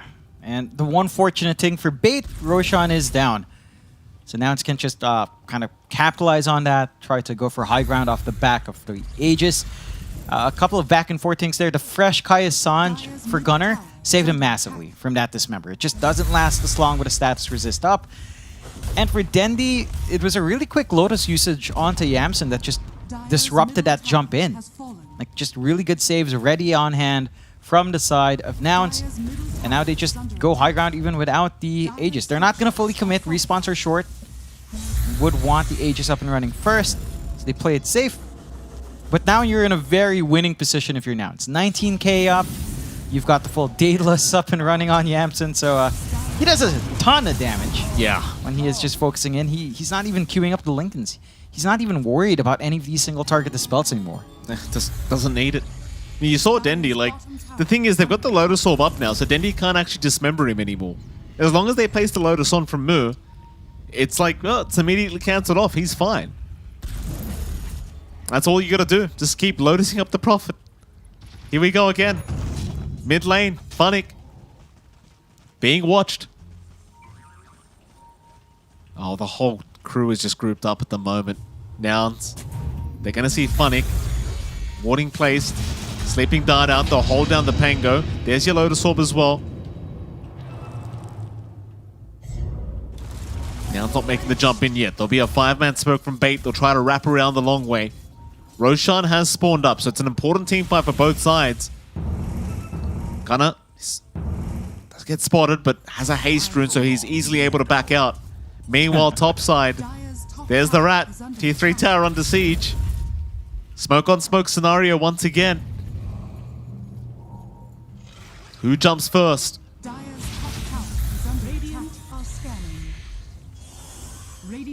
Oh, Dendi's on the front line. Smoke broken. They'd love the storm, but again, he zips out. Keep in mind, Gunner does have a regen rune bottled up, so this could be a disastrous fight for Bait if they're not careful. Funnick, he's going to roll in with the Inkswell. It will not connect. Still chasing down Moo, but he'll just chain away. And now without the Rolling Thunder, you might be able to just force Roshaners now. Yeah, you can. It's not the easiest fight for Bait to just run up now. There's Rosh number 2 with a free shard. A lot on the line. I mean, he's confident, John, that they haven't got Rolling Thunder. They want to fight. Nouns wants to go right now, and in they go. That's a lot of damage to get started. Who's first? It's going to be Lowdine. Dendi's trying to fight. Moose, in the meantime, is just getting destroyed here. But hold on a minute. They've got the Prophet locked down, but he's in his own Sprout. Yamsun, he'll keep going after Dendi. The bashes, though, from the Bloodseeker, proving to be very, very annoying. But here comes Gunner to save the day. They'll lock down the Bloodseeker. Ooh. It's a team wipe. You gotta appreciate that smokescreen mischance. It hurts. Yamsun, I mean, he can just stand there. He doesn't care. Sure, you're on top of him, but the miss is there. The BKB's off. You can't do much. They go into the Roshan now in the big fight that Nouns wants to take into that objective. They can start sieging high ground fully. Satanic for Yamsen, not too far off. Now you've got the security of a secondary life here as well. You got to appreciate. I know you brought up the smoke screen there for a moment, John. I just realized it's 100% uptime. Yeah. That's disgusting. Yeah, that's just with a quickening charm. That's revolting. It is. Well, you have a 0.3 second downtime, right? So yeah, there's a 0.3 window for you to try to bash and then hope for the best afterwards. You have to be so high skilled to chain it properly. It's a tough one. But they're stuck in a really difficult position. Their high ground defense, you can never discount Pudge. There is that, right? Like you can just get a good hook and suddenly the game is in your favor. And so you just kind of need to look for that team fight, look for these opportunities, tread the needle, and hope for the best. For now, they're in control. They've got everything they could ask for, a 30k lead. They've got an additional Lotus out in Lelis. It's difficult to stop them. These BKBs have whittled down to 6 seconds on a lot of them. Oh, so it's just not enough time. And there's that full Ags finally up for Gunnar. Yeah, on the courier. This is where things get even scarier. That AoE Vortex. Wow, really? Telescope for Ricky? Perfect. That sleeping dart right across your screen? Why not? Why the hell not? Let's see how this one pans out. Like, they've got a mini black hole now. And I say mini, it does last 3 seconds, so it is theoretically mini, but still a pretty long duration when you're all caught out. Yeah, I mean, it's a long duration for not having to channel it like Black Hole is. So right. It's a very big freebie. Gunnar finds the angle. I mean, then the combination's sickening. AoE Vortex into Smoke Screen with a Timber Saw just jumping in the middle. It's way too much damage. Radiant structures are fortified. Still they'll hold back. They won't go high ground yet. He's been doing this for the past 10 minutes. I mean, he might have a point. It is Defense of the Ancients, you know? Kills don't count, net worth doesn't count. If your Ancient still stands, you haven't lost. True. Well, you have lost time. You have lost time. I mean, theoretically, we're all losers, John. That is true. We are all losers, Mike. We're all winners, Jonathan. We get to witness this great Dota. That is true. Satisfying, though. I mean, it's the return of Dendy Pudge, and you know he's got 10 flesh heap stacks. He's had a decent enough run, but they need more on bait to drag it out to game 3. Here we go, Lelis. Puts one to sleep. The Vortex. He's going to move in. It only caught one. That'll be moves to drop. He's got no buyback available. A good start here for Nouns. Rolling Thunder committed as well, so Funnick needs to get the hell out of there. Chains forward. They won't quite chain properly. Lelis will get hooked in. Gunnar will go for a Vortex back in onto Dendy so he can't hold the Dismember. And Lelis is going to be just fine. Meanwhile, Yamsun just goes right after the T3 tower. And they're onto the top racks. Very, very easy so far for Nouns. They'd love their Rubik back, but it's going to be another 25 seconds. And that top racks is just going to melt. Gunnar still waiting for the perfect opportunity to go for a Vortex. Hook out again from Dendy, not going to land. And Nouns, they'll just go for a second. There's no reason to back. There's your Vortex again. He's caught 3. Is there backup this time? They had the smoke screen. Slow him down. Yamsun TP's in. At least the BKBs did come out. So they'll only lose 1. And there will be a buyback from Lowdyne immediately. But Nouns, they're not really backing off. They don't really care. Another zip in. Gunnar, he's got Funnick this time around. Dismember is there on Gunnar. It doesn't really matter. They're going to lose Dendy. He's got buyback. He'll commit immediately. Onto the mid-racks they go once again. Hook way off the mark. There's a Rolling Thunder. But what does it actually do? Nothing at the moment. Yamsun, he's still fighting, but he's got the Aegis up for another 40 seconds. He's happy to die at the moment. Hook is there. Dendy cannot dismember though. Smokescreen is out anyway, just making it so hard. A Yamsun, does he want to die? There it is. He'll get a reset now. This is the final chance for Bait to try and pull off this victory, or at least the comeback. Dendy again. hooking in the Timbersaw. Gleipnir out, they've got Funnick. Gunner, he does get stunned by an Inksaw. It probably isn't gonna matter though. Stonebank is still trying, but Yamsun is hitting so darn hard. Funnick, he'll get back to the fountain. Nouns, back onto the Megas. They want the final lane of Barracks. Yeah, sneaky smoke out from Bait though. Could find a good angle here and start to punish without that secondary life on Yamsun. If they find an angle. They're gonna try. Funnick's in. Rolling Thunder up in 5 seconds. He just needs a bit more time. Stonebank, meanwhile, getting stunned up, or rather slept up here by Lelis. They'll chase him down a little bit. He's just melting to moves. Yamsun with the follow-up damage. Onto the Rolling Thunder. Funnick needs to roll the hell out. Dendy jumps in with a dismember. He finds Husky, but Yamsun, they can't stand the Nature's Prophet. Everyone has to run. In goes Gunner, looking for the Vortex on Funnick. They will eventually find him. Stonebank trying to fight. Is eventually going to drop. Gleipnir out onto the Grimstroke. That'll be a dieback on him as well. Funnick still running. GG is called. Nouns have got the 2-0 victory here. Bait, I mean, every series that goes by, it does look like they get a little bit better as time goes on. Still just not good enough, though, against these better teams. Yeah, it's been a rough run for Bait this tour, right? Like, we've seen shining performances from each individual player. I think Moose and Dendy have shown pretty strong performances. Dendy looked decent enough in this match. Like, yeah. They played around him. They set up for the Pudge. They tried to snowball off of that. But now they just stalled the game out. I think there was this good start from Bait. They get that build up on Dendy, but they allowed Yamsun pretty much free farm, and it just took it from there. Absolutely. Well, with that is going to be a 2-0 victory for Nouns. Let's throw it back to our panel, see what they have to say about this game number 2. What we have to say is that unfortunately the Dendy Pudge of old could not come back, wasn't good enough at the very end to carry Bait to victory. And for the first time this DPC tour, they get defeated in a 2-0 fashion, unable to push the series to its absolute limits. Gentlemen, the last time Dendy won with Pudge, it's a classic hero to be sure, but the last time he won with this, 2015 June, was the last time that Dendy Pudge. I mean, when you haven't played a hero for that long, right? You know, it's a bit risky to come bring it out like this, but regrettably, it's not going to get them the results. But what happened? John was mentioning it there. They started the game so well. The laning phase was really, really good, but they even played more as a team, Panda. What happened? The draft is kind of one-sided. You're basically relying on simple combos working out. Kind of a pop strat in a sense, if you put it that way. There was really no like intermediate or advanced level of scaling coming out of what the initial idea of this draft is. So once we saw Nouns pick up all those shards, that's where we get a lot more tools of execution into the team. It got easier for Nouns, and of course, what the casters also mentioned there, Yamsun completely uncontested this game.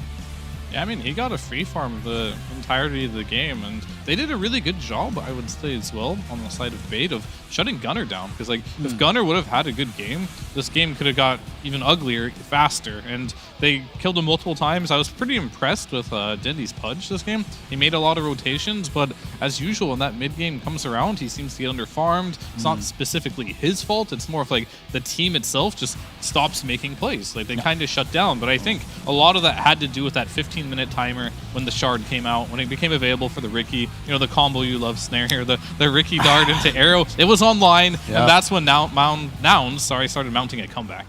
Mounds are able to come back at the very last. It's a bit of a problem that Yamsun was mostly uncontested, just do whatever you wanted, farming everywhere. Another issue that I had here, Panda, is I don't like seeing these drafts that are pretty much entirely nullified by the purchases of BKBs. Once you get these BKBs going, what does this draft actually help you to do? Unless you're snowballing the game extremely hard, the BKBs come out and it felt like every single fight we'd see them go in, and they just felt so impotent. They're not doing anything in the half of these fights.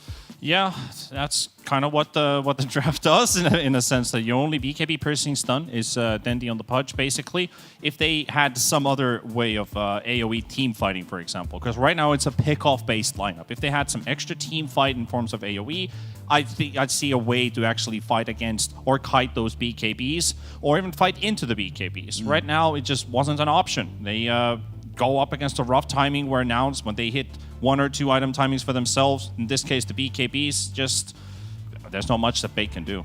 Another item timing, which regrettably we have to talk about. Yeah, Leela's, take your MVP. Take it and be done with it. Goddamn, Ricky. This man is demoralized. I actually I can't know even you're a describe Dendy to fan. you I know how you're a much I Dendy hate fan, this. but hey, on the positive side, Nouns fans, they're happy. I mean, this still keeps them on the run for top 3. Maybe if some miracle happens, maybe even a shot at going for the major or at least a tiebreaker. But I don't think that's the head-to-head scoreline against TSM. Probably still going to go up against them, but. DPC points. Yeah. DPC points. DPC points, and it's still a long year. There's multiple tours that are coming up. There'll be multiple majors, multiple bites at the cherry. So There's going to be more Dendy Pudges. Right? there's going to be more Dendy Fudge. It might not be in Div 1, regrettably, given how things are going right now for the side of Bait. But nonetheless, Bait will find themselves losing yet another game. And Nouns, I'm not going to say it was the cleanest game from them, but at the very least, they do recover from their earlier loss against TSM. Clearly, the team is also willing to have some fun, enjoy themselves a little bit. Not going to get sucked into this demoralizing zone of, well, we've probably missed a major, so now what? Like you mentioned, Fia, they are still sitting in their own little tier. So from what you've seen today, right, where do you think they need to improve the most on in order to get out of that little tier and start to challenge the TSMs and the Shopify Rebellions? It's hard to see unless they play those teams. They just got to start beating them, and they were so close against TSM, but unfortunately, they just lost one team fight, lost control of the game. That gets to your head. You lose to a team like that over and over again. You go into that game 3, maybe you're just already thinking oh no, we're doing this again, and you kind of choke, right? Yeah. So unfortunately, I think they only have real issues when they're playing against these teams that they've had no success against in the past. So, Ricky, what about you? Bait expert extraordinaire, right? You've seen this Bait roster, or not the specific roster, but you've seen Dendy on Bait struggle a lot over many years, right? There were some flashes of light today. There were some very clear improvements. We liked the draft a lot better from them in game number 1. They actually tried to play as a team in game number 2. How on earth do they fix this, right? And hold that thought, though, because I just got an update Will do. that our young Husky, one of the winners on the side of Nouns, is going to be joining us for a quick interview. Husky, congratulations on the victory. Welcome. And I have a question for you, right? The Timbersaw and the Storm Spirit that emerged in your guys' draft, is that a plan you had in advance, or did you just see the pudge and say, well, I guess today is a pub day? Yeah, I mean, we saw the pudge and we said we needed a hero that lanes versus as a carry or a mid, because most teams only play a carry, but knowing they have Dendy, we figured it might be a mid. Especially with their bans, it kind of told us it was probably going to go mid, but we had to cover both bases, so we tried something out with the Timber and the Storm. Ended up working out for you guys in the very end. And also, obviously, this is your first game after the prior loss against the side of TSM. And I'm curious, what is the team conversation like after that particular game? Because y'all were legitimately close to taking that series. So, how did you guys bounce back mentally from that particular loss? We took a day and a half off after that, I think, just to reset, because it was a tough loss, especially because normally when you lose to a team, you say they were the better team that day, and then you say we'll get them next time, we'll improve. But at least I felt like we were the better team, and yeah, we still lost. That happens. That's the nature of competition. But yeah, we took some time off to recover from we haven't had a break since we got here. It's been a week and a half, 2 weeks, and we haven't had a break day, so we decided to take some time off. And I think it was good for us, mentally at least. All right, so I've been following you guys for a while now, and I've been noticing for a while you haven't been able to make it to the majors. You've just been behind the Undyings, the old EG, the TSMs. This year, what do you think has been holding you back from getting to that top 2 spot instead of sitting comfortably in that 3rd, 4th slot? I would just say consistency and discipline. I also think a strong captain, I would say. Mu wasn't a bad captain, but I think Mu had a lot of burden on him last season. He was trying to I think playing core is really hard to captain, because he didn't really have much time for pubs. He was drafting and captaining, whereas on this team the workload is kind of spread out more. All the core players can just be core players. Bellis is our captain, and he's a very good one, and we have Astini for drafts, so it's not so much pressure and so much work put onto one person. It's very much well spread out, and I think it helps a lot. I think that'll, in the long run, help with the consistency side of things. Right. Continuing from that thought, since you've already had Mu and Gunnar in the team for quite some time, we're talking about the 4 Zoomers times. What experience did you personally bring in from the 4 Zoomers of the last 2 years into Nouns? So we try to look at this team as a new roster, I would say, and obviously you take everyone's combined experience and ideas. So Lelis brought in the Quincy crew perspective. The team that's kind of shut us down for the last several years, and we brought in our old team's experience and just kind of collected things together. From what I've heard about other players, like other pros, what they say about the old Four Zoomers is we were a very creative team. They thought we had really cool ideas. I know Arteezy used to say that either we had the best ideas in Dota or the worst. And I know Blitz also on several podcasts has said that we were really effective scrims for them during the wildcard. I think we taught a lot of teams actually last TI how to draft. We scrimmed a lot of the European teams, and then they went and took some of our ideas as well as adapted some of their strategies based on what we played versus them in scrims. Right, so I think that team is really good at coming up with ideas, but we just again didn't have the consistency factor, and we didn't have the ability to filter ideas super well. All right. On that thought, do you know what Ocean is up to these days? Kind of. I haven't. Last time I heard about Ocean was you have to know more, but last time I heard about Ocean was 3 or 4 months ago. He completed school and was having a normal job. I think he has a girlfriend now, so he's living the real person life. Right.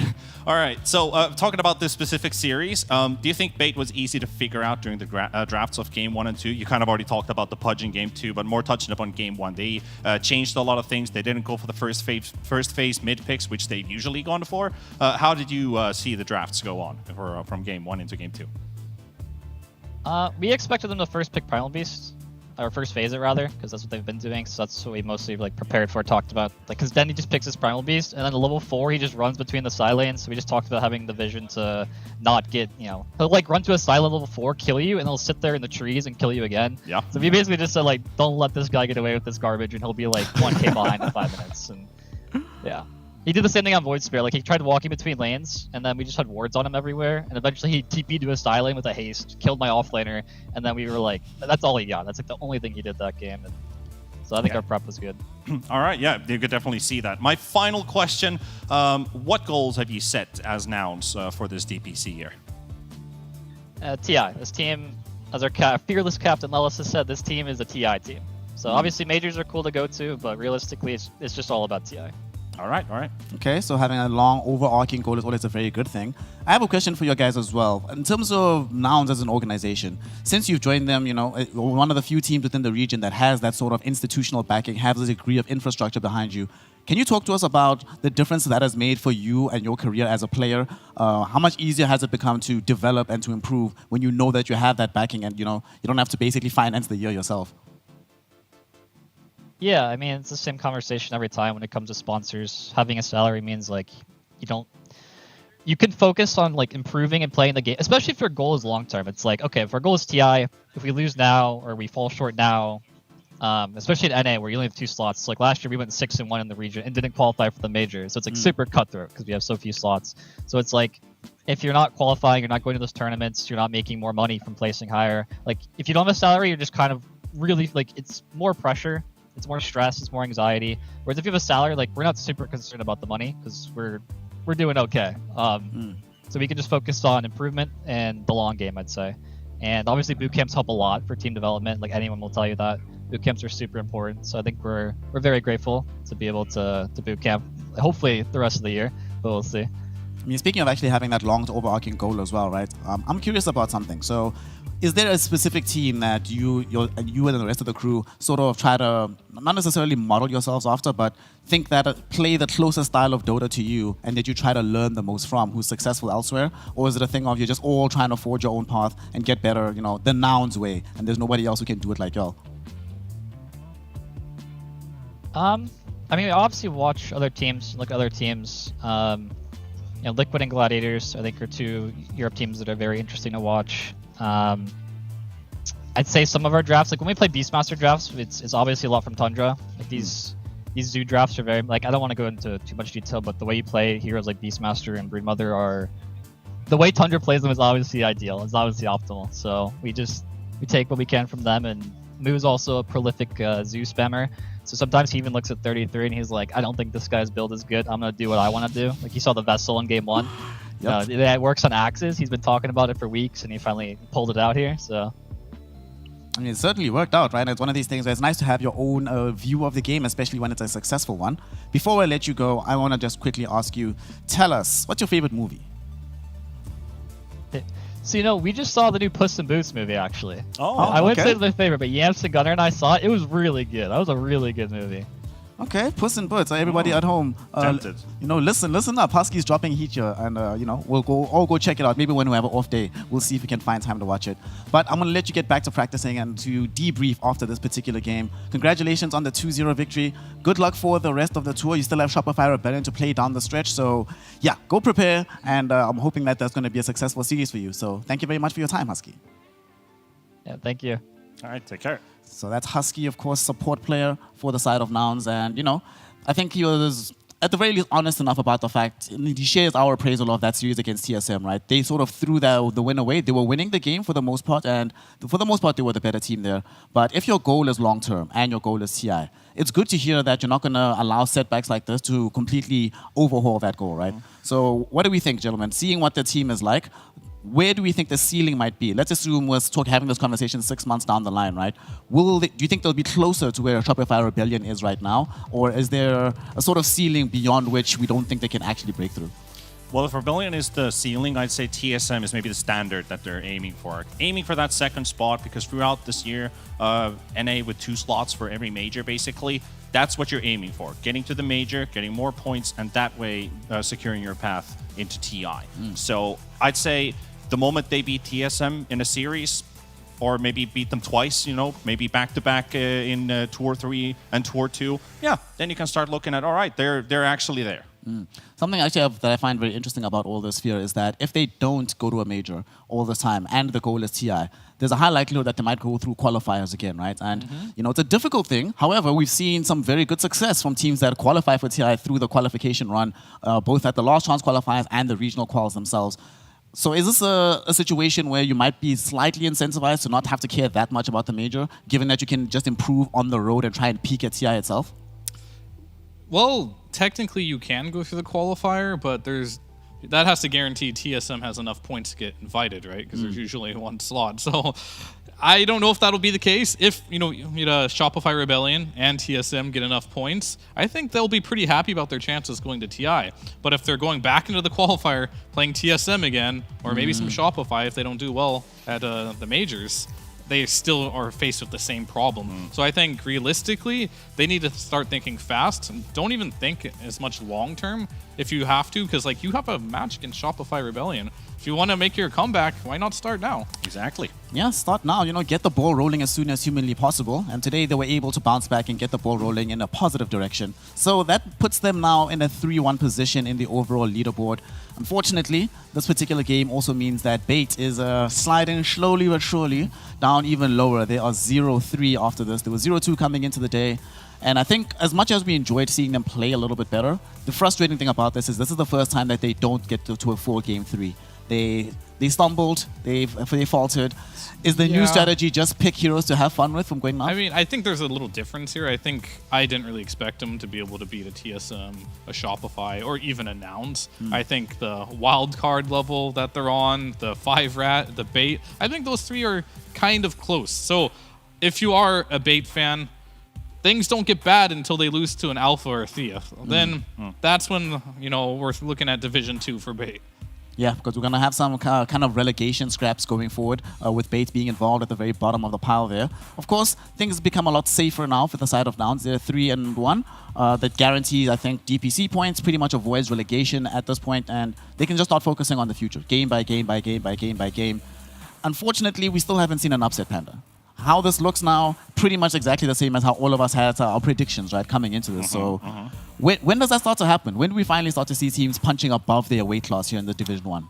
Kind of running out of games for that to happen. Looking at some of these series where we have top seeds versus low seeds still continuing towards the later parts of the tournament. If we consider it on the level of DPC points, next week, Rebellion, TSM. Can TSM be the team, the only team to take a map off of Rebellion? Can they win a series against the top team of NA currently, which has played flawless? So that would be quite the statement if that could happen.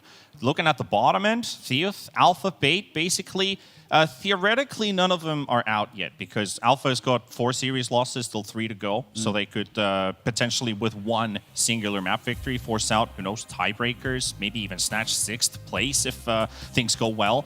and Bait 0-3, Theoth 1-3. I mean, everything's still alive. But the middle grounds for DPC points, 5-rat, now wildcard. I think there might be a bit of impact with wildcard. Have they finally meshed together with all these multicultural, this roster that they have together? Same thing with Theoth, who are in absolute panic in December, getting their team together. Are they in the similar situation?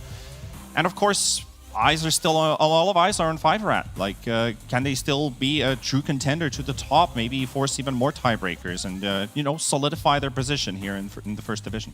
I mean, maybe, but I will say with Wildcard's position, they played, you know, with Shopify and TSM right away. Then they got their wins against 5-rat and against Bait. So, like, I think they're only on the upward trajectory here. If maybe they can be a team that can potentially play against Nouns as well. So, like, I actually have some hopes for Wildcard if they do get their stuff together, because they already got the hard matches out of the way. Yep. Some of the hardest matches that you're actually going to get here in North America. With that, though, we look towards the future, because this day of official Dota is done. We are at the halfway mark in the DPC run, but there's still a lot of potential for there to be changes in the pecking order, changes in the leaderboard. So we end the day tomorrow with Wildcard Gaming taking on Theoth Gaming. That's an interesting series because Wildcard is still trying to demonstrate that they belong in the middle pack, and Theoth Gaming very clearly on the upswing, replacing Antoha with Sunset. That team looks a lot better than they did, but they also played against Alpha, so it's hard to know exactly how good they are. That match is going to tell us quite a lot. The second matchup of the day, yeah, okay. When is Bait going to get a break? It feels like they've only been against teams that we think are as good as them, potentially, or better. Yeah. They haven't got to play like some of the lower-end teams yet. It's a bit complicated because they only get to play those lower-end teams towards the end of the DPC run, and by that point, maybe motivation is finished. Yeah, maybe people are arguing, and it's just not possible to win anymore. But this first series, I think, probably the one series that has the greatest potential for an upset. Yes, if you want upset value, it has to be 5-rat versus TSM. That is where magic can happen. But what happens if TSM loses, God forbid, in terms of what it means for them as a team? I mean, that'll make Nouns really happy. I think Nouns is sitting there rooting, hoping that TSM loses to some team, because that would be potentially a tiebreaker for that last slot. Yeah, exactly. That's the interesting situation. If TSM and Nouns are tied, I believe in the... I'm not sure if they look at head-to-head score. I'm not entirely sure about the tiebreaker rule. Is it the head-to-head? If there's 3 teams, there's usually always a tiebreaker, because you have so many teams, and the head-to-head doesn't matter at that point. They're just even in score. So I totally agree. Nouns would be celebrating at that point if that were to happen. So tomorrow is definitely going to be an interesting bonus Sunday once again. It is on a Sunday, and it's one of these days that we have 3 games instead of the usual 2 that we've had so far. And then every single one of those matches matters quite a lot, not just to change up the leaderboard, but for the future trajectory of all the teams involved. With that, though, we are going to be closing out this day of Dota 2. Thank you so much, everybody, for joining us. Be back with us in about, 15 hours is pretty much just today, so enough time for you to sleep, take a walk, eat some food, go watch Puss in Boots, I imagine, and then join us again to continue the day of Dota. From myself, Snare, with Fia, T-Panda, MLP Phoenix, and of course, John X Fire with PTP, our observer, we bid you good night, go drink some water, call someone you love, let them know you love them, and join us soon for some more Dota 2 action.